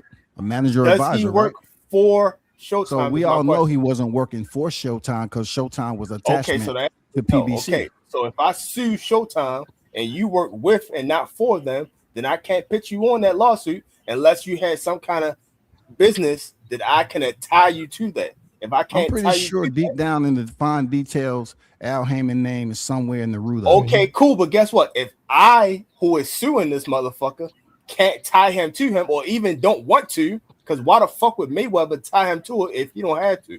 So he would not tie his name to that shit. That don't even make sense. You just say he worked. He said he worked with the motherfucker. So what? A lot of people work with companies. You can't sue everybody. Everybody ain't Al Heyman either. Let's be honest. Cool, but guess what? You keep moving the goalposts. A lot of people work. The goalpost is right where it's at, and I'm kicking field goals too. 3 points. And you missing. And you missing every one. I'm not missing. I'm not missing. Y'all getting emotionally off Al Heyman. You just saying dumb shit, bro. You trying to I'm saying dumb shit. I like when people say I'm just saying dumb shit. Okay, every time I'm letting you know, and you keep moving the goalposts. I'm letting you know real shit, and you keep moving the goalposts. Yo, you just said with, and I keep telling you, a lot of people can work with a company. So the fuck what? In the whole totality that a company has been around, even if it's around 10 years, it could have worked and had different partnerships with 20 fucking companies. When I sue this one company because I slipped on a fucking floor or some shit, everybody that they work with, I can't sue them motherfuckers. That's just how it goes. That's not your expertise. Your title say doctor. It doesn't say anything about legal. Okay. This guy, you don't know. You don't know my life. Hey, you're not a paralegal. You're not a paralegal. You say I was moving the goalposts, and I'm telling you, I'm right there. You don't know my life. Hey, Eugene, I'm not trying to beat with you. You don't even know me. Good points. You said some good points. I'm letting you know a fact, though. You don't know me, so you can't tell me you don't know me what either. I am not. And I've sat down and talked to people who's internal to the PBC. That is real wonderful. Hitters. No. Just what I got to do with what I said? I spoke. Listen, because knowledge is key. Okay. People don't want to hear knowledge when it becomes factual, right? I sat down with people to deal directly with Al Heyman. I'm talking about 2-3 hour conversations, learning about how that whole process went with Mayweather coming on deck with Al Heyman, and initially Al Heyman not wanting Mayweather, and the whole business aspect on, how much Floyd was getting and what he was demanding and so forth like that. That's where I'm coming from in a place like that. I'm not trying to dispute everything you're saying, but all I'm saying is I've heard from people who actually deal with the PBC. They in rotation. They the big dogs. I have them on speed dial, and we discuss stuff like this. That's all. Congratulations. Congratulations. I do the same thing, and I go to school to be a fucking manager, bro. I'm going. So it's like it's not a competition, bro. I'm listening. Not, but you know what I'm saying? I'm listening. Hold on. Let me finish saying what I'm saying. Listening, bro. Let me finish saying what I was gonna say. Just because his name, you want to put Al's in it. They're not suing premier boxing champions. They're suing Showtime. So total difference. So who said they were showing? You're conflating two things together. You're conflating two things together because you're insinuating things. You may not say it directly. No, he's not. Deflating He's not. He's not. He's saying that Al Heyman is in that lawsuit as well. He's listed in there. He's listed. He's not listed as a defendant. Produce some documentation. Yeah, but he's in there as actively as as Showtime actively assisting Al Heyman in alleged fraud. I mean, see that's that what he's saying. Whoever you are, he talking sense. But that's what you were saying, WCS. I mean, that's what I'm I don't saying. know how else you to get word it, it, bro. You get it. You get it. Yeah, that's all he was saying. That's all. Anyway, I got saying, to bounce, man. I appreciate you guys letting me up. I appreciate everybody up in here, man. You guys be safe. TD, man. All right, TD, bro. Appreciate you, bro. All right. When it comes to Al Heyman name, people want to get skittish and get quiet. Oh, it ain't got nothing to do with Al Heyman. Yes, yeah. He the man over there.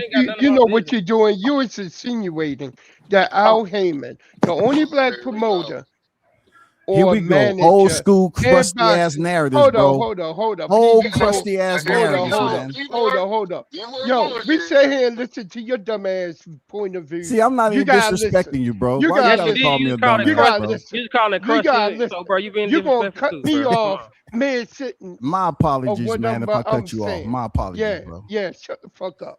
Yo, you shut the fuck up, bitch ass nigga. You shut the fuck up. You ain't talking to no kid, nigga. Shut your crusty lip ass up, nigga. Shut the fuck up and goddamn talk about you right now. Before I take my bitch ass nigga. All right, hey, yo, can y'all stop game banking on here? Y'all sitting up there talking like you're talking to some kids or something. Hold on. Relax, y'all. Relax now. Let's relax now. You know what I mean? Well, you know what I'm saying? Just simple basic stuff. I'll let you know a little insight. You know what I'm saying? Everybody know I done had my guy Kenneth Bahiri, man, from PBC. He's the PBC director on here. You know, from PBC. He's been on here twice, and I talk to my guy frequently. You know what I mean? Which I can tell you right now, ain't no issues for us PBC. They, you know what I'm saying? All they doing PBC, all they doing is working behind the scenes. They don't have to talk about their business on display like everybody else does. You know what I mean? They just work behind the scenes and work. I mean, while everybody want to talk about this and that, and this fight's happening and that fight happening and all that shit, and then some of these fights don't happen and don't come into fruition and shit, while you got other guys like PBC and other motherfuckers just putting in the work behind the scenes, just working. You know what I mean? And that's where I'm at. Let's talk, more action.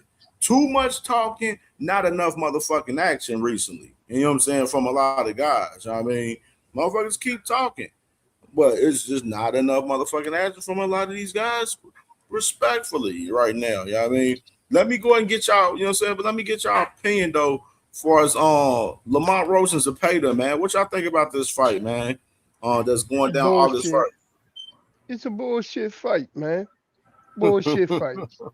Hey yo, I love it, yo. I think he need to do everything Shakur do, yo.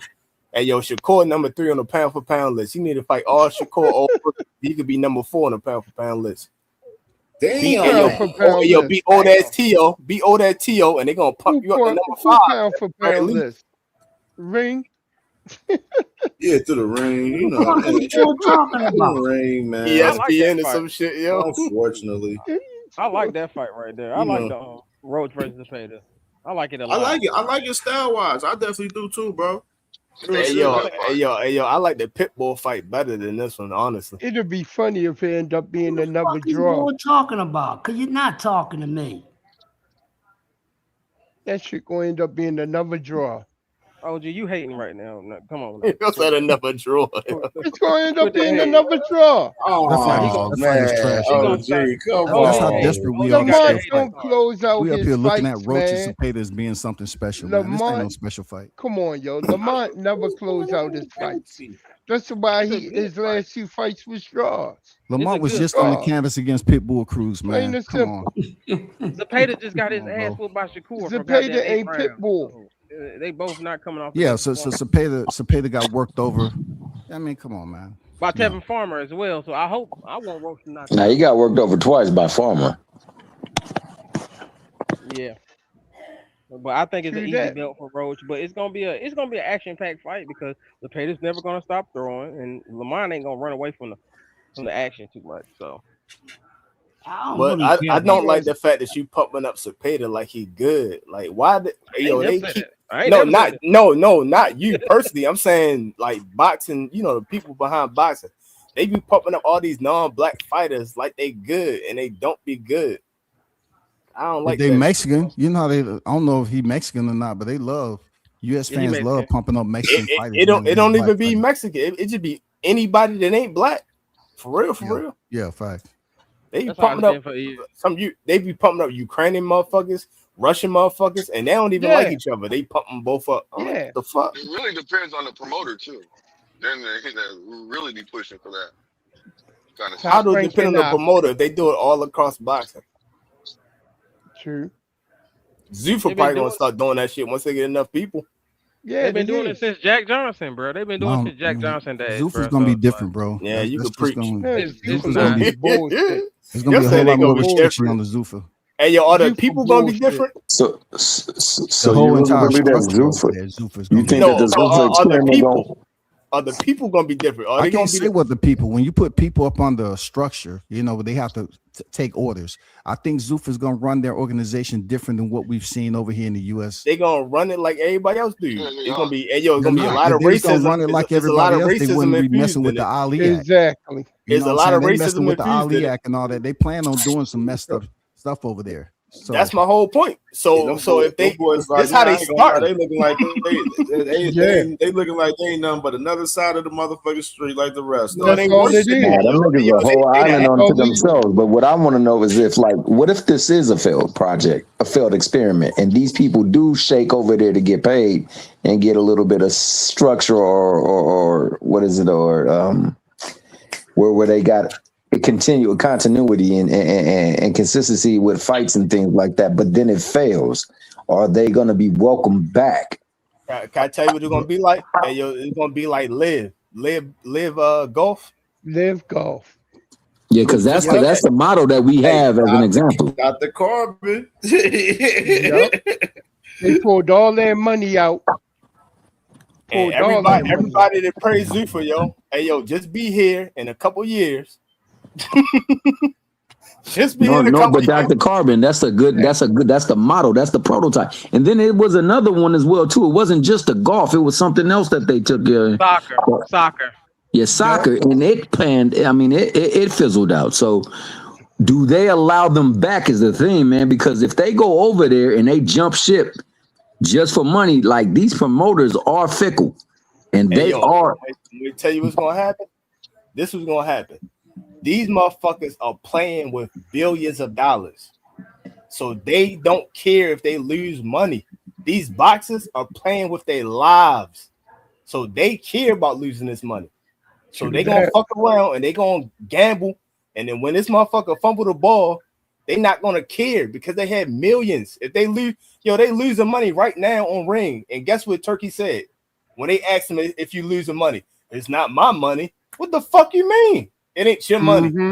Now these boxers, if he say, yo, he go to Turkey, hey Turkey, you lost my money. What Turkey going to tell him? The same shit. It ain't my money. Yo, you can't fuck with yo. Hey, yo, good luck to everybody that fuck with him, yo. Good luck. True that. That'll be my only concern because, like, it is like you're choosing. You are going through a partition and you're going all the way to one side of it, and we don't know how these people already effing them as it stands right now. They're going over there thinking that stuff is going to be sweeter and greener over there, but what happens when they get effed over there and then there is no recourse for them? They get everything and it's not as roses and ice cream and bubbles like they said it was. Do they get to come back? You know, the promoters will let them back because if they can make money off of you, they will. We've learned that forever. They might act like a tough, but if they can make a couple dollars off you, even though you took a loss or two, they're going to bring you back. But the thing is, I don't think Zuffa is a bad thing in boxing because it's just going to be pro box with a network. It's pro box with a net. Nah, it's going to be pro box. Well, pro box is better. Pro box is better. Stay there. I think people need to give it like 2 to 3 years to really start making a decision on. Okay, if it's really going to be good or bad. All right. That's cool. But look, I'm looking at it like this. Our only concern do it take you long to find out if somebody good or not? Yo, our only concern has always been the boxer. How the boxer going to come out of it? Because boxers dying the ring. And if they're going to be in there putting boxers in the ring with no time to heal in between fights, just put them on. Come on, man. It's going to be some boxers getting hurt. Hey, Maul, number one fan. I got a couple questions for you real fast, yo. Go ahead, brother. Hey, yo, if somebody was dating your daughter or your mother, how long you think it'll take you to figure out if this motherfucker is right for her or not? About a couple months. Okay, so if somebody is fucking with your money, they managing your money, how long it gonna take you to figure out if that shit good for you or not? It's gonna take, depends on how good they is at hiding the money. That's the only thing about that. So when people be saying, yo, Zuffa is new, give him some time. How much time you think you should give a motherfucker? I'm gonna give him about as far as I can see him because I don't trust him already. Exactly my point. Hey yo, I do business. So if I'm starting a business and I had the figurehead of my business is Dana White, do y'all know what the fuck Dana White done already did already? And he the figurehead? Okay. Hey yo, so look, when I start a children choir, the face of my children choir is gonna be, guess what? R. Kelly. And what y'all gonna say? Yo, he's a good singer though. He's a real good singer. He's a good producer. Oh no, man. The remix to ignition, my nigga. It's the remix to ignition. Now you tell me, how long is it gonna take you to realize, you know what? Maybe he shouldn't be the head of the children choir. How long will it take you? 5 seconds. Exactly my point. Exactly. But these motherfuckers like, yo, give it some time. So like I said, it's going to be good for boxing. And yo, he's stealing your money and he planning on raping you, and he's sitting there telling, give it some time. No, what's the fucking wrong with you, dog? So being that you deal with business, if my bad. Go ahead, my bad. Do more. No, all right. You might as well say Massa gonna be good for Toby. You see, he gonna keep Toby good. Toby get extra food every day in the Winston. Make sure I get humble one. Man, come on, yo. You know what I mean? That's hot and fresh out the kitchen. Hey, but if they are allowed back, when they come back, they really coming back for peanuts because them people that they ran away from gonna punish that ass. So they're not coming back to a better standard than they left. And they didn't go to a standard that was better than where they did leave. So these people really putting themselves out there, trusting in this thing. I hope it work out for their behalf. But if it don't, go ahead. Go ahead. Hey, yo, so let me break this down, yo. So this answers your question as well. So this is what I actually supposed to say this earlier. I just forgot to mention it. So these boxers are independent contractors. So they build their name up. If you are an employee, which Zuffa has employees, they don't have independent contractors. You don't build your name up. You never become bigger than the brand. I don't give a fuck who you are. You're never bigger than the brand. Exactly. So how are you gonna go from being never bigger than the brand? You just number one, boxer number two, not even having your own uniform, so you don't have no style. So we can't identify you. We can't connect and say, yo, this is my man, yo. He's just like me. Because we don't know who the fuck you are. And now all of a sudden you come over here to regular boxing as boxing number two. I don't give a fuck how many knockouts you got. You boxing number two. I don't know you, motherfucker. I can't relate. Now you got to build your brand up from the beginning. And you already popular because you done knocked out 20 motherfuckers. But you still got to build your brand up from the beginning. How did that help you as the boxer? So fuck that G League shit. That G League shit is a good idea, but the reality is you need to build your brand up. So if you're going to build your brand up, you might as well start out the mud like everybody else. Because if you don't start out the mud like everybody else, now it's going to be too late. You 30 years old trying, get into the game and shit. Just like on the streets, you're an old ass hustler. These young boys going to beat the shit out you and rob you and shit. Get the fuck out of our block, yo. True. Yo, who the fuck is that, yo? Is that your man's? No, I don't know him. You need to build your brand from the beginning. So if you knocking people out early on, even if they check cans and shit, here go my t-shirt, buy my t-shirt, here go my personality. I'm AB, I'm talking shit to everybody. Oh, cool. I like him talking shit. Cool. I identify with him. Now I got a cult following. All these Hanos clans, all these fucking Shakur fans, once they go over there is no more cult following. It's one cult, and it's the cult of Zuffa, not Haney, not Shakur. So when you were joking about them coming together and being one thing, that's literally what's gonna happen. Except their name is gonna be Zuffa. It's not gonna be Shanos. It's gonna be Zuffa. And no disrespect to a lot of the people who be on the panel, including Blue. But a lot of people that like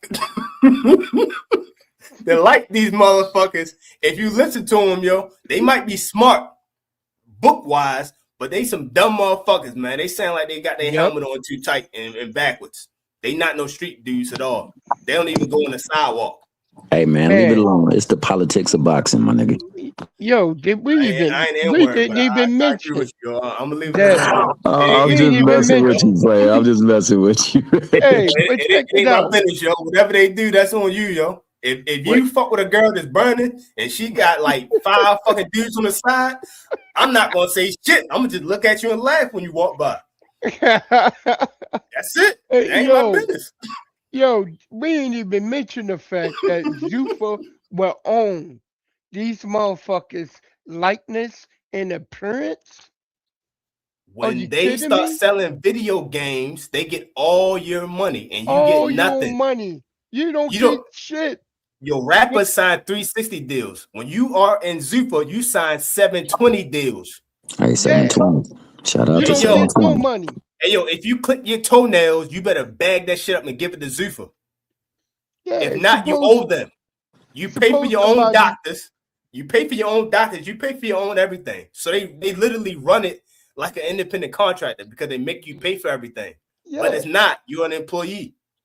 So legally, they not even supposed to do that shit. That's what I'm saying. They already breaking the law coming in the game. And you think they're not going to fuck you over. Okay. That's why they're trying to change the Muhammad Ali Act. So and everybody get away with that shit. Everybody is a fan of their boxer, and they say, well, that's not a bad thing. So when your boxer getting fucked over right now, he already getting fucked over right now. But once he continue to get fucked over and you still a fan of him, it's your fault. Because you was pumping him up for going over there. You put that trick bag in his head. You put that battery in his back. Mm-hmm.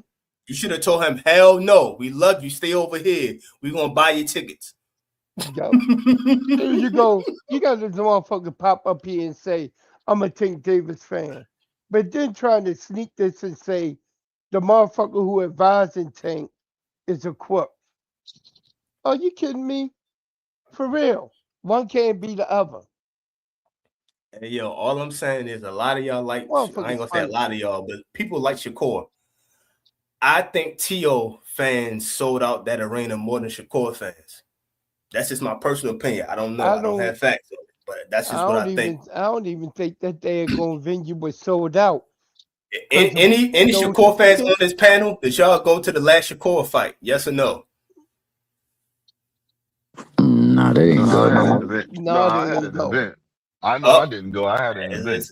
There's a lot of no's. Nah, but the ones that was on the panel didn't go. Most of them from the West Coast, though.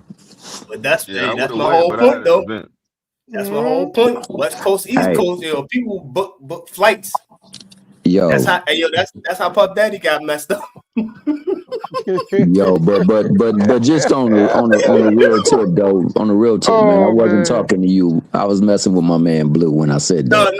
No. But you kind of took it as a direct to you, man. I was just Blue. No, I'm messing with him. No. You knew I knew that, but I didn't entertain it. You know hey, yo, what I'm saying? look, I don't look, check this out. Check this out. Hold on, Blue. Before you start, Blue, I'm gonna let you go, Blue. Hold on.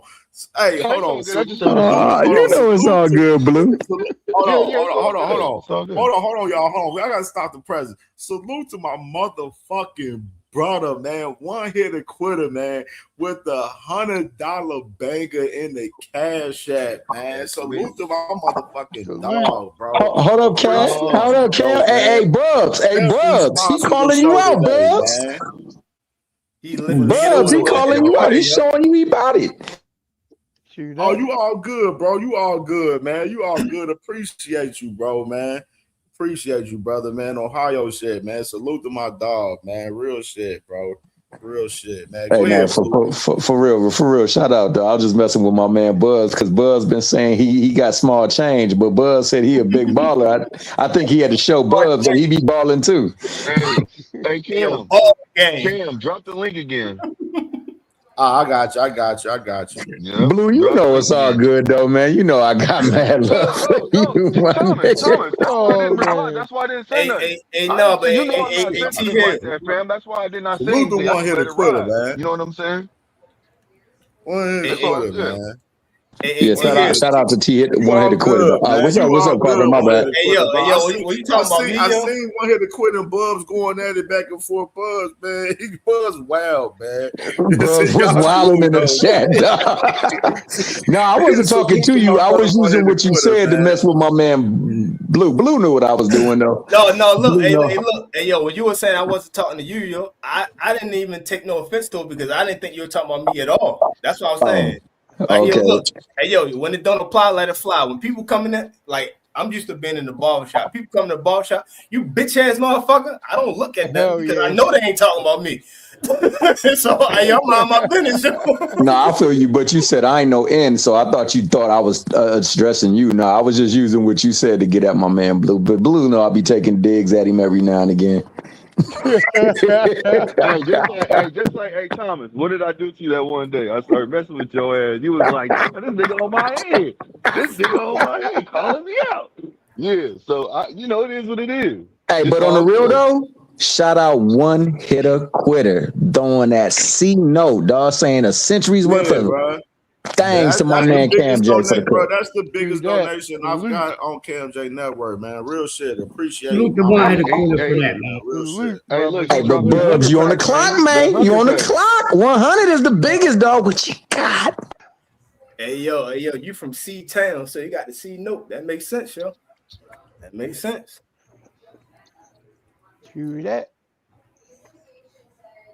Oh man. Hey, shout out the Bengals, yo. Shout out to Lamar Jackson and the Baltimore Ravens. On them, my Bengals. Hey, real quick. Let me ask y'all. What is y'all? I want to get y'all take. I know Blue's still here, man, too, man. So I want to get y'all take about Shakur with this clip right here, and I played it earlier in the show for as him talking about Bam Rodriguez what him going to camp, watching Bam Rodriguez in camp and stuff recently and everything. And listen to this clip right here. Yeah, I was taking my notes. It was little things he was doing that I like, and when I got back to the gym, I started working on them little things. So Bam is a beast. I like Bam. I can't go against Bam. I know Bam, and Bam my guy. I think Inoue is a great fighter, but I think Bam might be his kryptonite. I seen him get dropped by a southpaw, and I think Bam punched hard enough where he could drop him too.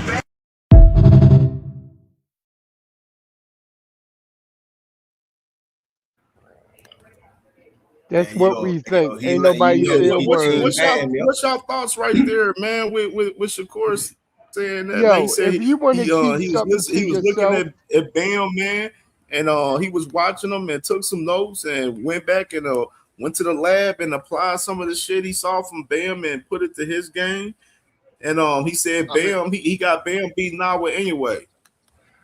Hey, that's what boxers do, though, right? All boxers, when they train, they spar. They take things from one another. You know what I'm saying? It doesn't matter. People learn something new, from little kids, man. You got fighters that, and Shakur's even said that, man. He said that. I've known other fighters that said they learned something from little kids boxing. You know what I'm saying? No problem with it. I'm okay. Yeah, I have no problem with that. And for him giving his assessment on what he thinks about Bam and winning, I mean, that's just his opinion, and I'm okay with that. I think Bam would be, if that fight was to materialize, I think Bam would have a good chance of beating him in a way too, because the simple fact is, I think he would beat him. You see what I'm saying? Like Bam. Hey, yo, Bam is gonna beat him, but I don't trust Shakur because he's a lying, capping ass motherfucker. The only reason why, look,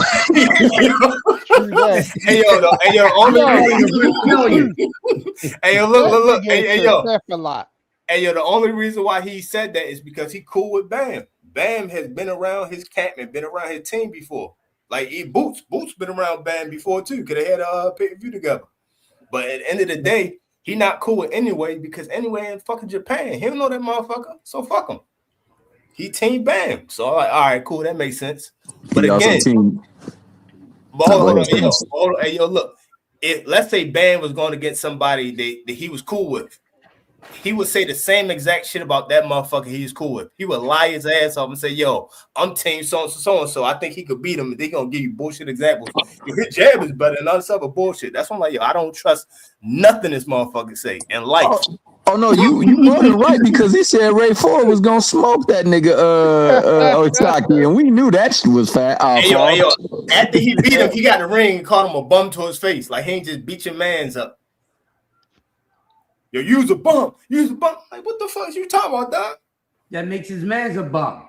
Yeah, yo, just say you can't beat me. Don't say you a bum, because again, like he just said, that means your man's is ass. If he beats your man ass, that means your man is literally ass. Just say you can't beat me, though, motherfucker. What's up? But regarding that fight, man, I just think that in a way starting to show the wares of them years, and Bam a big dude, and he got freaking movement. His movement is like A1. That would be one hell of a fight, but I just think that he'd be slipping so many punches, and then he'd be coming off with combinations. I think he frustrates him, and eventually it gets him to start reaching and trying to get some big and open himself up. So that's why I favor Bam in that one. I know Carrier ain't trying to hear that, but that would be a hell of a fight, bro. I would not be mad. It would be a hell of a fight, but he'd knock his ass out by round 9. Hey, yo, I don't know if y'all watch, but if y'all watch YSM, they had a video on there, and Robert Garcia was explaining why they never fought before and why it will probably be a while before they fight now, because the promoter or whatever the fuck the dude is a Japanese motherfucker, and Bam was fighting under that motherfucker, and so was all them other motherfuckers from Japan. And he was like, yo, I would never put them up against each other. And then they finally broke rank, and they had Bam, anyway, fight whatever that other motherfucker was. So they was like, all right, well, now that that's possible, then this might be a reality too, especially if we getting that Saudi money. But that's why it got blocked prior, because whatever the Japanese promoter name is, he was blocking that shit. And Garcia was under him, and he was cool with him and shit.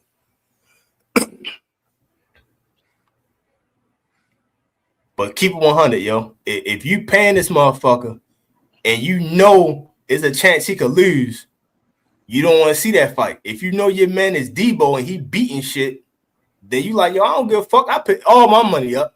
What's up? he ain't had that same fucking action and shit. So you know it's a chance. Man, you know Devin ain't betting on himself. No, I ain't talking. I'm talking just in general. Nah. That's why that Japanese promoter ain't signed that fight. Mm-hmm. Cause that mean he could have had Bam and that motherfucker under his shit, and he would have got 100% of the shit. Cause they would have been both his fighters. He ain't want that. Now you see why. It depends on where they was. It depends on where they was fighting too.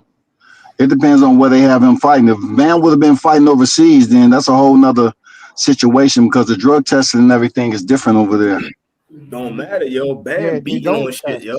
That's what I'm trying to tell you. It does matter, man. You know, I was over there for 7 years in Japan. I went to fights when Pride was on deck and boxing and all that, and they do things different over there to the point where you can get fucked over there.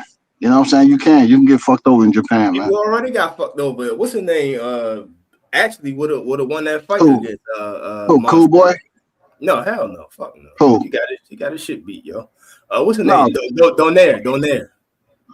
Oh, I mean, Nonito Donaire, you know, that was bound to happen. You know, if you go 12 rounds and then you come back after Nordine Bali and you get back in there and you get knocked out.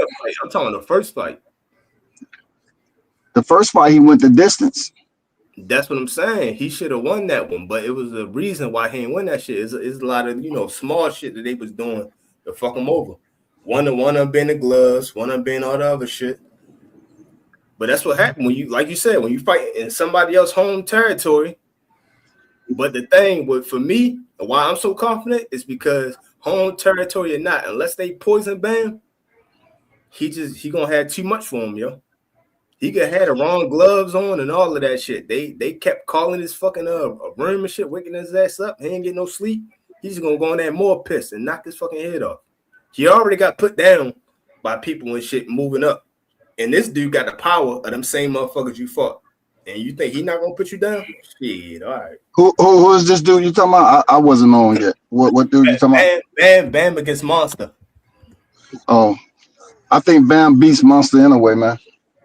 Yeah, I gotta put him down, yo. Because do I have him winning the scoreboards? Fuck no. Fuck no. I think he can win. I think he can win either way. I think he can win on the scorecards. Bam, that talented, man. No, look. So hold on. Let me say this. I think he can win on the scoreboard too because he's really good technically. You see what I'm saying? He's a sound fighter. But I think he can pull it off, especially over there, because they appreciate the sport of boxing. These motherfuckers, hey yo. I'm not saying they can't get corrupted still. Hey yo, all I'm saying is if you go over there, if you think you're gonna win on a scoreboard over there, you got like fucked up. He need to lay that motherfucker down, and he will do by round 9. He'll be laid out, sleep. But if you don't lay him the fuck out by round 9, you will lose on that scoreboard. Point blank, period. Because hey yo, I was saying Bud, look at Bud and Canelo. That wasn't even on home territory, and it still was a close fight if you look at the scores. But if you watch the fight, it wasn't close at all. I mean, also you gotta look at Canelo. Canelo was the face, just like Bivol. Who can say that Canelo won the first 5 rounds in that fight? No one. You know, that's just boxing, man. They always gonna fuck with the face of boxing, especially if he's a Mexican icon like Canelo Alvarez. You know, but he can win. He can win in Japan, though. I think Bam can beat Monster. Monster been on the ground just like Bam. Who is the face of boxing in total? Pound for pound list. Who's the place of boxing right now? I don't know. It's no face of boxing. No. Out of these two, who is higher on the pound for pound list out of these two? In a way. Exactly. And that's universal. So imagine if you go over there where he live at, to his house. Yeah. No, it don't have anything to do with his house, bro. It's just at a point right now where if you go in there and you definitively beat in a way, it is not going to be no other course of action for them to take except to give Bam the decision if he goes in there and box in a way to a decision and it's definitive. Just like Terrence Crawford beat Canelo. It was definitive. People thought he was going to get robbed and shit like that. No, he did it. Cut and dry. Straight to the point. You said definitive. If I'm from Japan, I got a whole different definition of definitive. That's just what it is. It ain't got nothing to do with face of boxing. If I'm in Japan and I'm a Japanese judge, I got my own definition of definitive. That shit don't translate over here. We got a whole nother word for that. Yeah, it's called being fucked over. It's called being fucked over. You know what I'm saying? But you know, it's a good chance that he gonna get fucked over anywhere in the world. That's what I'm saying. Like, he should go for the knockout because I would not trust this motherfucker to get any kind of scorecards properly done. I don't give a fuck if the judge is from your hometown. I don't trust that motherfucker neither, yo. He could be a family member. I don't trust that motherfucker unless it's the right family member. Monster's been overrated to me. I've always said it. Monster's overrated big time. I wouldn't say he overrated. He's just not as high as where he should be. Like, they be having. What's the best name on his resume then? What's the best name on his resume? He should be in the top 5, but no. Junto Nakatani? Who's the best name on his resume? Cool Boy? Who? No, Cool Boy definitely probably the best one. And then probably Donaire, probably number 2. But he got legends though. But they smaller weight classes, so I can't name off the top of my head. But yeah, Donaire is a legend. You're right. Donaire's a legend, but he has age and wear and tear on his body too. That's why he got stopped the second fight. But that's what I'm saying. And Cool Boy was a young legend too, yo. He's beating shit. Hey, yo, he would have got undisputed. Come on. You know goddamn well Cool Boy ain't no legend, man. If that guy ain't duck him, yo, he would have got undisputed easily. Man, I had high hopes for my boy Cool Boy, but he didn't perform. He got over to Japan late. Everybody know you're supposed to get over there around Monday or Tuesday and shake off that jet lag. He went over there too damn late. He not a legend, bro. Cool Boy ain't no legend. So how many weight classes did he get a belt in? You tell me. If he was a legend, you would know how many weight classes he got a belt in.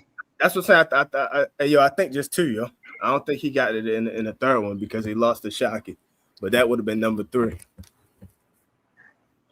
Cool Boy. Hey, salute to y'all, man. Let me go ahead and close it out, fellas, man. Appreciate y'all, man. Let me close it out, man. Man. That last sequence was crazy right there. Appreciate y'all, man. Love y'all, man. Peace, man. We'll be back at it tomorrow, man. In the morning, man. Early, man. We're going to be back at it tomorrow, man. Y'all know the vibes.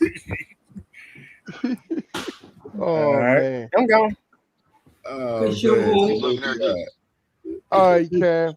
It's already know, brother. You're already salute. Hey man, another dope show, homie. Another dope show, man. Salute to the fans, everybody in the chat. Man. It's always lit over here, man. It's always lit.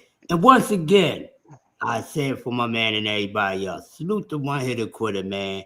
We're getting my bro, absolutely, CamJNetwork, man, $100 drop. I mean, this man go to work. I don't think he should have to ask for cash apps because the work that he's putting out, you should just want to give it to him. You shouldn't have to ask because the work that this man put out on a daily basis, the information, the fight prediction, just the overall package. Look out for the bro. He shouldn't have to ask you rotten motherfuckers. But I love y'all. And we out. What hating ass Shellmore got to say? Hating ass Shellmore, you bring your hating ass up here when I'm about to close out, man. That's what Shellmore. What's your hating ass got to say real quick before I close out, man? What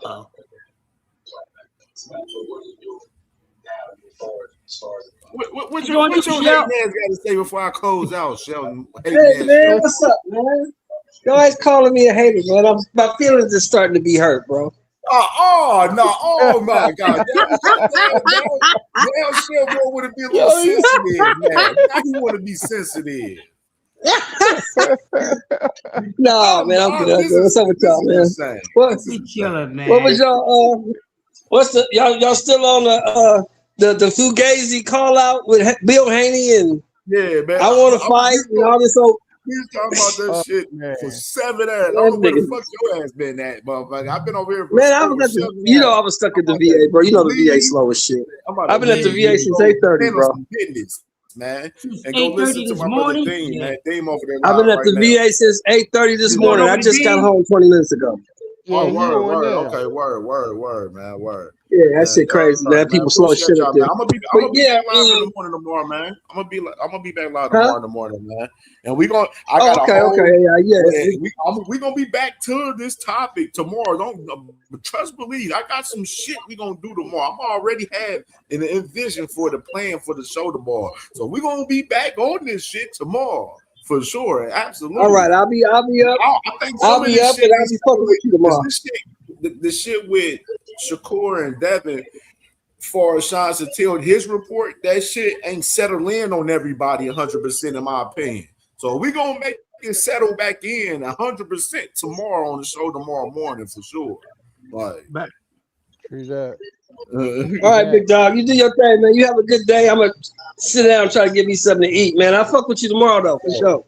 Yeah, man. Get you something to eat, man. Rest up, man. Relax, man. All right, later. For sure, man. Appreciate y'all. Speaking of eat, man, I just got finished fucking up some goulash, man. Man, bro, shit, man. I'm about to grab me something to eat. I'm about to go get wife. We can grab something to eat. You know what I mean? Come back, smoke, chill. You know what I mean? I just smoked already. Like I smoked like 2 joints in this show today. Oh yeah. I smoked 3 yesterday. This show was longer than yesterday. I smoked 3 joints during the show yesterday, but I smoked 2 today during the show today. Yeah, because yesterday was like 5 hours plus. Today is shit, man. I got to smoke something now. This weed I'm smoking powerful than a motherfucker right now, bro. I can hit it a few times, put it out, and then you know what I'm saying. Yeah. Like I don't got to smoke the whole joint all at once, right there in one setting. You know what I mean? Like, hey man, I love that medical. That medical just like that. Hey, yeah, I ain't smoked the whole L straight down to the. In the past couple weeks, this shit I've been running across here, boy, been some shit. Like, you better slow down, son. You're killing them. That's smoking some real bud. That's when you know you got some real high level THC. None of that synthetic shit. Yeah, motherfuckers smoking that Delta 9 shit out there. Yeah, fuck shit. that shit. Fuck that. I'm a goddamn stoner. Give me some marijuana, man. I ain't smoking no hybrid. Just give me indica or even be a sativa. As long as it got a high THC count, I'm good. Shit, yeah, man. I'm high right now, man. I can't get high on sativa, dog. Hey, man. Listen. Man. That indica, boy. I'm like that song. I get high, man. I get high. High. My frequency high and everything too. I get high. Exactly. Antennas high and all that. You know, spiritual ranking is high, so why not be high? Shit, I deserve it to get high. That is. Some of these motherfuckers need to smoke some weed. Maybe give them a fucking better perspective on what the fuck going on out here at this motherfucker. Yeah. They need to smoke one to get a reality check first. That's what they pineal gland better open up for the ass first. Real. Because these motherfuckers is delusional. It's all type of shit. You know, like Earth, Wind, and Fire said, everybody in the world wears a masquerade. Not me, bitch. I don't wear no masquerade. Man. Ain't no masquerade, no Maybelline. Man, dog. Yeah, man. I salute to y'all, man. Let me go get the fuck up out of here, man. Hey, we out of here, y'all. Back at this tomorrow. What time you on tomorrow? I'm gonna come on at 7, bro. So you know it's TGIF Freaky Friday. I'm thinking about making it an open panel until you come on. So yeah, for sure. That's what's up. Damn, Chris, you come on, man. I've just be falling asleep. Be all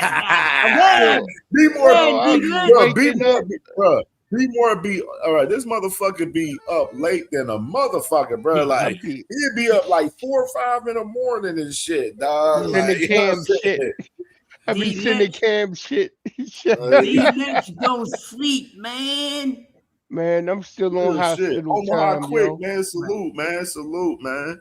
For sure, man. I'm gonna be you on at 7, man. I'll be back on tomorrow about like 10. I came on at 11 because of 2 cents. She did a pop-up live. Yeah, I jumped so over I went to assist to her thing. So I came on about 11 yesterday. So it'll be about the same time tomorrow, about 10:30, 11 o'clock, man. I'm gonna be getting this show ready for tomorrow because I already got shit in my head I want to do for the show already. While I was listening to everybody the last hour, I'm like, oh yeah, I got some shit for tomorrow. So it's lit. Yeah, tomorrow, definitely man. some shit to cook on. Yeah, we gotta cover motherfuckers trying to defame Al Heyman. You know what I mean? Especially from coming from a motherfucker like Floyd that go out spending his money like he on a Michael Jackson shopping spree. Come on, man. Shoot, man. Yeah, Cam, I might jump off Freaky Friday, continuing this conversation. True that. That'd be it's gonna get freaky tomorrow. Not the way you expect. At least not as you want. Y'all know I'm surprised, boy. My cook spent some shit, man. Listen, man. It be some shit. I know a lot of my cooks are very touchy, but motherfuckers reality. You coming over there, that's all you gonna get. I can't give you nothing else. True that. Nothing else. For real, bro. Hey, Ken, get the fuck up on out of here, man. Hey, D Lynch, I'll let you later, bro. You know. All right, bro. I'm gonna hit you live, bro. Peace out. All right, man. Peace. Salute One to the love, brother. man. Peace. Man, y'all already know the vibes, man. Crazy show today, man. I told you it was gonna be a lengthy one, man. Over 7 hours today, man. Almost 7 hours and 25 minutes been approaching, man. Salute to y'all, man. Appreciate y'all, man. I gotta say, man, much love, man, to my guy Trey Skills in the Cash App today, man. My brother Mr. Arthur Rissick in the Cash App. Cornelius Burnett in the Cash App, man. My brother Aircraft. My brother Jay Howard, man. My brother Ace Austin. My brother TD and my brother One Hitter Quitter, man. Much love to all of y'all, man, and the supporting the Cash App, man. So sponsoring the show today, man. Sponsoring the Thursday morning cook up today, man. Appreciate y'all, man. Love y'all, man. We're going to be back at it tomorrow, man, about 10:30, 11 a.m. tomorrow, man. Back at it. Already got plans what we're going to do for this show tomorrow, man. So salute to y'all, man. Anyone watching this on the playback, make sure y'all hit the like button. Subscribe to the channel if you're new to the channel, man. We definitely on the road to 1,000 subs, man. We at like 931 right now, man. I seen a couple of new people in here today, man. So, you know what I'm saying? If y'all new to the channel, make sure y'all definitely subscribe to the channel, man. We definitely doing some great things, man, covering the sport over here. And, of course, we got other shit we're going to be doing on the channel as well, man. So definitely just tap into the channel, man. Stay tuned in. Go tap in with my brother Dean. He live right now, man. And we'll be back at this thing tomorrow, man, for sure. I love y'all, man. Enjoy y'all Thursday motherfucking evening. And we'll see y'all tomorrow, man. Salute.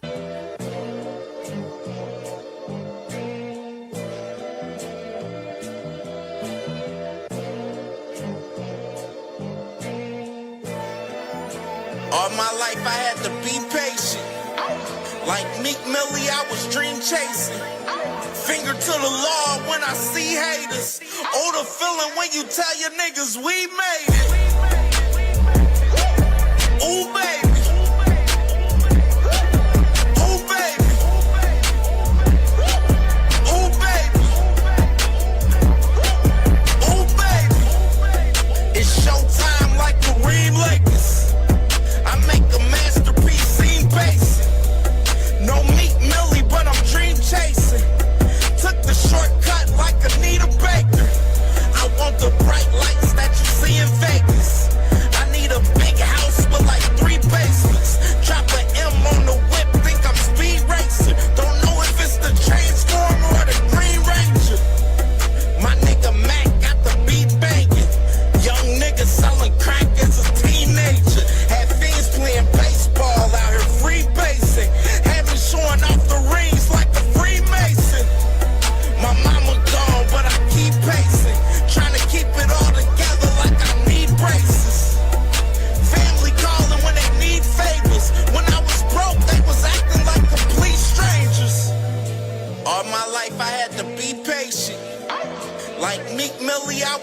chasing.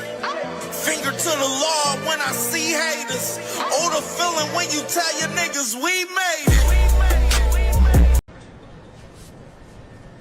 Man, what's up with this meeting? Why are we here? Guys, I have brought you here today to propose my plan. I don't like to lose. This is my plan to prevent all of us from losing. Let's pretend we are brothers. We won't have to fight each other. I made a contract to make sure we all agree to not fight each other. Each other. Yo, that's a good idea. Let's do it. But Shakur, we are in the same division. What will we do if we're forced to fight? Listen, I will get all of the belts for us. You tell everyone you don't care about the belts. That way, no one can force us to fight, brother. But Shakur, what if I outgrow my division and I have to move up to yours? Listen, little Ray Ray, when I move up, you move up. And come train at my gym so that we will never fight. What about us, Shakur? We are both champions at 140. Gary, tell him you want to fight me last. When the time comes, I will move divisions, little bro. Shakur, what about when you move up? I don't want to fight you, bro. Richardson, sign to Zuffa so that we won't fight. Before you sign, call me out so that it is not suspicious. Now sign the contract to be boxing brothers. Why they want me here so bad? We are not friends. Man, I'm going after all of y'all. There's no friends in boxing, clowns. Abdullah, no, please. I won't let these frauds ruin boxing. I'll go after all